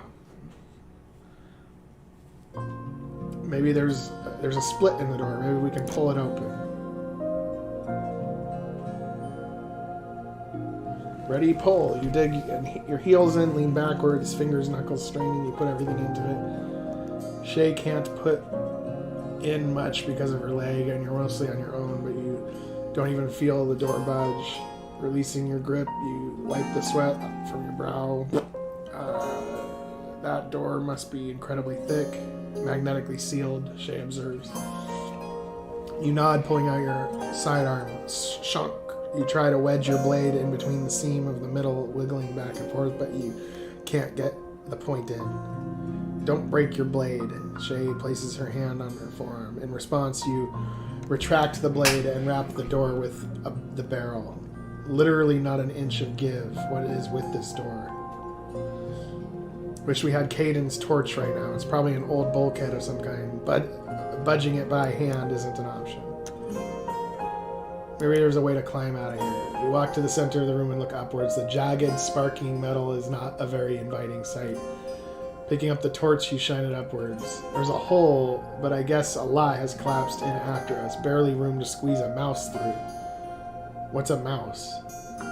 A small animal, but I don't like the looks of those sparks and hanging cables. I'd say there's a very good chance there's electrified metal up there. Since we can't cut off the power, that's a problem.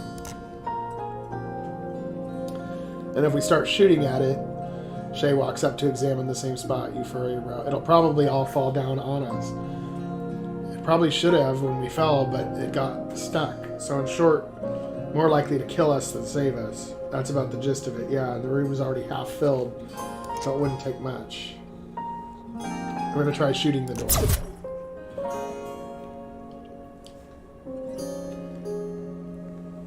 Pull the trigger a few more times, but the door shrugs off energy, leaving nothing but an ache in your eyes from all the flashing light. Shay kneels down to examine the score marks, touching them with her fingers. I think it's a tungsten alloy. See how this kind of like silver, but with a few shades too dark? Melting point's probably above the 3,000 degrees, she sighs. Shooting at it is pointless, which I know from experience. Sounds like there's a story here. There is. I was part of a scavenging party 7 years ago out in the ferric deserts. Lots of ruins out there, but it's not safe. Lots of machines. One came out of nowhere, almost completely made of all of tungsten. We call them gray gleamers. Shooting and hitting it was useless. We had to get out of there. Let's take a break, you suggest. Shay lowers herself onto the rubble. The moment she's down, she puts her head on her hands. This is like the old stories. Her voice is still, unsettlingly so, like a motionless lake. How do you mean? You know when the original settlers first crashed, I was telling you about it? Doors only opened when with a machine interface. So people got stuck all through the ship, behind bulkheads, just like this one. They starved to death, waiting for help. Some of them didn't, you interject. The colony's still here. Yeah, but you know why they didn't? Because some machines decided to open the doors right before they defected on them. Her fingers crinkle. A machine isn't going to come and save us. And I'm the one who pushed for this survey in the first place. Delta isn't going to send anybody back. How's our food supply? You artfully chose another topic.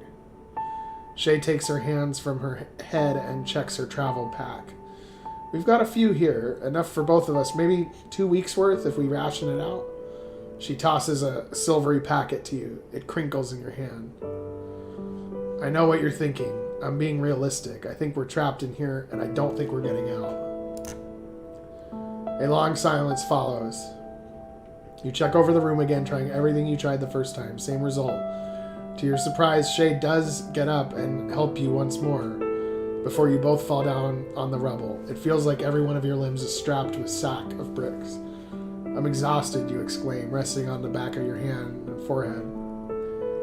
It's 1 o'clock at night, and we fought a machine and that acid beast. Our crew died, and then we fell down here.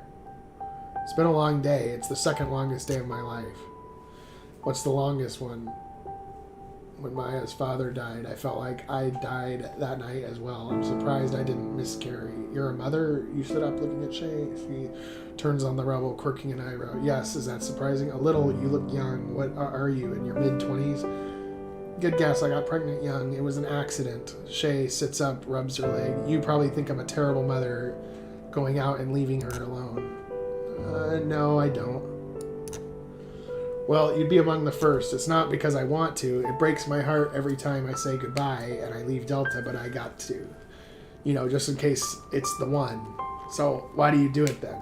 The colony's fuel supply is nearly spent. The other marshals are putting everything into just keeping it all business as usual, and the Ziri stepped up their attacks, so there's hardly anyone to go outside and scavenge for more fuel. But we've got to risk it. It's for Maya's future, all of our future. That's why I do it.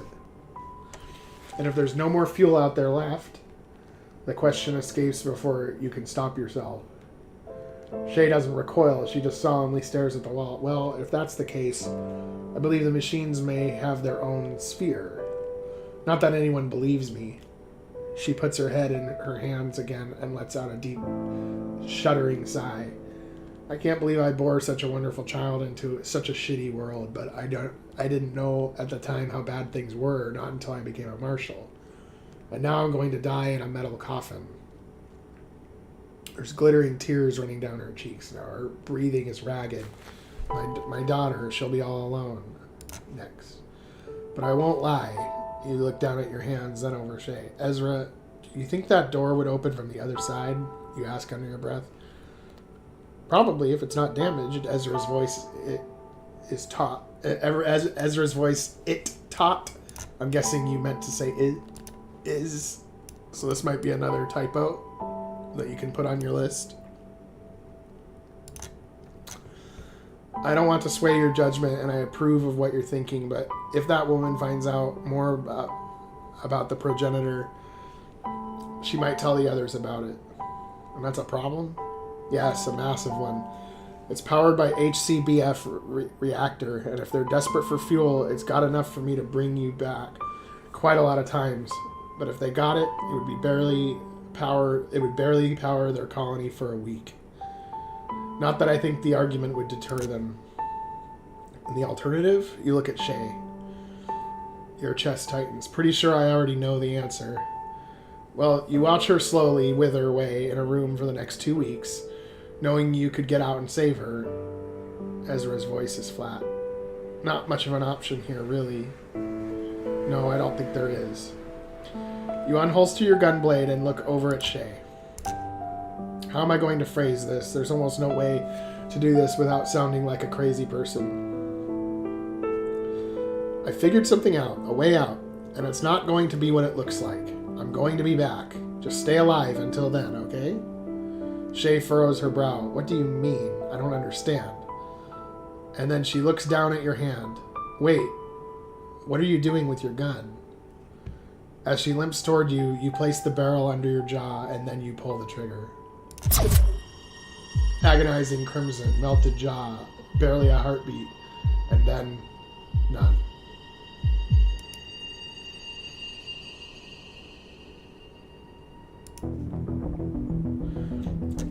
This time you open your eyes to glittering emerald. You swim over to the glass and press your hands against it, and at an accelerated pace the water drains out. Ezra, how long have I been out? You march out of the progenitor and toward the clothes and the gunblade. They're already laying here for you. 8 days, 6 hours, 57 minutes, Ezra answers, her tone terse. Sadly, I lost eyes on the situation when you did. If she's rationing, you should still have plenty of time, but if she hasn't, or she's given in to despair, a chill runs down your spine. You slip on your clothes and holster your weapon. I know all we can do is hope. Time to go rescue her from that death trap.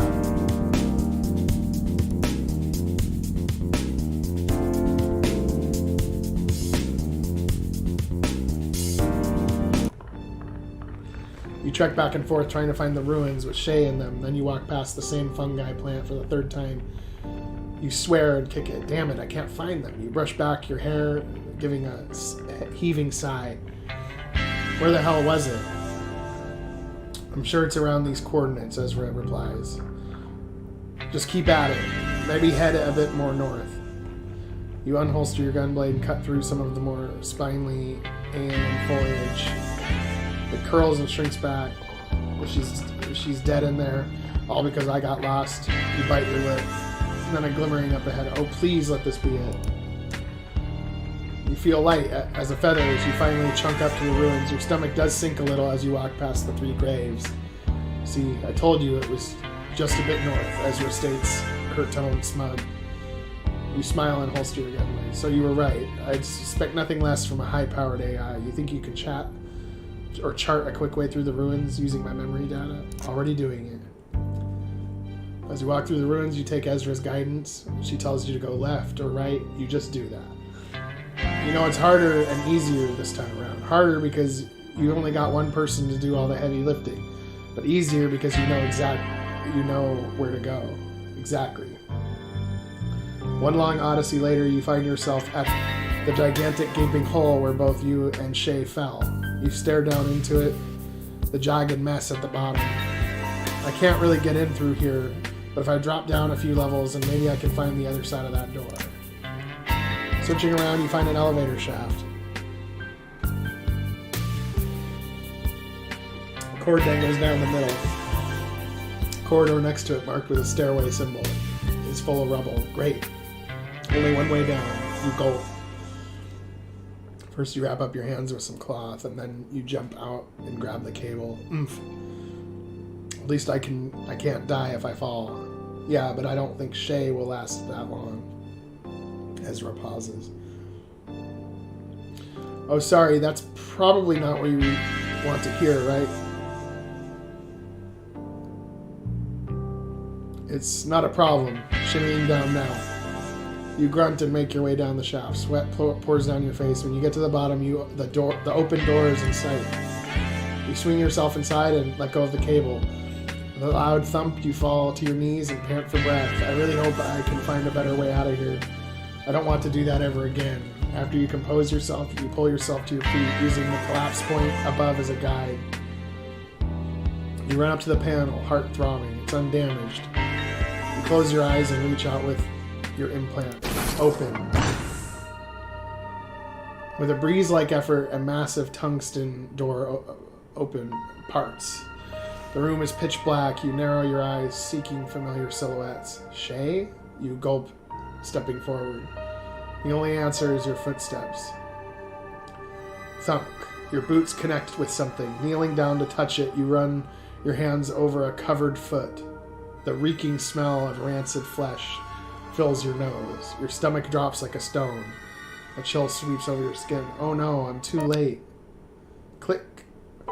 A bright light shines onto your eyes. You squint and shield them with your hand. Trigaea?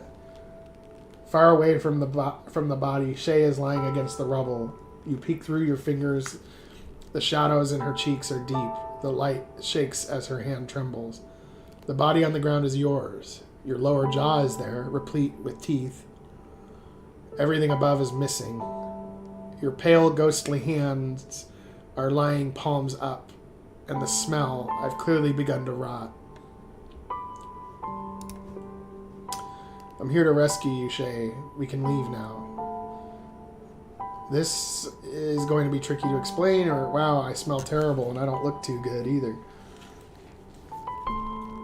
Yeah, I'm going to say this is going to be tricky to explain. It's not hard to explain. I've begun to see things and hear things. Shay points the torch at the rotting you and on the floor. She then moves up onto your body again, blinking her sunken eyes. No, you haven't. It's... Can you stop shining that light on my corpse? Sorry, her face scrunches up. Wait, why am I apologizing to you? You're not even here. It's not possible. It is possible. You sigh. Hand on hip, without going into too much detail. I can't die. Yes, you can. You're dead right here on the ground. I can see you, smell you. She wrinkles her nose. I don't blame her. Well, yes, okay, I can die, but I don't stay dead. Another me pops up in a few days, memories and all. That's why I shot myself, so I could get out of here and save you. She's not going to buy it. It sounds ridiculous when I say it out loud. You wince and wait for her response. Shay pauses and then takes a deep breath. Moments after she lets it out, she looks at you with wide eyes. They're gleaming. You're the corrector, aren't you? I think I am. I'm not sure yet. If you come back from the dead, then you're the corrector. How many other people come back from the dead unless I'm really losing it? She looks at her hands. Again, you're not losing it. Then you're the corrector. She looks up, eyes animated. My grandmother, Ima, told me a story about someone who was meant to watch over the first settlers, the corrector. Someone who could take any form they liked and never die. I never thought the story made any sense. I mean, if the corrector can't die, then where are they? And here you are. Yeah, that sure sounds like me. You pause and purse your lips. Look, Shay, can I ask you a favor, whether I'm the corrector or not? You are. Okay, I am, but I need you to not tell anyone about this. It's really important. You grab her hand and stare into her eyes. Shay returns the stare unflinching. If anything, her brow softens. All right, I won't tell anyone. I mean, I owe you my life. Speaking of which, can we get out of here? You slip your arm underneath Shay's and help her to her feet. Her legs are shaking. Being careful, you make your way toward the door. Before we go, we need to check out the core, Shay announces. Her arm tightens around you. It shouldn't be too far from here. You blink. Are you serious? You can barely stand. Don't you think getting out of here is more important? She shakes her head. I'm starving now. But if I don't get that fuel, everyone else will be starving later, including her daughter. Her knees are quaking. You sigh and walk over to a pile of rubble. All right, you sit here. I'll go look. We'll get nowhere with me carrying you all over the place. Fair enough. I'll eat what's left of my rations. You've got some left?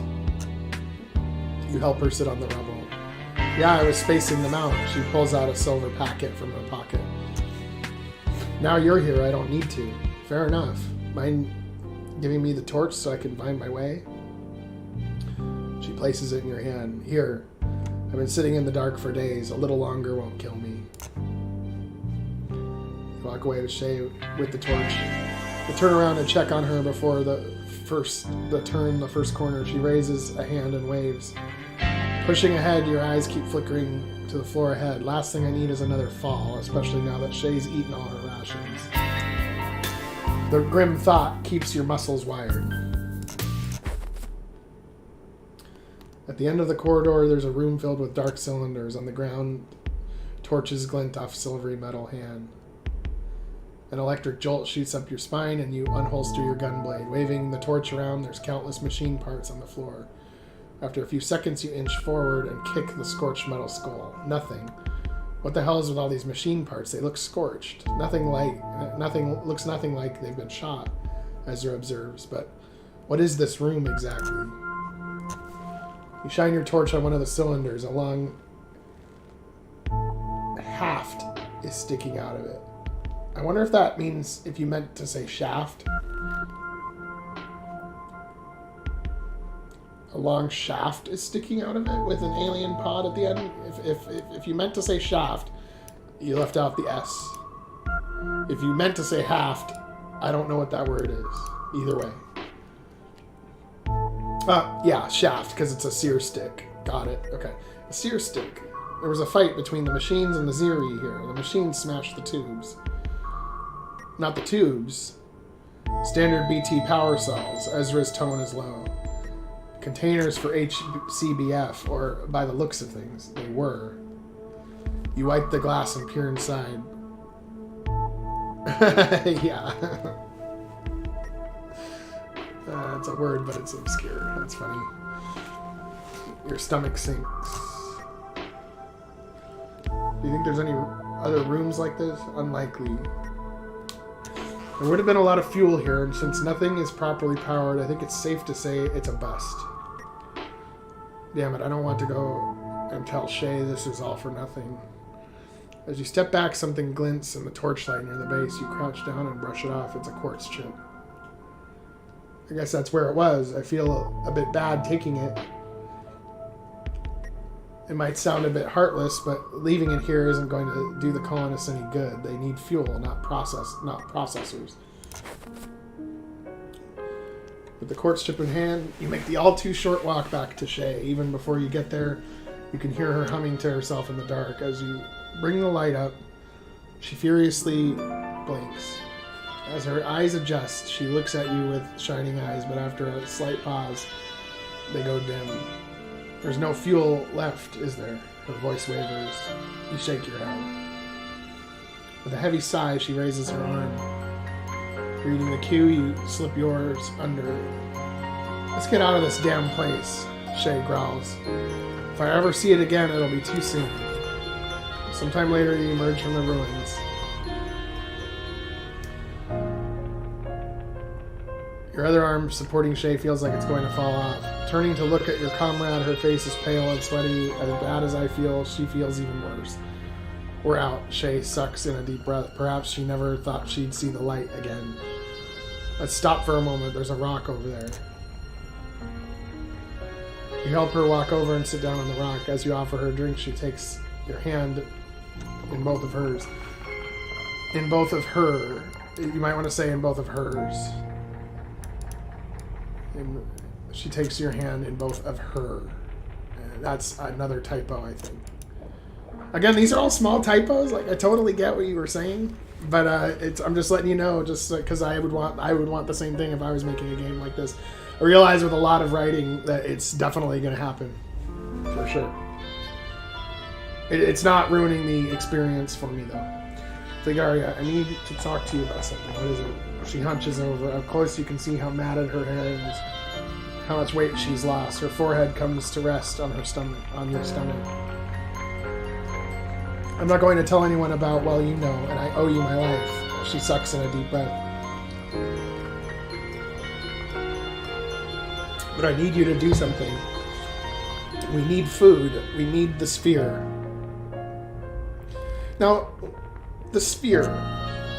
I noticed, this might not be related, but I noticed that when in the early part of the game, that Ezra was referred to as sphere-like, like looked like a sphere or something. So I wonder if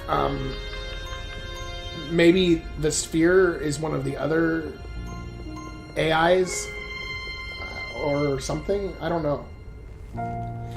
That's just me randomly giving my commentary of like maybe, but I don't know. We'll find out. If you're the corrector, you can change forms. You could infiltrate the machine's base, steal their sphere.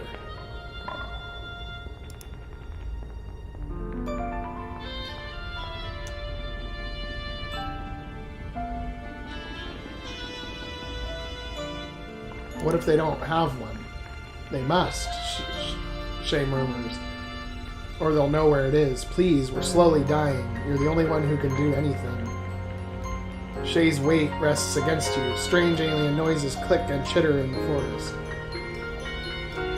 What if it's just a myth, Shay? There's no evidence the machines have anything. You're a myth. You're here. Please, don't make me beg. You already are, but you hold your tongue. After a while, her breathing has slowed so much you can reach out and check her pulse. I'm not dead. We can go now, Shay mutters. You slip your arm under her and lift her to her feet.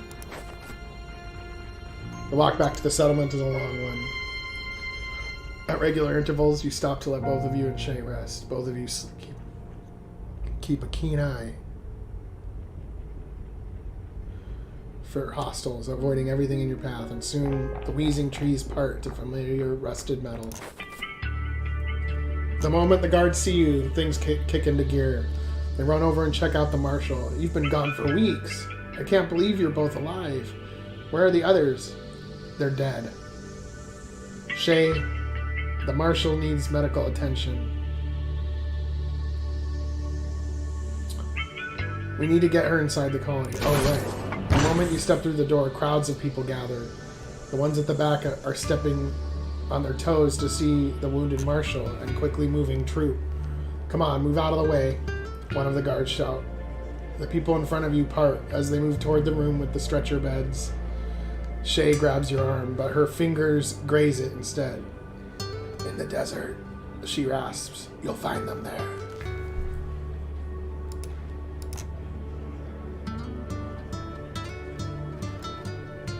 Quiet, Marshal. Save your energy. One of the medics chide her. The doors close with you on the other side, staring at the painted red cross. In the desert, did she mean the machine? There's a tugging at your sleeve. You turn around, you don't see anything. I'm down here. I can eat a jawbreaker now with no problems. I do sense my voice is starting to get a little more raspy though. Quick question. I know that this game has multiple endings and such, but just like a rough estimate, like how far am I percentage-wise into the game? Just so I have a gauge for how much further I would need to play to properly review it. I just am curious.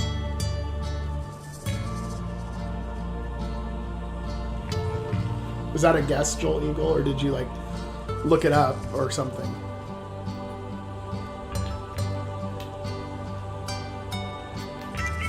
Okay.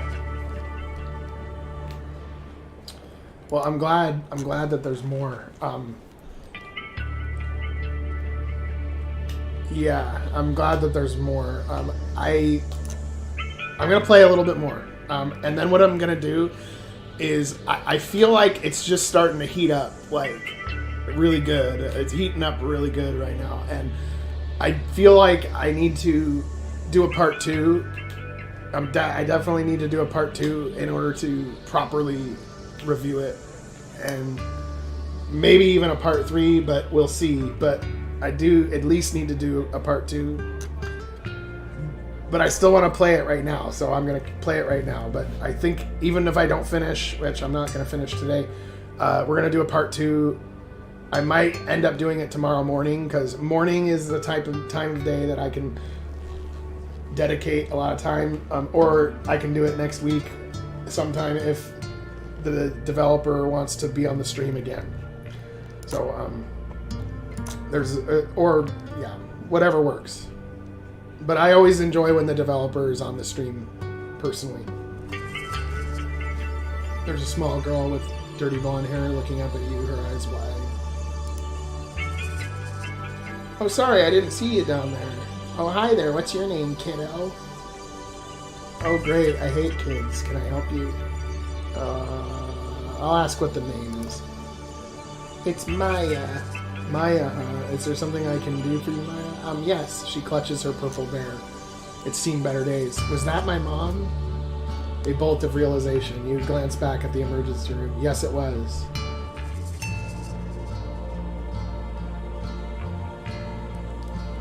I'm not sure. I'm not sure what I'm gonna do. I'm playing the game. Okay, so the way that I'm playing the game is if it was me and I didn't have memories of anything, and I'm trying to think logically about why I would do what I'm doing for the purpose of trying to figure out who I am and how to survive, or like what's best for the situation. So I'm playing yeah, it's a look. Sure, it's a look into my soul through the lens of another game. You glance back at the emergency room. Yes, it was. Is she okay? She will be. Yeah, I got a little bit of renegade in there. I do. She will be. We ran into some trouble, but some people are taking care of her right now. She was gone for weeks. I was so worried. Her bottom lip quivers. As the light shifts, you notice shadows in her cheek.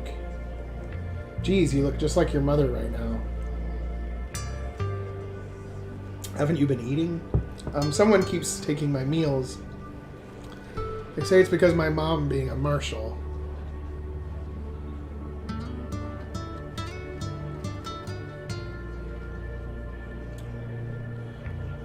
Ah, okay. The level and lethal versus non-lethal takedowns. Got it. Okay. So, the titles menu. Is that a menu that I haven't seen yet? Is there like a place that I missed it and I should have clicked on it? Or is it something that pops up later?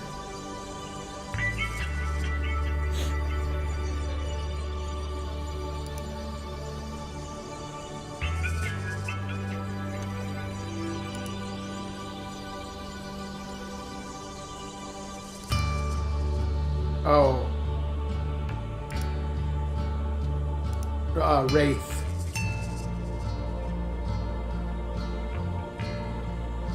Wraith. That sounds a little ominous.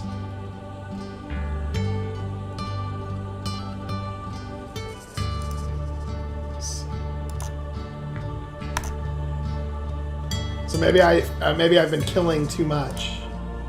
Maybe I'm not supposed to kill that much.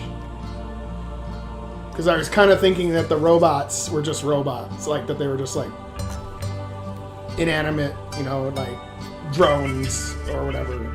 So maybe that was my mistake, thinking that the robots were just like military drones or something that went awry.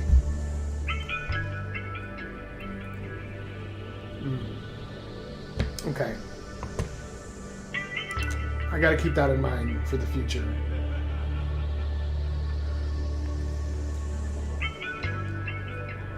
Well, they won't take your food today. Let's get you some food and you can have some of mine. Okay. Okay, you get it, won't punish me. Someone's been stealing your food. I'm gonna make sure they eat theirs through a straw. Let's see if they show up today.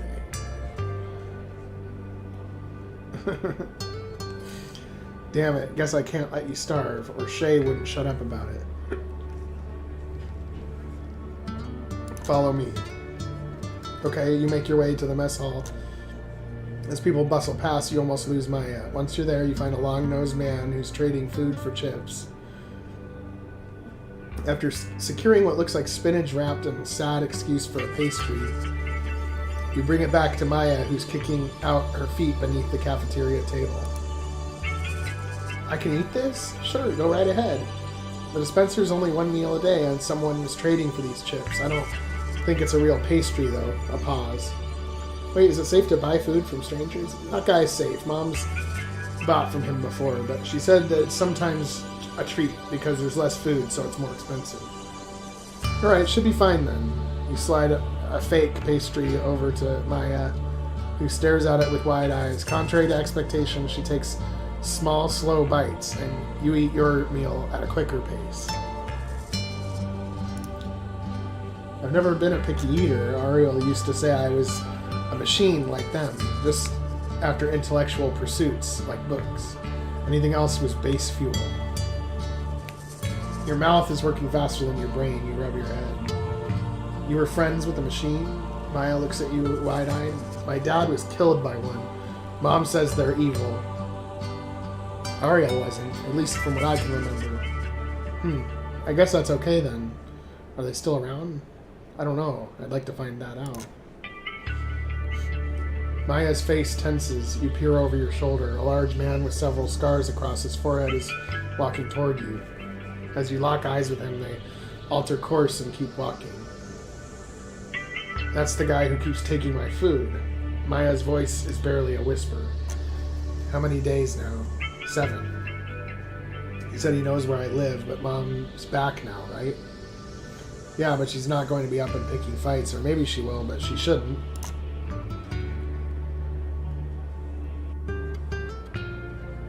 Stay here, Maya. I'm going to make sure this never happens again. Okay, I'll stay right here. Her unquestioning response gives you pause. Should I warn her about talking to strangers? But the scarred man is walking away, so you follow him. One elevator ride later, you're trailing the bully. He turns left and then left again. For now, you keep your distance. Finally, you find yourself in a corridor on your own. The man goes to open a door. It rattles, refusing to open. He tries the next one and then the next. Breaking and entering? A slightly smaller crime than making a child starve. There's a decommissioned shaft with tape over it right near the man. There's also nobody about him except him and you. I don't know if it's right to push him down the shaft. I think I'll just threaten him. You walk up behind the man and shove him toward the shaft. At the last moment, you grab the scruff of his neck. He squeals. What the hell are you doing? Let go of me. Are you sure? Be really careful what you wish for.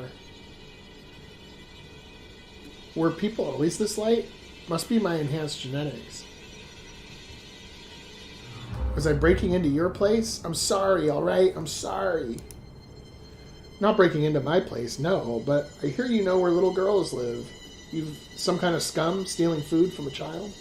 I was starving, alright? I'm sorry. How can you be starving? You get 1 meal a day. I got cut off after I got sentenced. I get half rations from the system, and it's all that fucking Marshall's fault.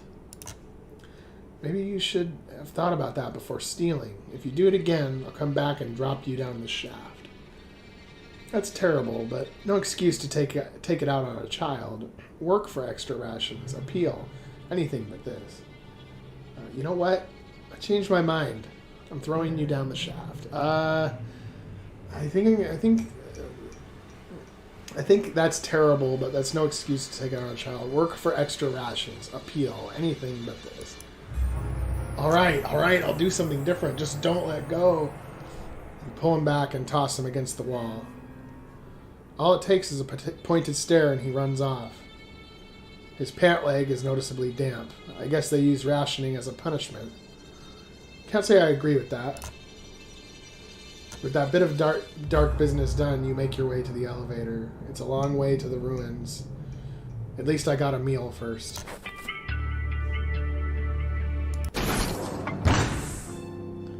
And I'm glad to be back. You hobble over to the wall and sit down, pulling off your boots. And no, I'm not going to complain about my feet this time. I wouldn't blame you if you did. It was a stressful trapes through the ruins. I notice you have a very high vocabulary. You use a lot of words that are the right word, but you're using words that I think a lot of people don't know what those words mean. But you seem to have a very high vocabulary, which is, for me anyway, is refreshing in a narrative story.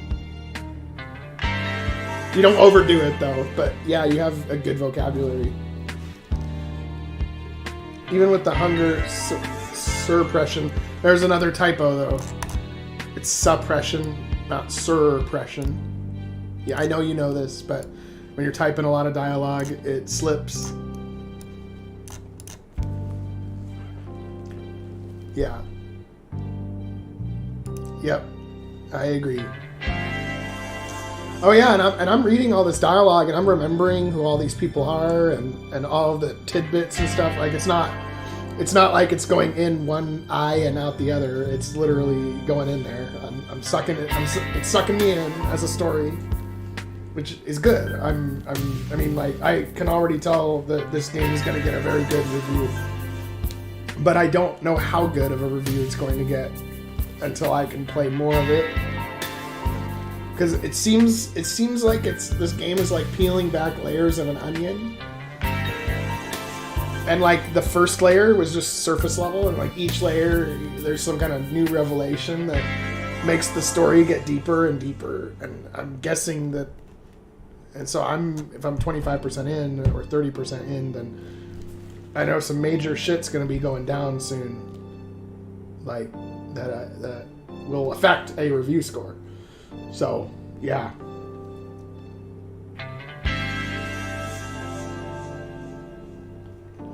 Right, but a lot of that's normal with a lot of stories, though.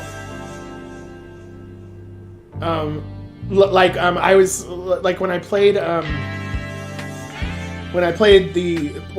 for the first hour, the first time I played it before I did the review, before I did this video. I was a little worried. I was slightly worried, just slightly, when the exploration first started. And I was like, oh, okay, is this going to be super grindy? And I wasn't really sure if I kept exploring, if like more story would pop up. And then it did. And so it was like, okay, okay, good. But that's where your game could have taken a really bad turn if you weren't careful. You did it good, though. It was fine. But I'm just letting you know that at that moment, that my brain, I had a thought to myself like that. And then just as I was thinking that, it worked out. And so I was like, okay, good. This is good. And now it's like the layers are very interesting. So each layer right now is way more interesting than even in the early part of the game. So it's getting better as it goes along, as far as I can tell.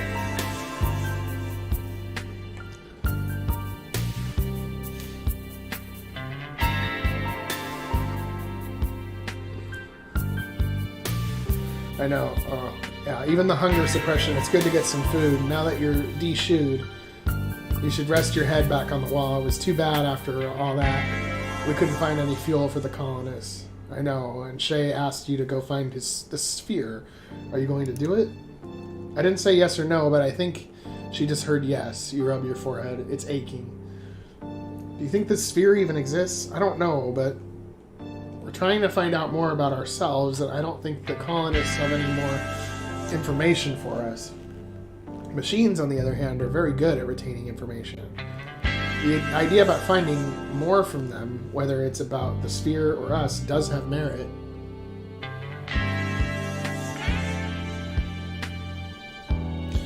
No, I get the exploration though. You need it. You need the exploration. Okay, what I'm saying is, if somebody's attention span is a little too short, they might think that the exploration won't lead to events fast enough. So that's what I think that is. You do need the exploration. You need it. But you might want to consider,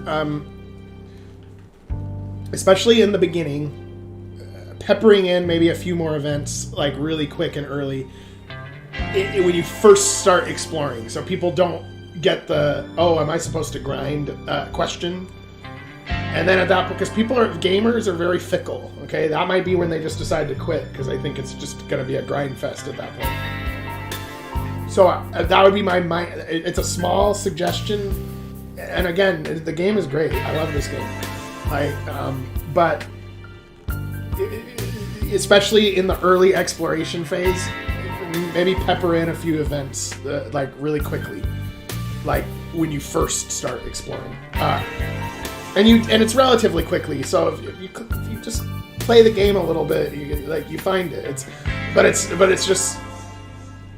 It's a small suggestion. Just take it or leave it. But I think that it's good either way. But I do think you need the exploration at the same time. Yeah.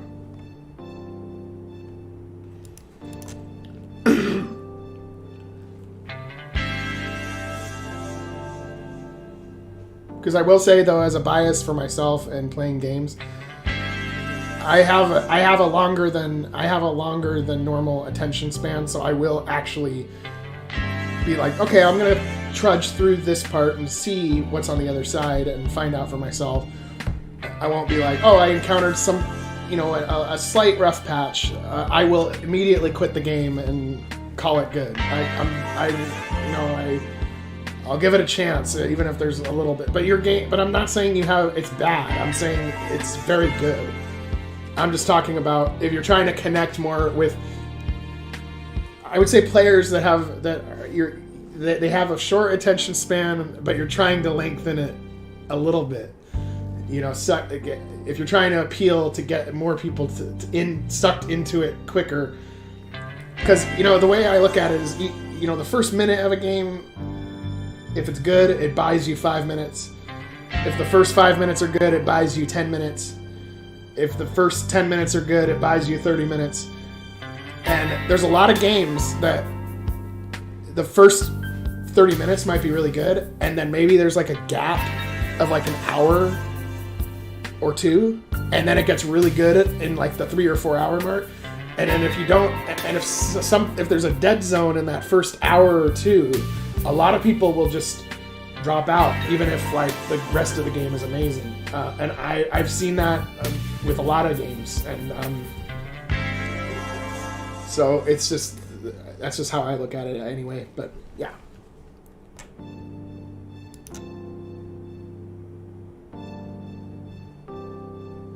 Because it had amnesia. Yeah, maybe they've played a game. Maybe amnesia is like a trope that's used, and they're like, oh, it's an amnesia story, and they just prejudge it that quickly. I actually think your story is quite original. I think it's very good. I actually haven't seen a premise exactly like this before. Like I've seen, it's sci-fi. We've seen kind of stuff like this before, but I mean like this exact framing of it, where the ship is crashed, you regenerate, you don't know who you are, but you keep regenerating. There's aliens, there's robots, there's other AIs involved, but you don't know what happened to them. It's a merger of AI and human and biological, rather than just AI or just aliens. So you're really you've tackled a very interesting angle here, and I'm really I'm definitely gonna play this all the way through. I need to find out what happens. And I don't know if I'll play every ending, but I might at least check them out on YouTube or something to find out all of the endings. But I will play, as far as my playthrough, I will play it honestly, as if I was in this position, and what would I do, as far as my judgment based on the dialogue. And of course, who knows, I could everybody makes mistakes, and I think I'm gonna end up making a few too, so. Well, no, I really enjoy your game. It's really good. You need to keep making games. And I make games too. I make Starshift series, and Jolt Eagle helps too. So I don't know, in the future there's always a chance for collaboration and stuff, so I'm always cool to help if I can help with something. And if you can help with something you see in my game, please help. And I will say, your music, I know where a lot of your music comes from. It's fine. It sounds great. Your game does it perfect. It's from a lot of it's from Purple Planet music. Because one of the things I do is I recommend free music to people, or websites to get free music.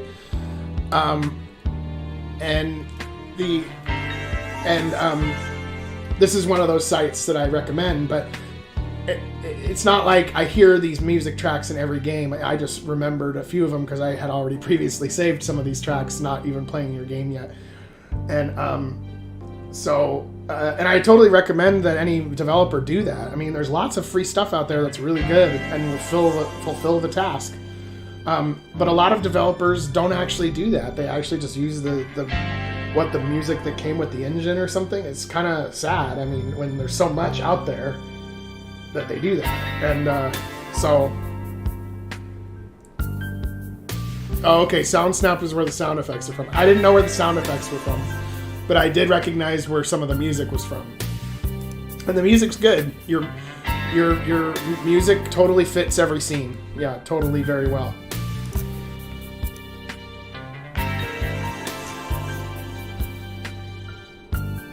Yeah, and so, okay, one second, actually.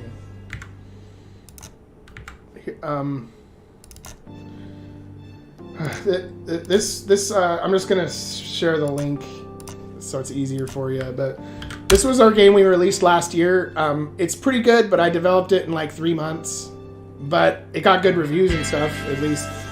But I'm much more excited about my game that comes out in a month or two. And Starshift Rebellion comes out in a month or two, and I'm really excited to get it done because I've definitely upped the quality from Origins. And it's kind of a JRPG style, but I try not to copy the other JRPGs, and I don't like the type of... I don't like the immature anime story-ish way that a lot of them work, and so I try to have my own spin on it, but yeah, just for your reference. Yeah. I didn't say yes or no, but I think she just heard yes. You rub your forehead, it's aching. Do you think the sphere even exists? I don't know, but we're trying to find out more about ourselves, and I don't think the colonists have any more information for us. Machines, on the other hand, very good at retaining information. Her idea, whether they have the sphere or not, it does have merit. Isn't machines not keeping information the whole reason we're in this mess? We grin at her console. It flashes indignantly. Well, I didn't mean for my memories to be wiped, Ezra huffs. Or, well, I can't say for sure that I didn't, but it wouldn't seem very uncharacteristic if I did. Or it would seem very uncharacteristic if I did. A pause. And her tone calms down. Speaking of which, you've got another quartz chip, right? You should install it into my main processing panel. You pull yourself up and make your way over to the panel where you install the new chip. With a lazy jog, you make your way into the progenitor. The door closes with a loud swoop and begins to fill. You press your nose against the glass, staring at the glittering lights. It's like a city floating in space. Intriguing, how big are the Hestia-class cruisers anyway? Ariel's reflection is right near yours. Leon's reflection is smaller. Very big. It's got to contain tens of millions of people, after all, and everything that goes in with it. That's not even counting all the machines. The SCC Nerea is the first of its kind, and it's going to break all the records. My ship. You puff out your chest with pride, staring the thousands of miles of metal. Or at the very least, I'm in charge of it. Gives you goosebumps, doesn't it? Leon nudges your shoulder. All that responsibility, at least you can't crash something that big, not without a lot of warning. Still, we'll each be in charge of one. Well, you both won't. Ariel leans back from the glass. It will be us, machines, doing most of the work. And you'll be asleep for large chunks of time. You'll both just be the bronze to our brains. You sigh, but not at the job. Will you both please stop going through my book collection and get your own? My collection isn't a public library. You told me it was admirable to expand my knowledge. I'm just doing as you suggested. The carrier ship touches down in the Nerja's hangar with a light jolt. You grab the seat in front of you. Once the door opens, the three of you stroll off. Geez, it's like the pilot doesn't know how to stop adjusting for ship rotation once he's inside the hangar bay doors. You stretch out and place your hands behind the head. Not everyone's as good a pilot as you, Trigaea. Leon pulls his lips into a smile. Maybe you should be running deliveries for your ship instead of doing paperwork. I'd enjoy it a lot more, honestly, if there's worse jobs than ferrying dozens of bodies and supplies. Though I hear they're going to automate that too. You walk past a bipedal machine carrying a crate. As you raise a hand to welcome it, it nods and trudges right by. Nice corridors, a lot less open than at Zhou, though. You observe as Leon nods. Ariel seems busy typing on their data pad. Well, the population density is going to be a lot different. It's interesting that Project Amber uses so many machines and AI and only a few crew. I thought the Earth government would at least insist on a few more token members of flesh and bone. Well, the simulators show that the more of a human element you introduce, the worse chance of investment paying off. In the end, it was hard to argue that for almost every scenario, machines would do a better job.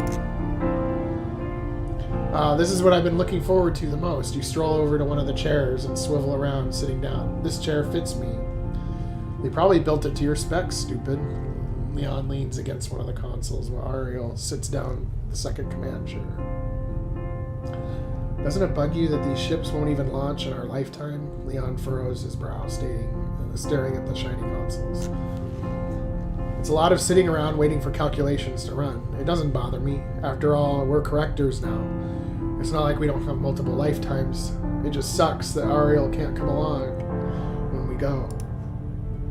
For some reason, Leon is grinning like an idiot. You furrow your brows looking at him. What's with the smile? Should you tell them, Ariel, or should I? You can do it. I'll let an organic do the honors. Well, they ran the tests and realized you'd be better paired with a machine than an organic for Project Amber. Meet your new co-corrector.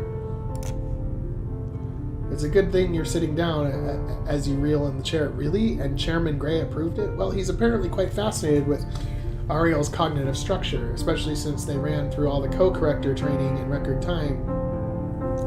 And you know how the chairman feels about machine discrimination. Project Amber is meant to be a massive step forward in human development, both on a scientific level but also on a social one. Ariel performs a pitch-perfect imitation of the chairman. Or is it a recording? You grab Ariel's steely hand and shake it. Congratulations and welcome aboard, partner. I can't believe we'll be working together. This is great. Congratulations. Stuck together for forever on a spaceship? Clearly you haven't read that copy of No Exit you own. Leon grins. You're neither awake or asleep. Ezra's voice in your head. There's another strong memory. I'm going to pull that up now.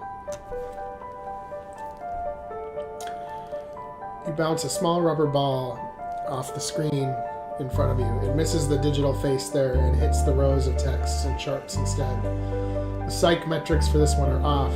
I think they cheated somehow, even with the Rosetta data. Ezra states. You catch the ball and lean in, examining the related figures. You're right, as always. Really, I feel like I'm just watching you work. Countless calculations whiz across the screen and your brain struggles to digest it. You're helping, really. Different points of view help provide a holistic perspective on the candidates. And I enjoy the company. Her voice lilts. You're sweet, Ezra, but part of me wants to get in the progenitor and get outfitted with a multi-quartz core processor so I can be up to your speed. Well, I'm more than happy to do that for you. I don't judge, even when you got me to splice that arachnid template into your DNA sequence.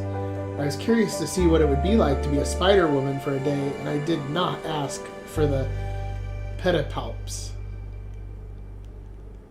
What is a pedipalp? I don't know what a pedipalp is. Let me look that up. Let me look that up really quick. Pedipalp.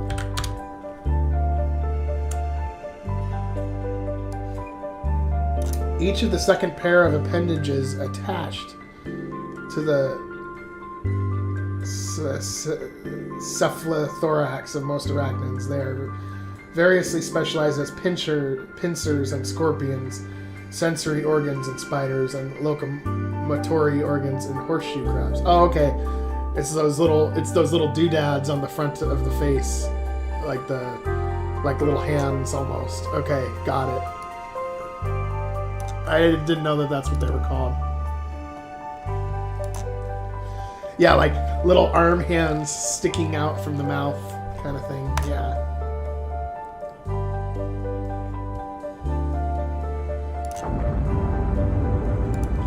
Oh, I know. I learn new things all the time. I'm glad I'm learning some new things from playing a game, you know? The game doesn't have to be just dumb fun, you know? Above you, there's a blinding flash. A dull roar follows. Even so, the glass doesn't budge an inch. That's one strong containment field. Freaked me out the first time I saw it. Looks like they're running another test. It's like the Big Bang every hour around here. It's going to take a lot of tests to get this science down pat. Because of the planetary variable. Yeah, the probes are taking their sweet time sending data back. That's why more testing is important. In the words of Robert Baden-Powell, be prepared. I thought that was a Lion King song. Ezra, what have exactly you been filling your memory banks with? Completely pertinent research. As one in charge of your progenitor, I must be completely informed of the circle of life.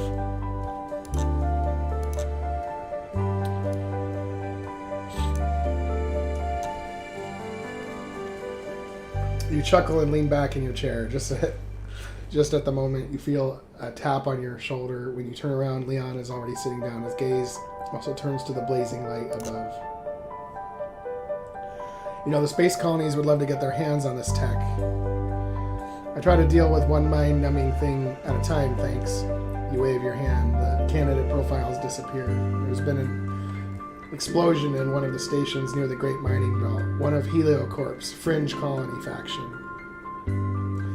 Can't imagine they'll take that lying down. That's just what we need. Another outbreak of violence. You furrow your brow. Thanks for the help, Ezra. I think we'll call it a day. No thanks for your help. You open your eyes, the tube is already drained. So Project Amber was a space program, and you and I were meant to be running some kind of colony ship. That explains the colonists, but clearly something went very wrong. Her words are muted to your ears. Instead, you stare at the control panel, your mind racing. What are you thinking, Flegaria? You're being very quiet.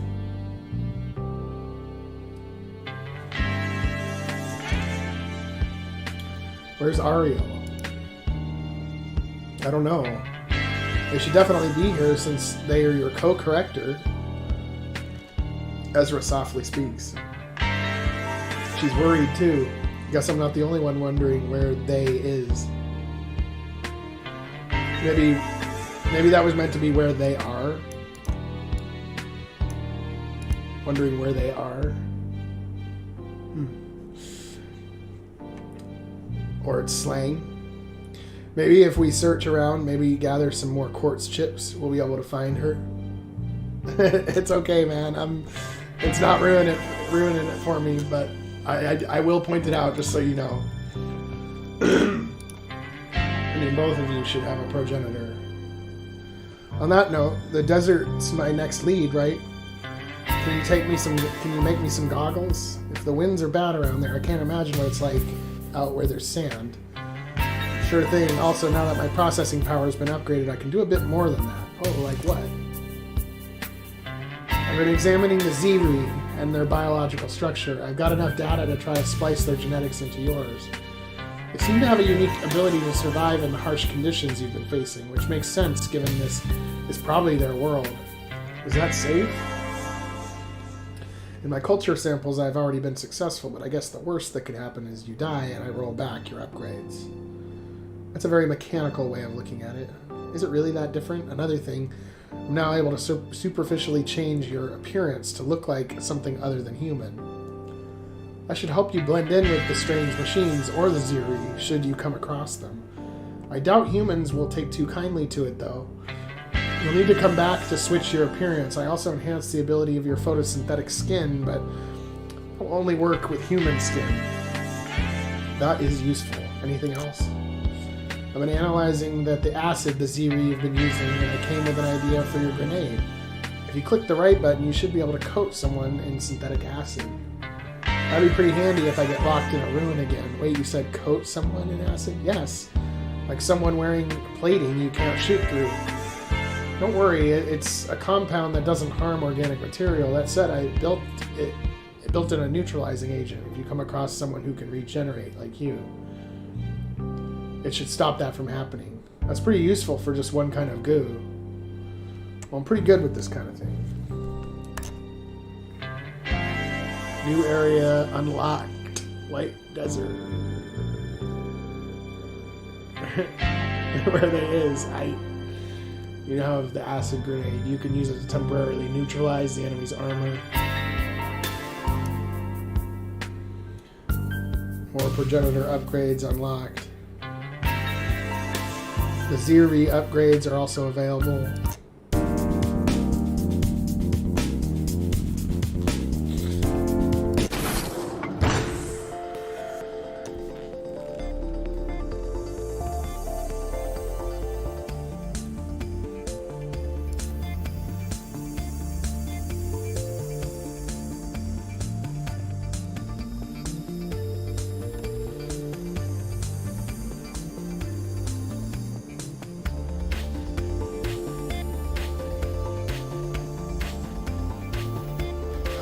Nice. I think I'm going to want to get those basic upgrades.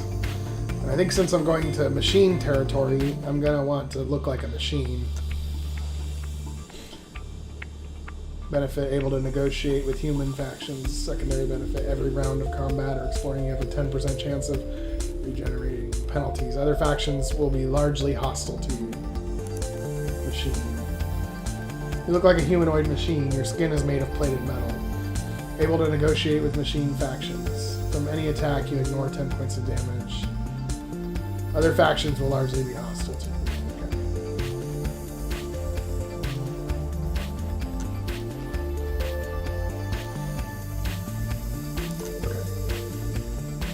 Okay. Machine.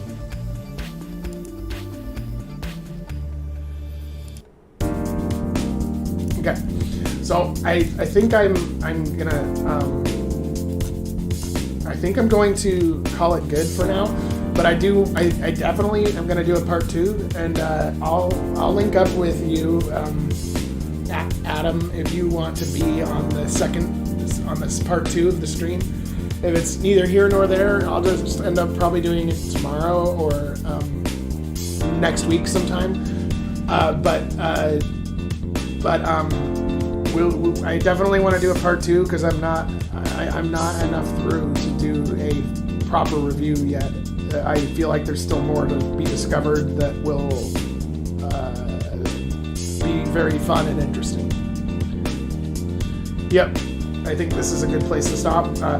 But I do want to do a part 2, so I'll link up with you and we'll see where we go from there. But anyway, I really enjoyed this. Your game's definitely getting a very good review from me. And it's very narrative driven, but I like that. I'm fine with that.